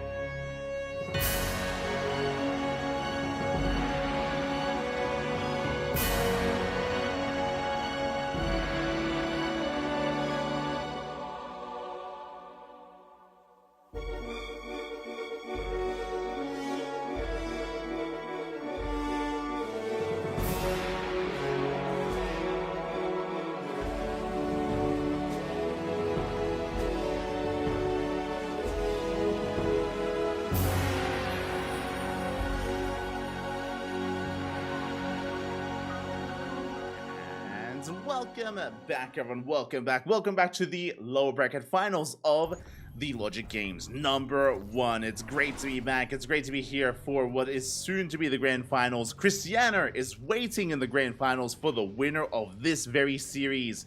Non-stop PvPs have been before us and ahead of us. Who has the best PvP amongst all these players? We are here to find out, as this is a rematch to a series played earlier today. Oh, he was watching. He was watching, Bobby. Let's go. And spawning in the top left-hand corner of Golden Aura, we have our red Protoss player from the land of Poland representing Storm Gaming. It is Geralt. Let's go. The praise. It's Jimmy Potter, the one that lived. And the one that cheese. And spawning in the bottom right hand corner, we have as opponent, we have the blue Protoss player representing Team Twisted Minds, as he did recently join the team. It is Shameless. I will message him after this, and I'll ask him to clarify. Is he still on Little Fairy, or is he on Twisted Minds? Personally, I'm not too sure. We'll find out. Regardless, here we go. It's going to be a 2-gate opener from Shameless, 2-gate opener from Geralt. Again, Shameless, he just brought down 4 Jimmy. Was not an easy series, as he did just mention. But he did come out on top, and here we go. We're back at it with some more PvP action. And I'm excited to see how this series does unfold. I mentioned it before, but if you tune in during the break, Geralt and Shameless, they faced off earlier in the tournament in the upper bracket. And Geralt came out on top, but it went to the ace match. It went all the way to game 3. And we, again, so it went the distance, and we don't really know what happened between them. Was it cheese? Was it macro play? Who cheesed? Who macroed? We don't know. We're going to find out. We are here to find out. Let's go. Again, Shameless is a player that we have been casting for the past couple of months. We casted Shameless in the Euro Cup, in the Christmas Cup, in the Hatsu events. Like, we've been casting a lot of Shameless, and he has been surprising us. Like, Shameless has been taking down some big players time and time again, surprising us over and over again as well, making it to the finals of the Euro Cup. So once again, we can see Shameless making a name for himself. Like, the thing is that there are these players that have bigger names that people know, right? Like, people, they all know Forjumi, they know Geralt, they know Cristiano, they know Nicaract. They know these players a lot more than Shameless. He's more unknown, right? He's more of a faceless player, and he has been making waves recently, and hopefully people have been taking notice. Hopefully people are now recognizing the name Shameless, and are now applying a little bit more weight behind that name, as Shameless has been popping off throughout the year, throughout the past like 5 months, maybe like 4 months. 3 months? He's been popping up, right? That's what's important. Since last year in December. And here we go. We see Geralt going for his 2-gate opener. It is going to be double Stalker into quadruple Stalker. Likewise, continued Stalker and Sentry production here from Shameless. A safer opener from Shameless. A much more assertive opener from Geralt. Essentially, with these sentries, we can scout across the map and get a read on what's going on. Geralt isn't going for sentries because he committed to Oracle production, to a Stargate. Here we go. Oracles are moving out. Geralt, he does gain map control. He shuts down that hallucination. A second hallucination scout moving out to make up for the first. But that's a lot of energy wasted, and now here come the Stalkers. Geralt, he does have a Stalker lead, takes down a Stalker, going for another. Oh. Almost gets it. Ooh, will bleed out one of his own. There we go, 1 for 2. Good trade here for Geralt. He comes out on top, shuts down all these Stalkers, and he will focus on the sentries as well. Shameless, he's in a lot of trouble, as he loses every single unit. At the same time, the Oracle gets into the main base, but we do have Stalkers in position. Shameless, he was ready for the Oracle at least, but the Stalkers are breaking through. Again, very efficient trade so far by Geralt, asserting his dominance. Is looking good, is looking strong, but is eventually forced back. Behind this, we're getting into pro production. Shameless does maintain a worker lead. Remember, Shameless got a slightly faster base because he did not invest into a Stargate like his opponent. And so far, this Oracle hasn't done any damage. We can see 0 kills. 0 kills. I mean, we do have the second Oracle on the way. But 0 kills so far between these Oracles. But now with 2, we can one-shot probes. We go. Geralt distracting Shameless, forcing him to react, forcing him to commit attention to the natural, and the oracles are coming in. No shield battery, two stalkers. We do send them away. Good positioning there from Shameless, but Geralt, he gets in! He commits to the shade! The oracles, they come in from behind as well. We go for the probes, we go for the mineral line. 4 workers go down. Did I say 4? 8 probes! Oh my god, 10! 10 workers fall. The adepts, they're going ham. 11 probes, almost 12. And just like that, Geralt, he takes the economic lead away from Shameless. Does take it for himself. And Shameless, he's in quite a bit of trouble here. Down in workers, down in economy, down in tech. Oh wait, no, my apologies. Up in tech. He has blink at least. We blink in. Speaking of, we get one of the oracles. Good pick off there, but the oracles, they've already paid for themselves. That's the problem. It's been 15 dead workers so far. And Shameless, he's taking a third. Instead of going, he had an option. Shameless, he could have thrown down gateways and could have gone for a 2-base all-in. Instead, he chooses to go the hard route. We're going for a third. We're going to try and recover. We're going for a big counterattack. There's a window. There's a big window where Geralt doesn't have blink and Shameless does. And did I say big window? It's about to close. Oh. The window is about to close. 4 more probes go down. Shameless is being picked apart. He runs into a concave. And blink finishes up in 2 seconds. Geralt, he chases this down, collapses on the army. Any kind of advantage that Shameless once had, no longer. He no longer has it. Geralt, he's snowballing out of control. Shuts down the army. Maintains his economic lead. And how do we come back? I mean, we can outposition. That's the thing about PvP. You can still outposition your opponents. You can maybe go for a dive into the main. We can kill workers. We can come in with an oracle. We can come in with the depths. Speaking of, though, Geralt, he still gets more damage done, killing 2 more probes in the main. Ay. Geralt, he is on fire right now. He's upset. He's angry about dropping a map earlier, about dropping to Cristiano, and now he wants his revenge. He wants that rematch against Cristiano in the grand finals. And here we go. Geralt's going to be pushing.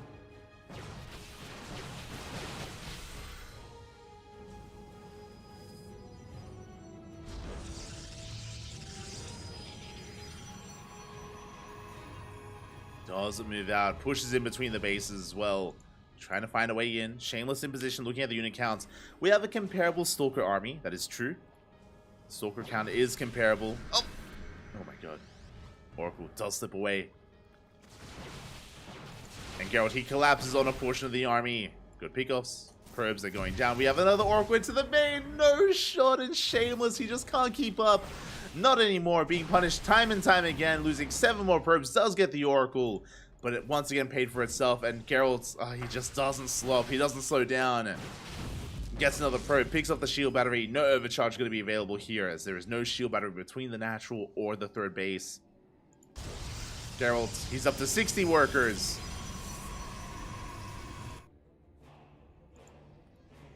And Shameless, can we bounce back here? Now, he didn't take his gases. Shameless, he's going to be committing to Zealots. It's going to be a Zealot 3-base all-in.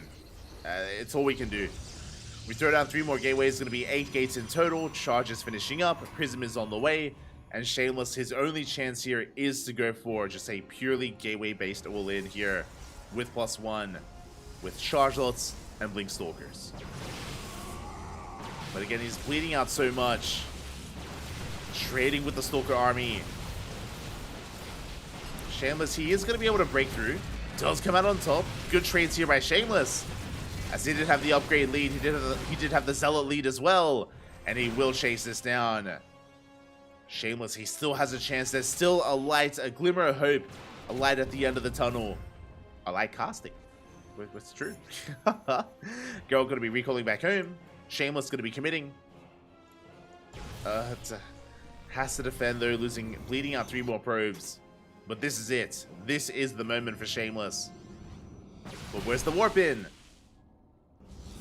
There it is. It's now on the way, but we need it. We need those reinforcements, else they do flood on forward. We dive on the Stalkers. Oh, we're gonna be tied up here by the Nexus. And Geralt's beautiful Blink's gonna be kiting on back, cleans up all the Zealots, and now he can collapse on the Stalkers. This Nexus did an amazing job here, just tanking shots, buying time. We go for the Prism, it's gonna be focused down. And that's gonna be the end of this push, that's gonna be the end of this army. GG gets called. And Geralt will take a lead in this series. GG. Geralt, he puts a point on the board. And he is one game away. Geralt is now one game away from advancing on to the Grand Finals for that rematch against Cristiano. Uno más is all he needs. Shameless had a really hard time. He had a really hard time in that game. There's no other way to put it there, just because, again, he had a little bit of a lapse in judgment when it comes to how aggressive his opponent was going to be. The Oracles, they just got out of control. It was crazy to see Geralt just pop off and pull Shameless apart. And Shameless just avoiding any side defense, any shield batteries in his mineral lines. He was many times just caught with his Stalkers out of position. And again, he was pulled apart. He was taken advantage of. And can he bounce back? I hope he can. I want to see another ace match. I want to see how Shameless brought Geralt down. I do want to see it with my own eyes.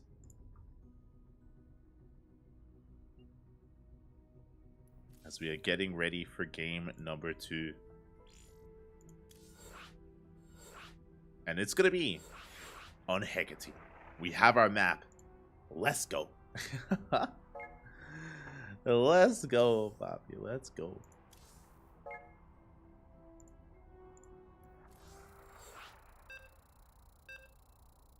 As we're getting into game number 2, this is it. This is the moment that Shameless needs to bounce back, to force the ace match. The pressure is on.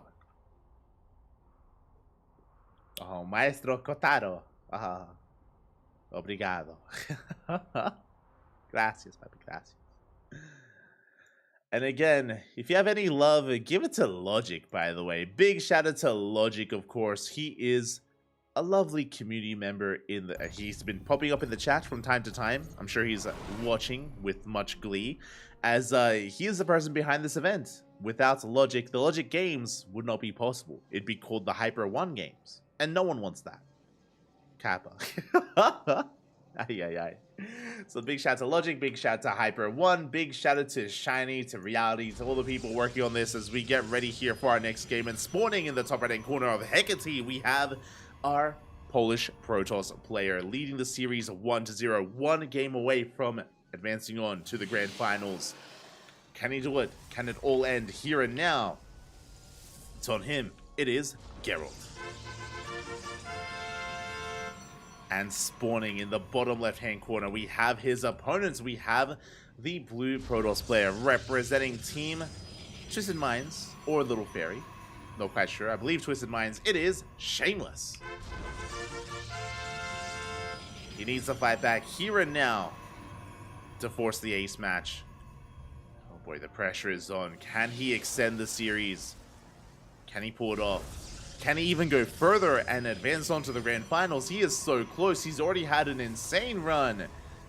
He brought down some big names. He took down, or he took games off of Geralt. He was able to take down Mindo VK. He took down 4 Jumi.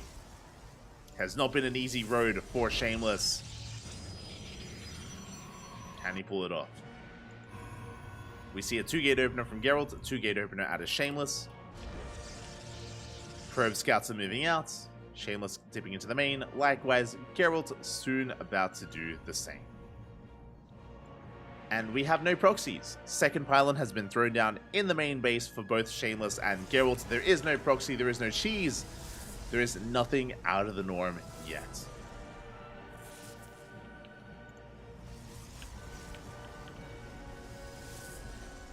Nothing out of the norm here. As we are going for some standard openers, we see double Stalker from Geralt, double Stalker out of Shameless as well. Nothing too wild, nothing too crazy. Just, and to get into double Stalker. Let's go.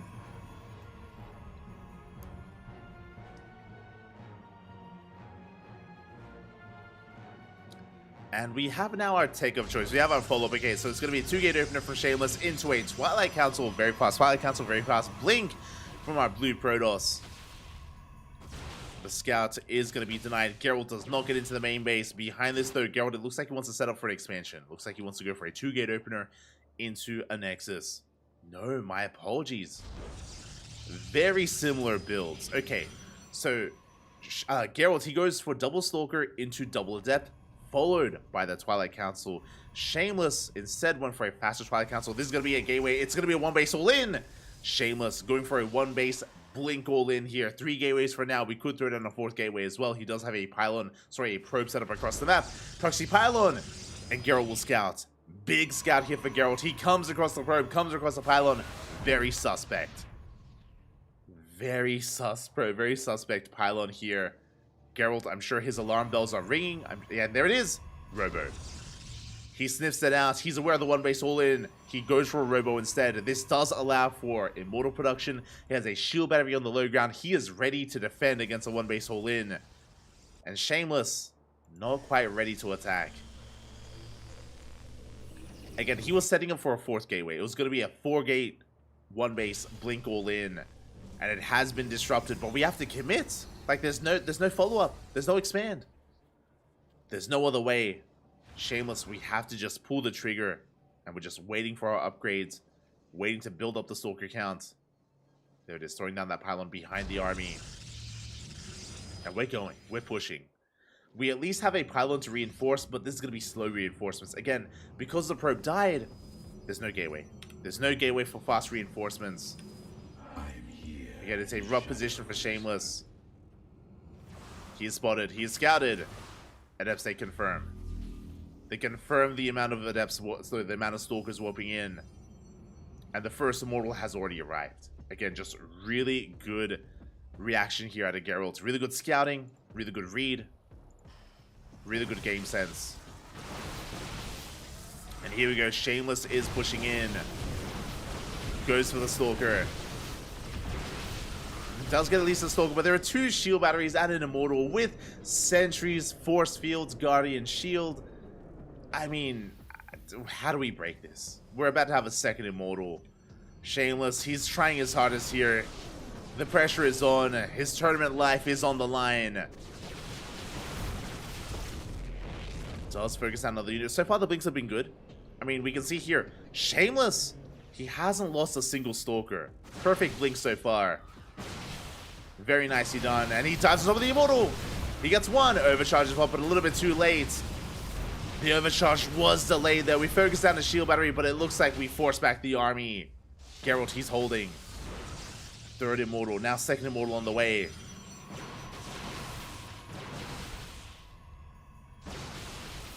Again, Shameless. Brave there with that dive, but it has not paid off. We're now back up to 2 Immortals. The shield batteries are still up and running. And Shameless, he's bleeding out a lot of Stalkers. You can see him reinforcing behind this. The slow warp-ins are brutal. But they're coming. That's Geralt. He just goes to town here on these Stalkers over and over again. Punishing Shameless. There's a 3rd shield battery behind this. We dive on top of the army. We focus down the Immortals. We try to. And would you get 1? But it's not going to be enough. Here we go. Geralt, he does defend. GG, well played. Good luck in the next round. And Geralt, he takes the series 2-0, making it on here, advancing on to the grand finals. GG. GG, well played. Geralt, he redeems himself in the rematch. He doesn't even drop a map, and it didn't even look close. Geralt, he had a solid game 1, just pulling Shameless apart. Clearly in control of that game. In game number 2, Geralt, instead of being the aggressor, he was the defender. He does flaunt his skill here. He shows he can be dominant in both roles, in attacking and defending. He does read his opponent so well, and with that, GG, well played. Geralt, he advances on to the grand finals, and now we have our best of 5 ready for us. Here we go. It's going to be a rematch. It's going to be a best of 5 grand finals here, but there's a bit of a twist. There's a bit of a twist in these finals because Christiana has a 1-point advantage. Because Cristiano hasn't dropped a single series, he's coming in with a score lead. Meanwhile, Geralt has to come in at a score deficit. Again, exclamation mark B in the chat if you guys want to have a look at the bracket yourselves. As, hold up, we do need to... There we go. Have a bit of a better look here. There it is. Earlier today, Cristiano, he 2-0'd Geralt, knocked him down to the lower brackets, and that is why Cristiano, he has the luxury of having that 1-point lead. So Geralt has a little bit that he has to still overcome to even things up against Cristiano. Oh boy. Here we go. Meanwhile, a big shout out to Reality. I see Reality in the chat. Thank you so much for putting in the work today. Like, long tournament. I expected a long one. Usually an event like this is around 4 hours, but because this event is double elimination, add a couple of extra hours to that. So we've hit the 5-hour mark, and we can go the distance depending on the length of this best of 5. We could even reach the 6-hour mark, but once we saw it was double elim, it's like, yeah, that's how it goes. Once you cast enough tournaments, you can gauge like how long these events will be, and you can kind of get a better understanding of the length of these events as well. So it's okay. We came in prepared for something like this. It's all good. It's all good.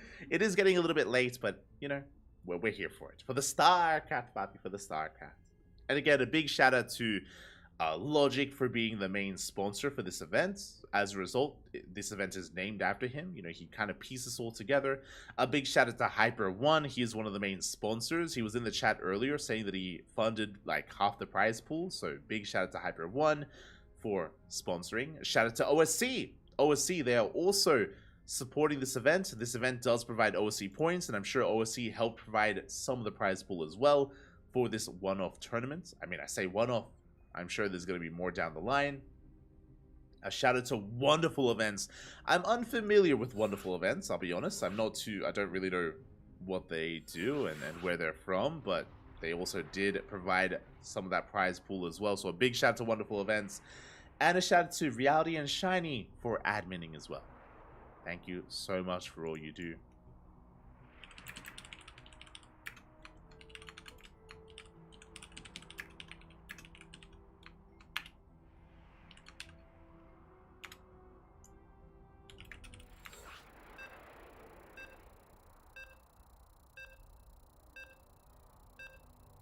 Here we go.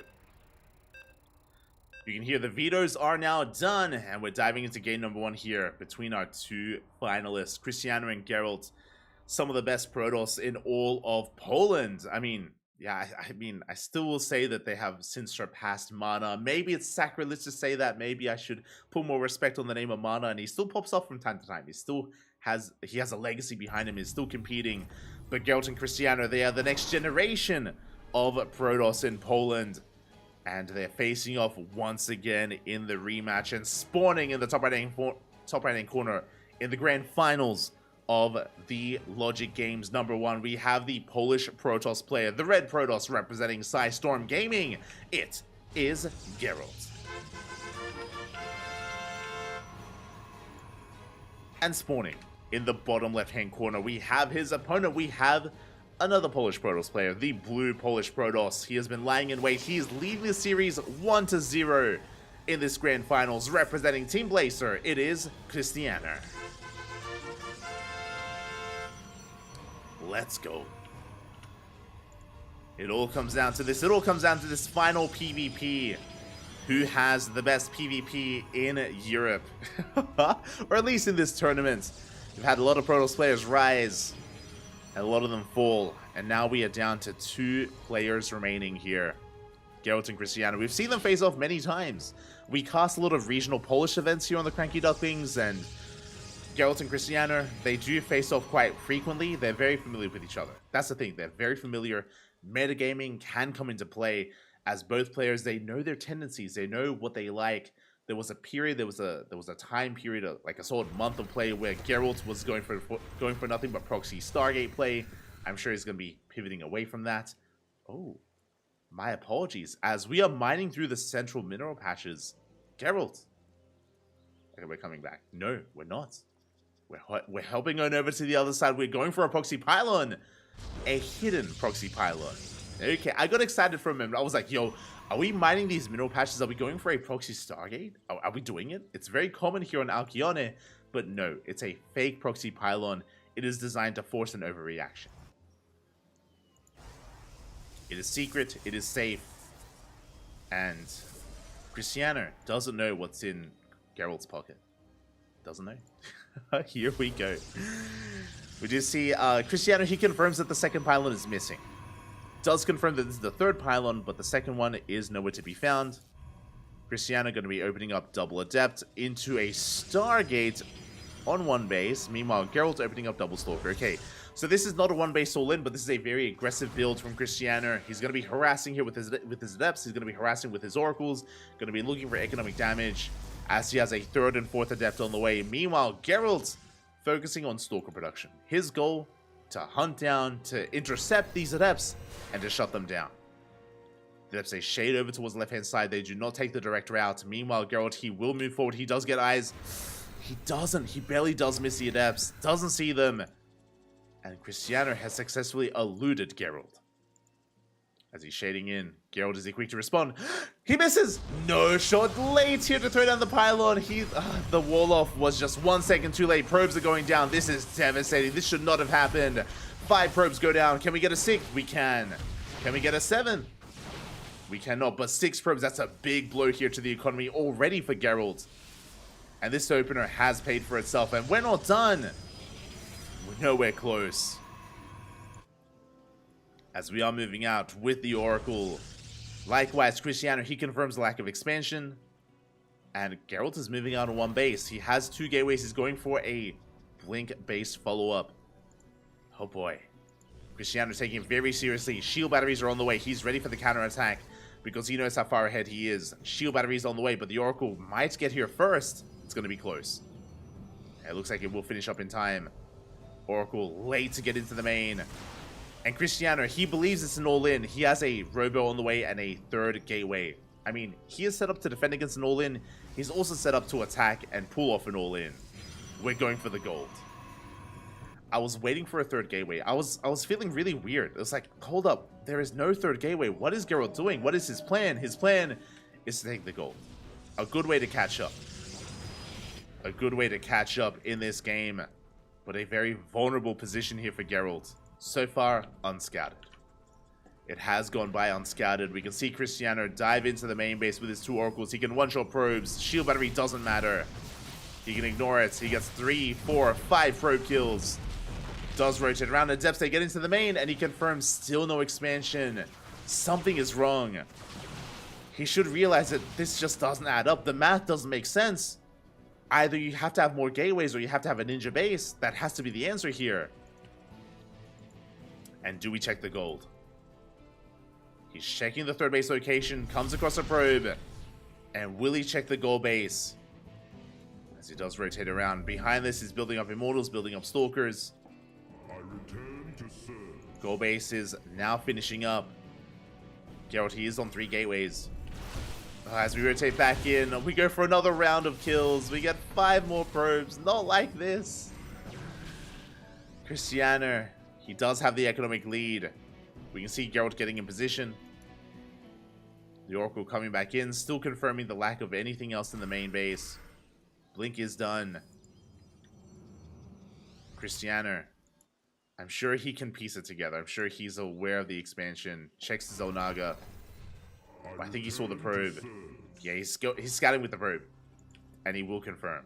Big scout here from Cristiano. He gets eyes on the goal base. Now realizes what's been going on. And we are ready for a 1 base all in.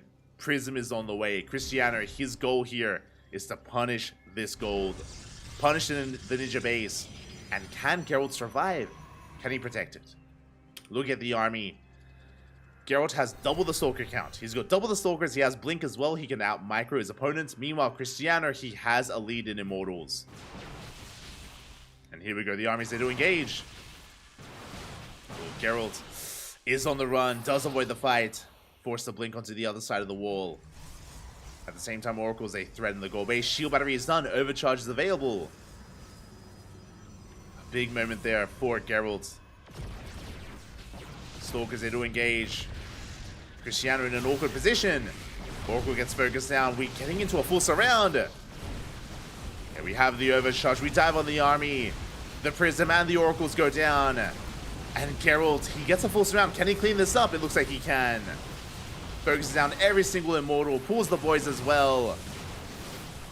Cristiano in a very awkward position. But Zell reinforcements have arrived. And can we pull this off? Can Cristiano still punish this? I'm not so sure he can. He's barely breaking through.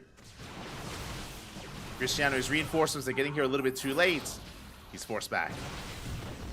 Forced back once again, bleeding out another Stalker. Yeah, the Immortal has arrived. With the arrival of this Immortal, it may just be too much. Overcharge is on cooldown. Shield battery is out of energy. Cristiano, he doesn't want to get surrounded. Not again. He's being wary. Being careful. Yeah, he stutter steps forward. Focuses down the Stalkers. He will lose the Immortal though. Will lose that Immortal. Looking at the units tab here. Cristiano still with the Stalker lead. But his reinforcements are so delayed. They take so long. Here we go. The Prism has arrived. We can go for Warping in the face of Geralt. That's the second overcharge of the fight, of the game. But it's already running out. Yeah, and you can see an overwhelming Stalker count here. Cristiano, he just has too much. The gold base, it's not paying off. With deny mining at the gold, the boys are being pulled. The number is just in favor of Cristiano. He has Blink essentially. The juggling. The juggling with the Prism. He essentially has Blink with his entire army. And he's snowballing out of control. And Geralt, he just cannot do anything. He cannot engage. Loses 10 probes. He's down in economy, down in workers. And it looks like Geralt, he's trying to catch reinforcements. Going for a counterattack. But he will lose this Nexus, and we can always recall back home. And what do we have to work with here? Shield batteries, pylons, Immortals. Do we recall or do we go for the base trade? We recall. We're recalling back home. Stalkers are doing what they can. They get a couple of probe kills. Not bad. They even up the probe count. And you can see here, we can just out-control Cristiano with that blink. And we're in a weird position because if Cristiano pushes out, we could just go for another base trade. And Geralt, he will be the first to go for the base trade as well. He will be faster. Is forced to blink. And now we're pushing. Cristiano back at home, throwing down additional pylons. He's supply blocked. Uh-oh. Big supply block from Cristiano. And Geralt, he's going for the base trade. It's his only chance. Sorry, Geralt is going for the base trade. It's his only chance. Blinking into the main. Likewise, Cristiano also committing. Geralt, he does escape with a probe. Big moment here. Probe does escape. We're busting into the main. Recall for Cristiano's on cooldown. And Cristiano, he's in a bit of trouble, actually. Like, yes, he will win this fight. He will take control of the main. But Geralt, he can throw down a building across the map. He has buildings everywhere. Uh-oh. We're going for a base trade, and Geralt, he has a good chance. Stalker's going to be going down. Geralt bypassing the main army. Good force field out of Cristiano. And again, he does not have a recall. Probes are falling left and right.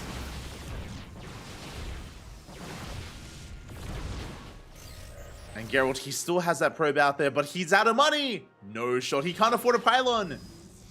He can't afford the pylon, but it looks like Cristiano, he's actually coming back home. What's he coming back to, though? What is he coming back to? That's the question. Geralt, he's still mining, which means he will make enough money to make a pylon. Overcharges pop. The Nexus goes down. Cristiano, he's out of buildings. No shot. Oh, sorry, he's out of probes. He's out of a Nexus. He's running out of buildings. He's racing back home. Geralt, he's pulling this off. Despite having a worse army. No shot. He's doing it. He's focusing on every single building. And Cristiano, he's going to be stuck at home. And he didn't kill the Nexus. Geralt, he recalls. And what can Cristiano do here? Do we commit to another base trade? I guess? What? Geralt can do the same thing. He just do it over again. And he still has an economy. He can still warp in units. Cristiano cannot. This is still so close. Good micro there out of Cristiano. Geralt being forced back once again. Shield batteries on the way. We're going to have an overcharge in the main. Again, good juggling here from Cristiano. But pushing up a ramp. I don't know if he can pull it off. Yeah, Stalkers are going down. The concave is brutal here. And Geralt, he's taking the fight. Is coming out on top. Clutch micro out of Cristiano. The Immortal getting very low. Oh, everything getting low. We blink on forward. Oh my god, the Immortal is barely saved. Cristiano, he does force his way into the main. This is still so close. But we have shield batteries. We have an overcharge. I believe Geralt should have this. He should be able to defend. There it is. The overcharge is popped. We dive on top of the army. Good juggling out of Cristiano, but he loses everything. Now it's Stalker v Stalker. And Geralt has done it. GG gets called. We tie up the series 1-1. GG. Oh my god.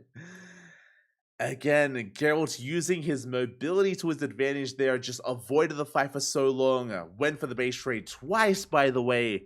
And Cristiano just could not defend. Could not deal with that situation with such an immobile army. GG. We're tied up 1-1. Let's go. We're going to game 3.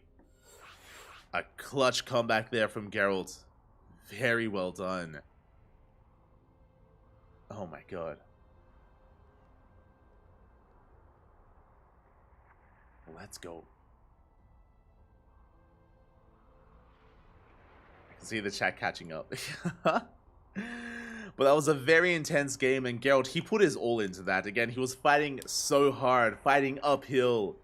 Despite the advantages of Cristiano. Cristiano, again, in a head-to-head fight, he was looking dominant. He was in control of that game for so long. Shutting down the economy, shutting down the goal base, getting ahead in Immortals.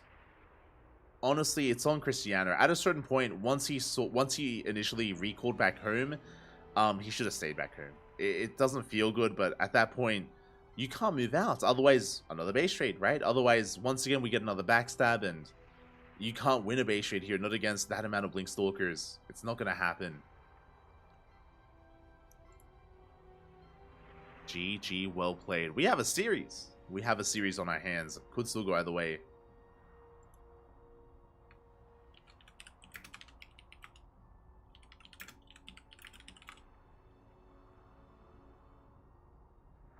Let's go. As it looks like our players, they need a moment. They need a moment here for themselves. I don't blame them. Specifically, Geralt, he needs a moment to breathe. We're calming things down as we get ready for game 3.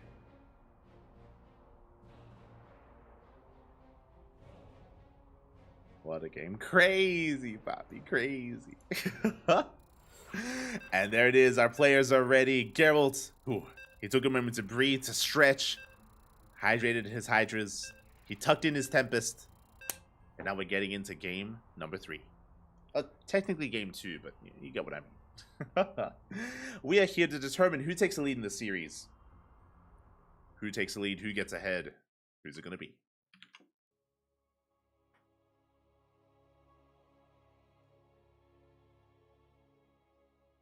So we're loading in to Oceanborn. And spawning in the top left-hand corner of Oceanborn, we have our Polish Protoss player fighting back so hard in that last game, tying up the series 1-1. Representing Psystorm Gaming, it is Geralt. And spawning in the bottom right-hand corner, we have his opponent. We have the blue Polish Protoss player representing Team Blazer, being forced into a tied series. Can he regain control of this series? Can he redeem himself? It is Cristiano. Geralt taking his first game against Cristiano all tournament. Remember, earlier, Cristiano 2-0'd Geralt. It was a 2-0 in Cristiano's favor. But already, the Grand Finals have taken a turn. They've taken a turn for the better for Geralt. does prove to us all that something that we already knew, but maybe if you're tuning in for the first time, maybe if you're unfamiliar with these players, you wouldn't know. But Geralt, he can take it to Cristiano. They are both very close in skill. They're both very comparable. It's hard to pick favorites. It's hard to say who is favored here. In general, I typically say that Geralt is the better, well-rounded player, but your PvZ and your PvT, they don't matter. They don't matter here. Not anymore. It's all about the PvP. The Protoss on Protoss, the Polish on Polish action. Let's go. As probe scouts are coming out, we're going to be scouting each other. It's going to be a 2-gate opener from both players. Standard game so far. And it looks like we're not going for proxy pylons. Based on our probe movements, yeah, there's no proxy being set up. Second pylon thrown down here for Geralt. Second pylon thrown down for Cristiano. No one is faking a proxy pylon either. Straight up play so far.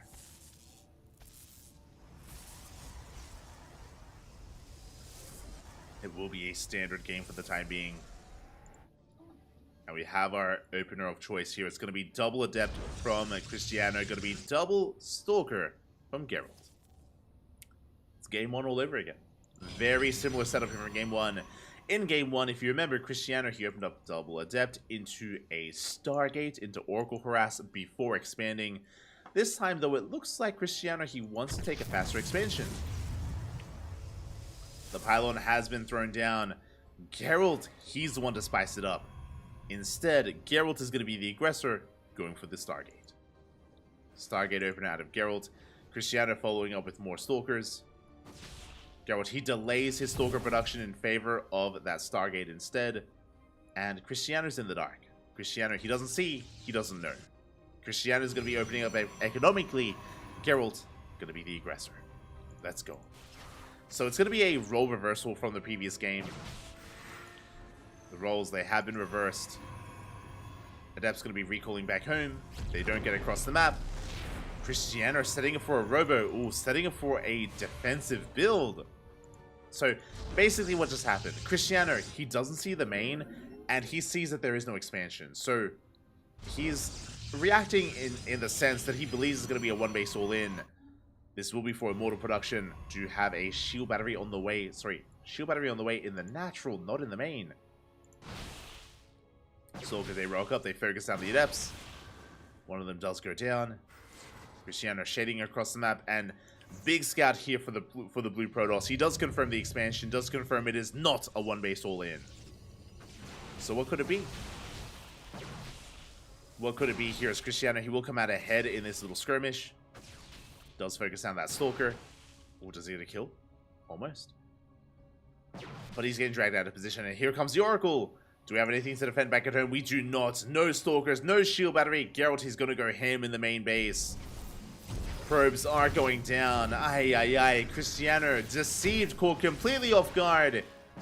He was getting ready for a one-base all-in, not for Oracle Harass, and 4 probes go down. At the same time, Cristiano committing to his counterattack. Good force field. He shuts down the army, cuts it up, slices it up here. 1, 2 Stalkers go down. Big trades here for Cristiano. But he doesn't have enough. With the defensive advantage, Geralt, he does reinforce, he does warp in. Shield battery's almost done. And Geralt holds. It was a good trade for Cristiano, but I'm concerned. I'm concerned because Geralt isn't done. Gets 1 more probe in the main, and he's making another Oracle. There it is. Second Oracle moving out across the map. Cristiano, he struggled so much against 1. What about 2? I mean, this time, though, he's better prepared. We have 2 Stalkers at the natural. We have 2 Stalkers in the main. There is no Blink, unfortunately. If we had Blink, then it'd be another story, as we get another 2 probes in the main base. Geralt going for the natural.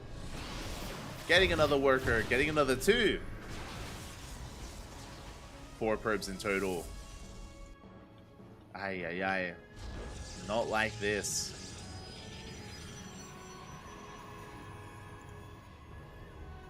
And Cristiano is stuck at home. He's stuck at home, stuck licking his wounds. Geralt has taken an economic lead. And likewise, Geralt, he's ahead in the tech as well.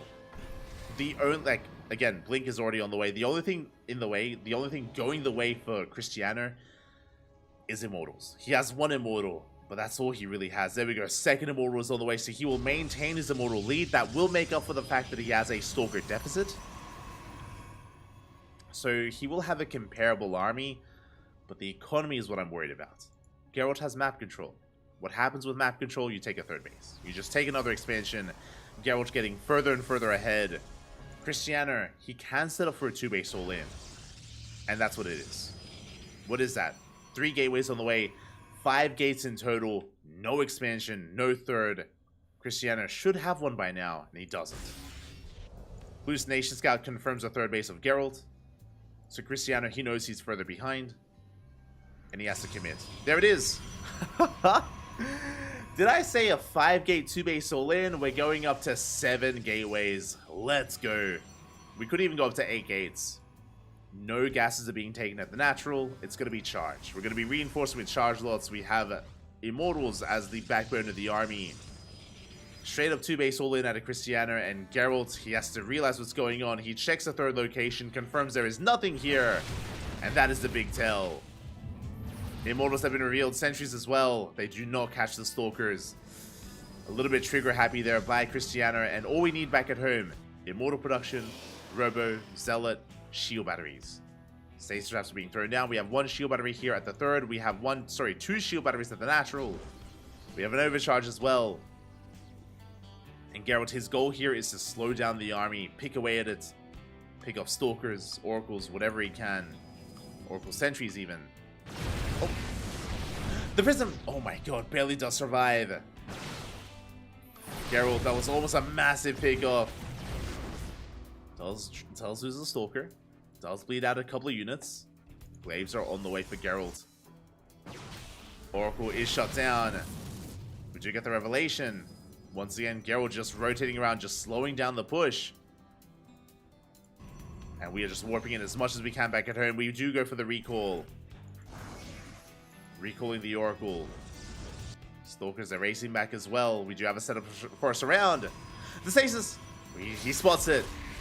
Keen eyes out at Cristiano. He does spot the stasis. The Stalkers, they come in from behind. They collapse on the Prism, but they do not get it. Overcharge is popped. Good force fields. Yeah, Zealots go down. So far, good defense here by Geralt. But Cristiano, he still has a massive Immortal army. He's coming with the Zealots. He does dive in, collapses on the position. Stasis Trap goes off, catching some of those Zealots as well. And Geralt, he's holding, he's defending, he's shutting this down. Goes for the Immortals. Gets 1. He's going for the others, and he will get a second Immortal. Dives on the Prism, gets a third Immortal as well. GG gets called, and Geralt will take a 2-1 lead in this series. 1 game away from becoming our champion. GG. Very nicely done here. Cristiano misreading what Geralt was doing. Remember, winding it back. Cristiano, he saw the lack of expansion, and he responded with a Robo. He responded without a shield battery in the main base. He was convinced it was a 1-base all-in, and it was anything but. It was a delayed economy from Geralt, that is true, but it was just a Stargate opener. Open up with Oracles, and the Oracles, they wreaked havoc. They did so much damage across the map, and Cristiano was eventually forced all-in because he was losing far too many workers. Again, just misreading the situation, misinterpreting what Geralt was doing, and paying a massive price for it. And with that, Geralt, he is 1 game away from winning it all here, doing so well in the grand finals despite struggling earlier on in the upper semis or in the upper bracket finals. So really good comeback here so far by Geralt. But is it going to be enough? Can he go the distance? Can he go all the way? Or will we force an ace match? Cristiano, he has yet to win a game here in these finals. Now is the time. Now is the time to bounce back and to force the final game to make it all the way to game 5. It's what we want, but is it what we're going to get? Again, ideally, we'd all want this to go the distance, but the pressure is now on Cristiano. Here we go.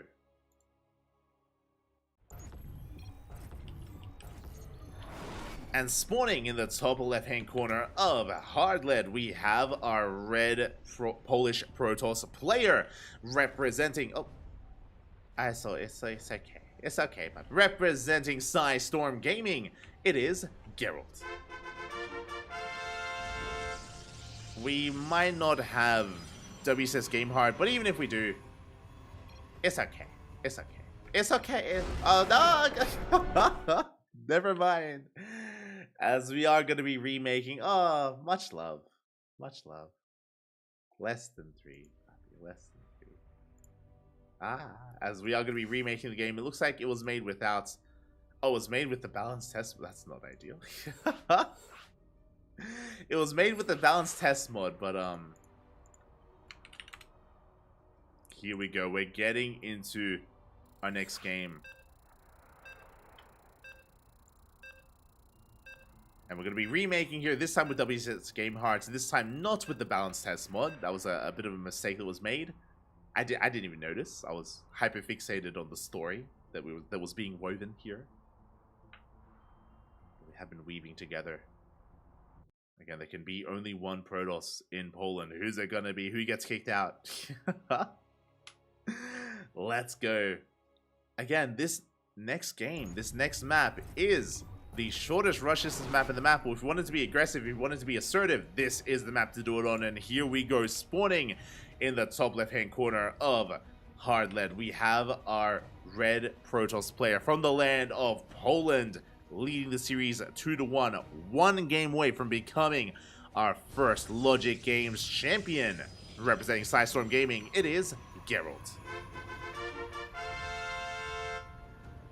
And spawning in the bottom right hand corner, we have his opponent. We have the other Polish player. We have the blue Protoss from the land of Poland, representing Team Blazer. He has to fight back here and now to force the ace match. It is Christianer. Here we go. This could be it. We are on match point. This could be the final game of the series. The pressure is now on Christianer to make sure that that is not the reality that we live in. Can we bounce back here and now? I hope so. As a caster, I would love to see a game 5. But my stomach says no. My stomach is like, I'm starving. I would love some food, but here we go. I want StarCraft more. As the probe is moving out. Behind this, we do have our 2-gate opener from Geralt. Going to be 2-gate opener into our Cybercore. Likewise, 2-gate opener from Christianer. The question becomes, what units do we start with? How do we begin? How do we get into this PvP? Second pylons have been thrown down. No proxy. No proxy, no one base all in. Not yet. Not yet.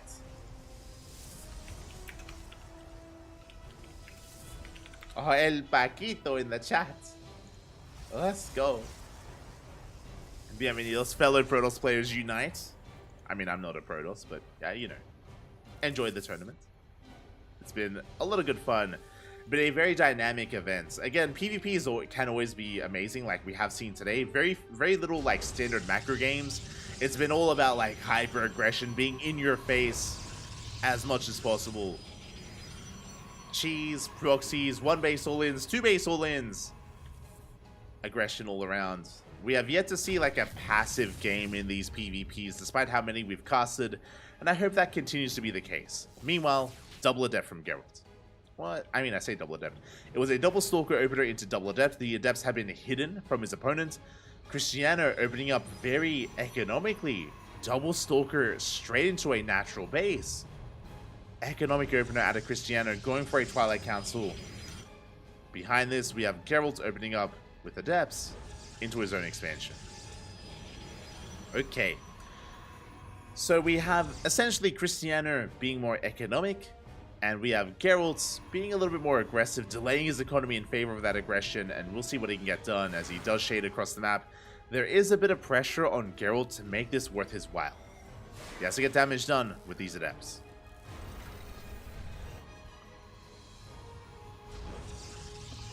We have our tech of choice. It's going to be a Twilight Council out of Geralt.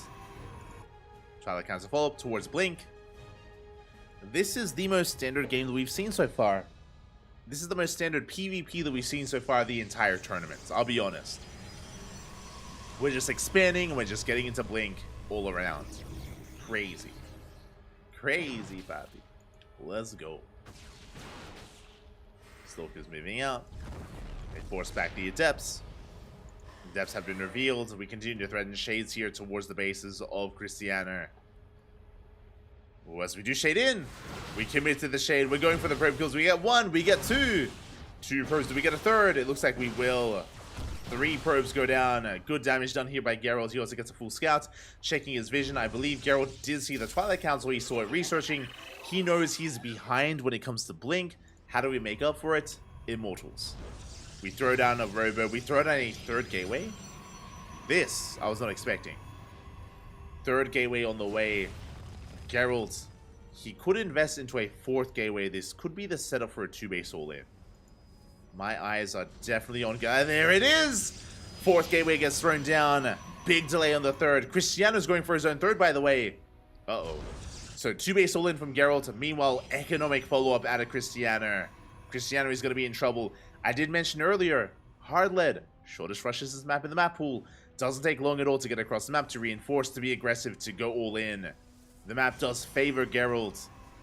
And can Cristiano overcome that? My apologies, though. That is going to be a delayed 3rd.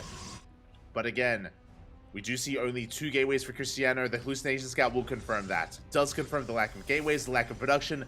Does confirm the faster 3rd. Geralt should be pushing. He should be moving out with this. He should be making use of his gateways. Checking the vision of Cristiano. He hasn't seen the gateway explosion here. Does move out with the Stalkers. But again, he should be running into an overwhelming force. For the time being, the Stalker count is similar. That is true. But again, we have the production on our side. And then they shade in. They shade into the natural base. Probes going down. Geralt falling behind in the economy. After this Observer, do we go for the Prism?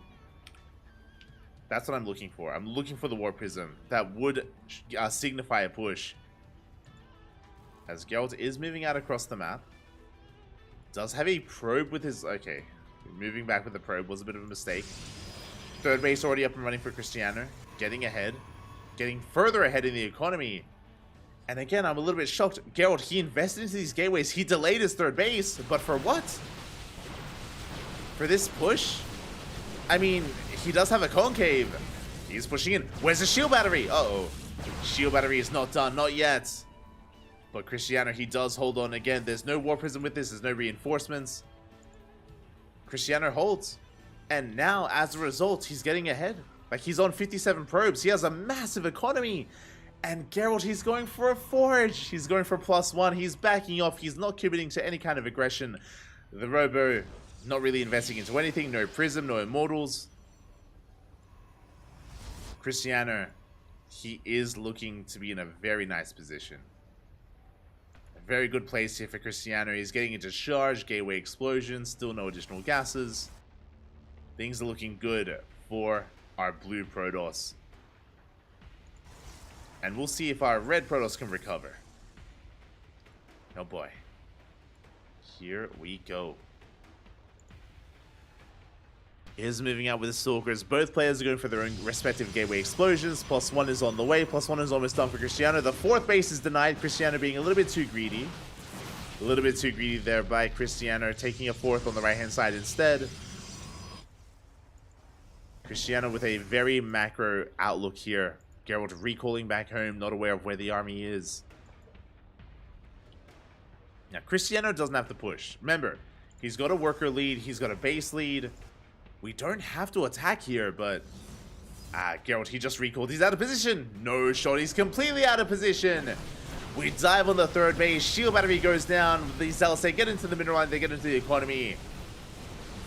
And Geralt, can he keep up here as he loses so many probes? He already had a worker deficit. Zealots, they come in to reinforce. And Cristiano, he has the upgrade lead. He's snowballing out of control. Working his way through those Stalkers. Does pull back. Does have to respect that Stalker count, as Geralt has a mass amount of Stalkers available. 27 to 14. Oh my god, Geralt, he can still take this. Takes down the Prism. Big snipe. But Cristiano, he's running out of Zealots. As he runs out of Zealots, he does have to respect this army. He's going to be bleeding out too much. Bleeding out too much, but here comes the reinforcements. A very tense moment here. As Geralt, he's up 10 Stalkers. But Cristiano, he has a more refined army, has a more efficient army. With those charge lots. +1 just now finishing up. Geralt, he does come across the 4th. But again, Geralt, he has no 4th of his own. Like, he's pretty all in.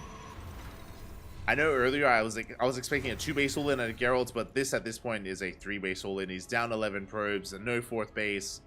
Being hyper aggressive. But he can't take a fight, not head on. Yeah, bleeding out too many Stalkers. And Cristiano, he's looking more and more comfortable as time goes on.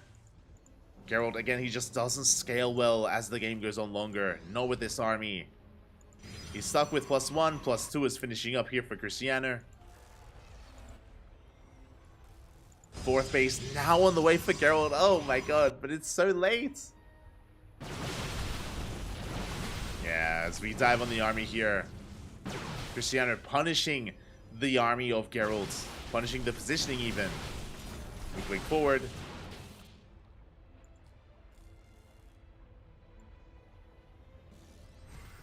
Geralt's rotating around.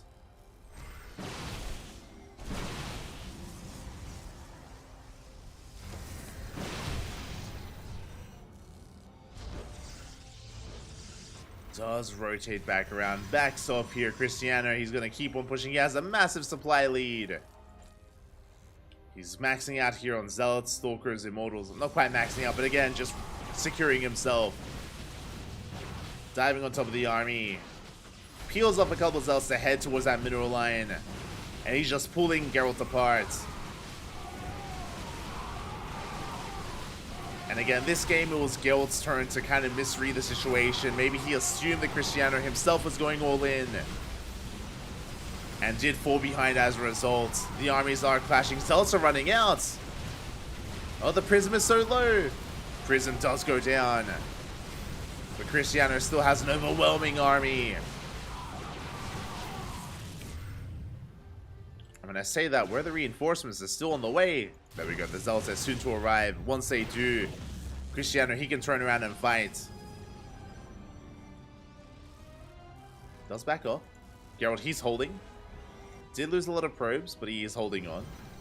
4th base is getting up and running.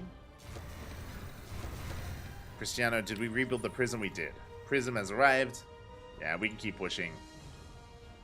Cristiano still looking solid right now. With +3 on the way. He will soon have a double upgrade lead. Which is insane. Has observers in case there are DTs. And collapsing on this 4th base. And this is all we had left. GG gets caught. Cristiano, he snowballs out of control and he will tie up the series 2-2. We're going to the ace match. GG. We are going the distance here. We're going all the way to game 5. Again, Geralt. From my impression, it looked like he was setting up for a 2-base all-in. Clearly, he wasn't, because, I mean, clearly that wasn't his plan. It looks like if it wasn't a 2-base all-in, maybe Geralt was expecting aggression. Maybe he was expecting aggression from Cristiano. When it didn't come, he fell behind. That's basically what happened here. Is that Cristiano had invested into production, into an army that he wasn't able to use, and Cristiano snowballed out of control with his economy. Faster 3rd base, better worker count, a higher worker count, into a 4th base behind it as well. With the better economy, led to better upgrades, led to a larger army, led to Cristiano snowballing out of control, and with that, we have a game 5. It all comes down to this. It all comes down to this next final game. What I will say though, very quickly, big shout out to both Cristiano and Geralt. Clearly, they are a level above the rest. They had a really good showing so far, making their way towards the grand finals, and even going all the way to the ace match as well. Clearly, they are very well matched. They are very comparable in skill, and either one could be the champion. They're both definitely worthy of the title of a Logic Games Championship. Who's it going to be? Again, could go either way. Could be anyone. Cristiano and Geralt, they've both proven their worth. They've proven their mettle, but there can be only one. Who is feeling better on the day? Who was on top of their nerves? Who was not hungry? Who has eaten? And who is ready to win it all? We have our final game. It is on Hecate. It all ends here. Let's go. And spawning in the bottom left-hand corner of Hecate, we have our Polish Protoss player, the Red Protoss representing Storm Gaming, being forced into the ace match. This is it. It all ends here. It all ends now. It is Geralt. And spawning in the top right-hand corner, we have his opponent. We have the Blue Protoss player from the land of Poland, representing Team Blazer. It is Cristiano. Let's go. Let us go. It all ends here. It all ends now between Cristiano and Geralt.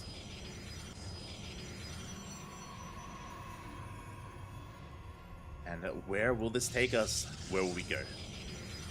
For the time being, it is going to be a two-gate opener here on Hecate. Now, Hecate is a very large map. It's a very large map. We have seen proxies on this map before. We've seen them succeed, and we have seen them fail. They're very prone to proxies. Does anyone have the cojones there? Who is feeling confident enough to proxy in the ace match? That's the question. There are plenty of players that would. Players like Maru, players like Bjorn. There are plenty of pro players out there that are willing to throw caution to the wind and double down in the ace match. Very interesting movement from this probe. My eyes are on Geralt here as he is hiding his probe. He's hiding his pylon, but that is a fake proxy from Geralt. Cristiano comes in and he will confirm, hold up, where is the pylon?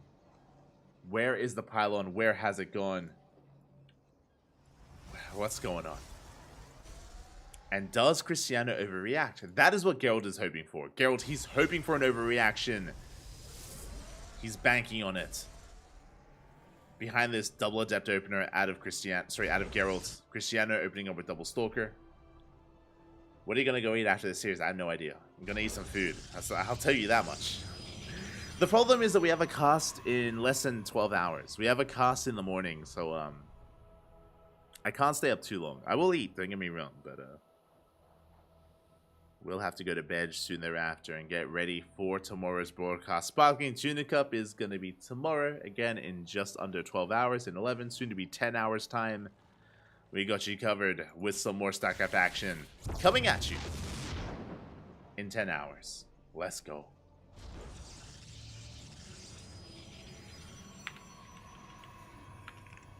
In 10 hours time. Meanwhile, across the map, we're going for our expansions. We have not taken the bait. Cristiano, he hasn't scouted the pylon. He doesn't know, but he doesn't buy the fact that it is going to be a proxy.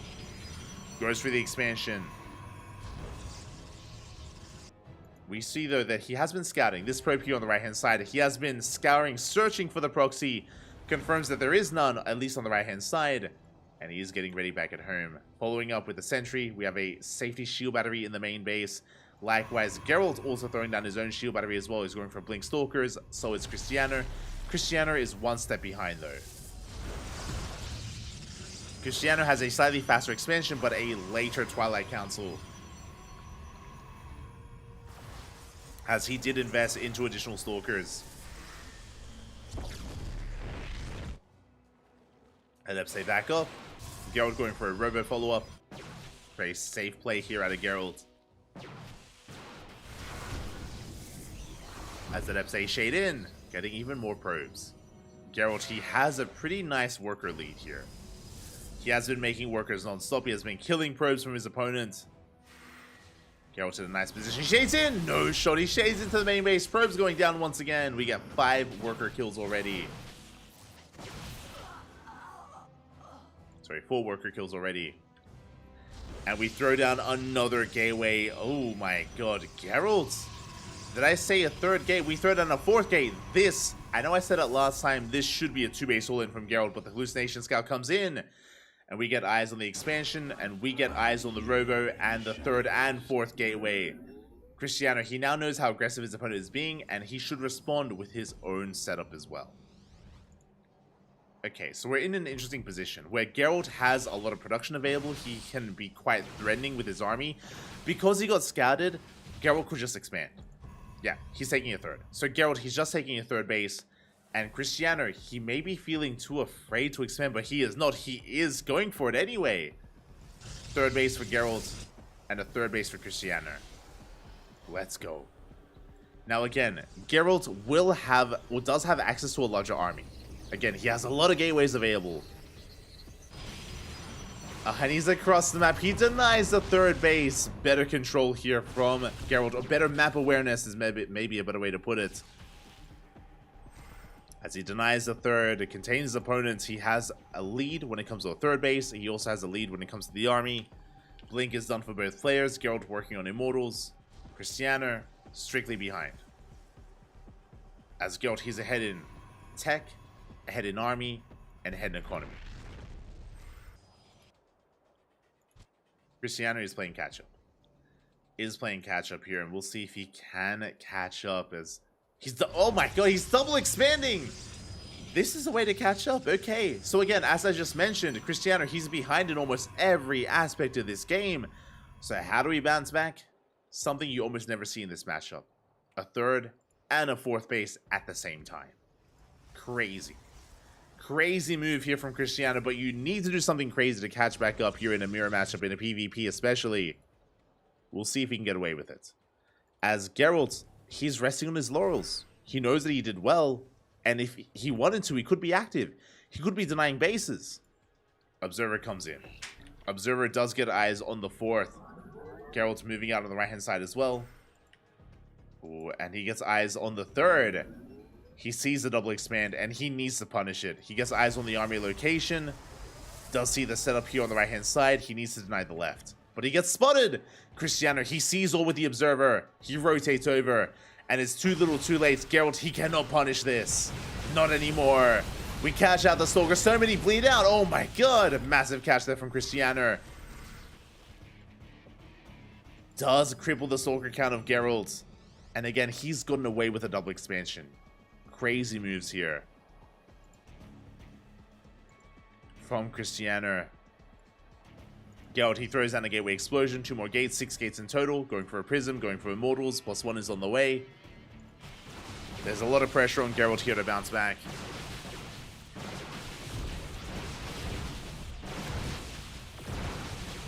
A lot of pressure on Geralt to push. And we gotta go. We have to send it. Easier said than done. I will feed. Oh, Rowdy, feed me, Papi. I'll open up. Oh, I'll open wide for you. Dark Shrine on the way for Geralt. But again, there are plenty of observers down for Cristiano. And here we go. We're pushing with the Immortals. Geralt hitting with his upgrades as well. +1 is going to finish up in a couple of seconds. Geralt, he has the Immortal lead. He's up in Immortals, he's up in Stalkers, he's up in upgrades. +1 finishing up in 10 seconds. This is it. This is Geralt's moment. Cristiano, though, he has the concave, he has the high ground, he has a shield battery and an overcharge. Is that enough? Force fields are thrown down. Ooh, the overcharge was premature. Premature overcharge here from Cristiano. A little bit trigger happy. It is wasted. Geralt rotating around. Working on glaives, getting a 4th base. Big shout out to Rowbags in the chat. Oh my god, thank you so much for the Switch Prime. But before we can get into that, Geralt, he does push in. Depowers the shield batteries, depowers the cannon. Good start. But again, big shout out to Rowbags resubscribing for 7 months with Twitch Prime. Gracias, papi, gracias. Hope you enjoy the emotes, hope you enjoy the content. Ga, papi, ga. And a big quack as well. As Geralt, he dives on the 3rd. focuses down the Nexus. The army has arrived though. Cristiano not too late to respond. Saves the base, collapses on the army. Going for the Immortals, and he will focus them down. He gets one. Does get one Immortal. And he will get the second Immortal as well. Big overextension here by Geralt. That advantage that he once had isn't there anymore. He lost his Immortals. +1 is finished up for Cristiano, evening up the upgrades. And you can see Cristiano, he's hunting down those Stalkers. He's looking for them. And he will find them. I'm here. He will find the Stalkers. Blinking on forward, working on the surround. We have to recall. As we will bleed out a couple of Stalkers here. Yeah, the full surround from Geralt. Sorry, from Cristiano. Geralt in a lot of trouble, working on a 5th base as well. He's crazy. 5th base on the way, but Cristiano, he has momentum on his side. He has a massive army lead. Big reinforcement wave on the way. And Cristiano is just a numbers game at this point. He has too much. He got away with the 4th base. He got away with the double expand. And he has run away with this. Collapsing on the army. Pushing on forward. Stutter stepping forward with the Stalkers with the Immortals. Overcharge is popped. We respect it. We respect the overcharge. We do back off. We do retreat. Oh my god. Bleeding out a little bit here in the retreat. Oh, the force fields. We trap the Zealots. And we're going ham. Good trade there from Geralt. At the same time, DTs, they do get across enough. They depower some of the production. This is still quite close. Geralt slowly catching back up in that army supply. Cristiano rotates around, gets eyes on the 4th.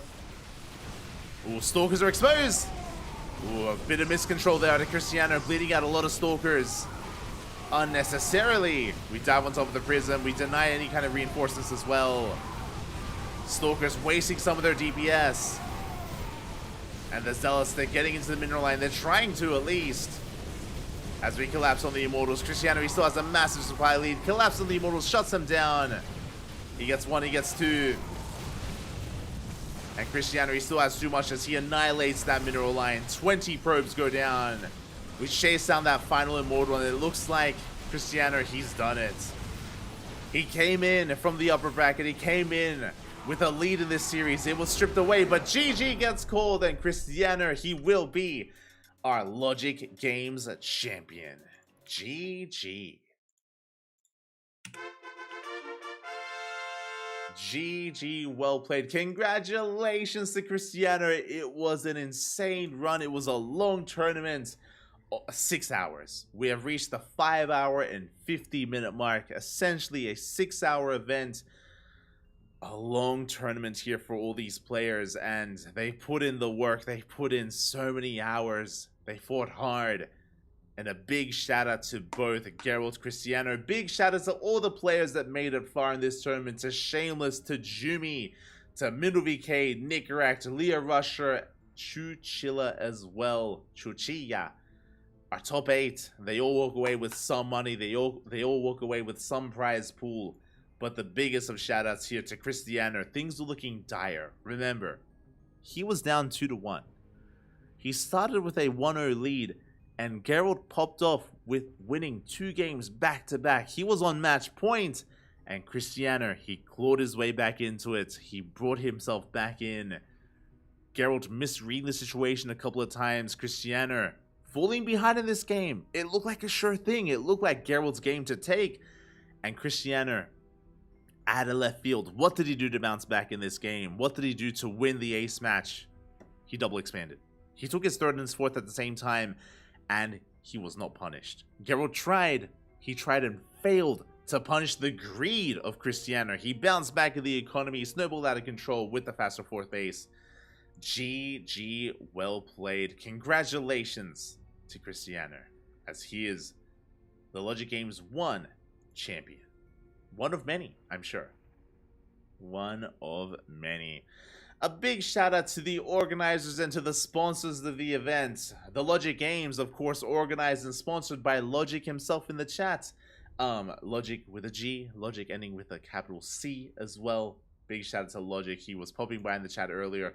A big shout out to Hyper One, one of the main sponsors. A shout out to the Wonderful Events, another big sponsor for the event as well. And a shout out to OSC, as OSC have of course provided some points and some prize pool some prize money to this event. Without them, this event would not be as large, would not be as beautiful as it is. And a shout out to the admins, Reality and Shiny. They allowed for this event to run smoothly as possible, updating the scores, being there to answer any questions that the players would have, and making sure that everything would run as smoothly as possible. Thank you so much here to the admins, to the sponsors, to the organizers, and to the people in the chat. Thank you. Thank you for watching. Hope you had a great time. Hope you had a great event. Again, there's no confirmation that there's going to be a Logic Games number 2 or number 3 or number 4. There's no confirmation, but I'm sure there will be in the future. I'm sure there will be another event in the coming weeks, months, years, maybe, potentially. Why not? It was great. It was a great tournament. Great time. GG. Well played. Well played. I am starving. I'm starving. I'm going to go get some food. We had a great time. I mentioned this earlier. If you are not satiated, if you want some more StarCraft in your life, then we're going to be live here in 10 hours. 10 hours time. We're going to be back with Sparkling Tuna Cup. The return of the Sparkling Tuna Cup. What the hell is the Sparkling Tuna Cup? That is our very own tournament. It is our own weekly open tournament. So stay tuned or be there for it. Set your alarms. Mark your calendars. 10 hours. We're back here. With the tuna, with the cup, with the sparkling. See you there. See you then. Meanwhile, stick around. We're going to be giving another StarCraft streamer a raid. Also, if you enjoyed the content, if you want more of it, exclamation mark socials in the chat. You'll get links to our Twitter, Facebook, Instagram, YouTube, Discord. You can get links to all things CranKy Duckling. We also have a Patreon if you want to support the CranKy Ducklings. Patreon or Twitch. Subscribe. And you will gain access to replay packs, you'll gain access to emotes as well, and to other lovely content. So we got you covered with the Patreon, with the subs. Support us if you wish. Otherwise, thank you for watching. We'll be back in 10 hours. I'm going to go eat, and I'm going to go bed. I'm very worn out, but I hope you all enjoyed the tournament. Hope you all enjoyed the content. Shout out to our players. Thank you for watching. We'll see you guys next time for some more StarCraft CranKy Duckling action. Until then, hasta luego. Ciao. Ga, papi, ga. See you next time. Bye.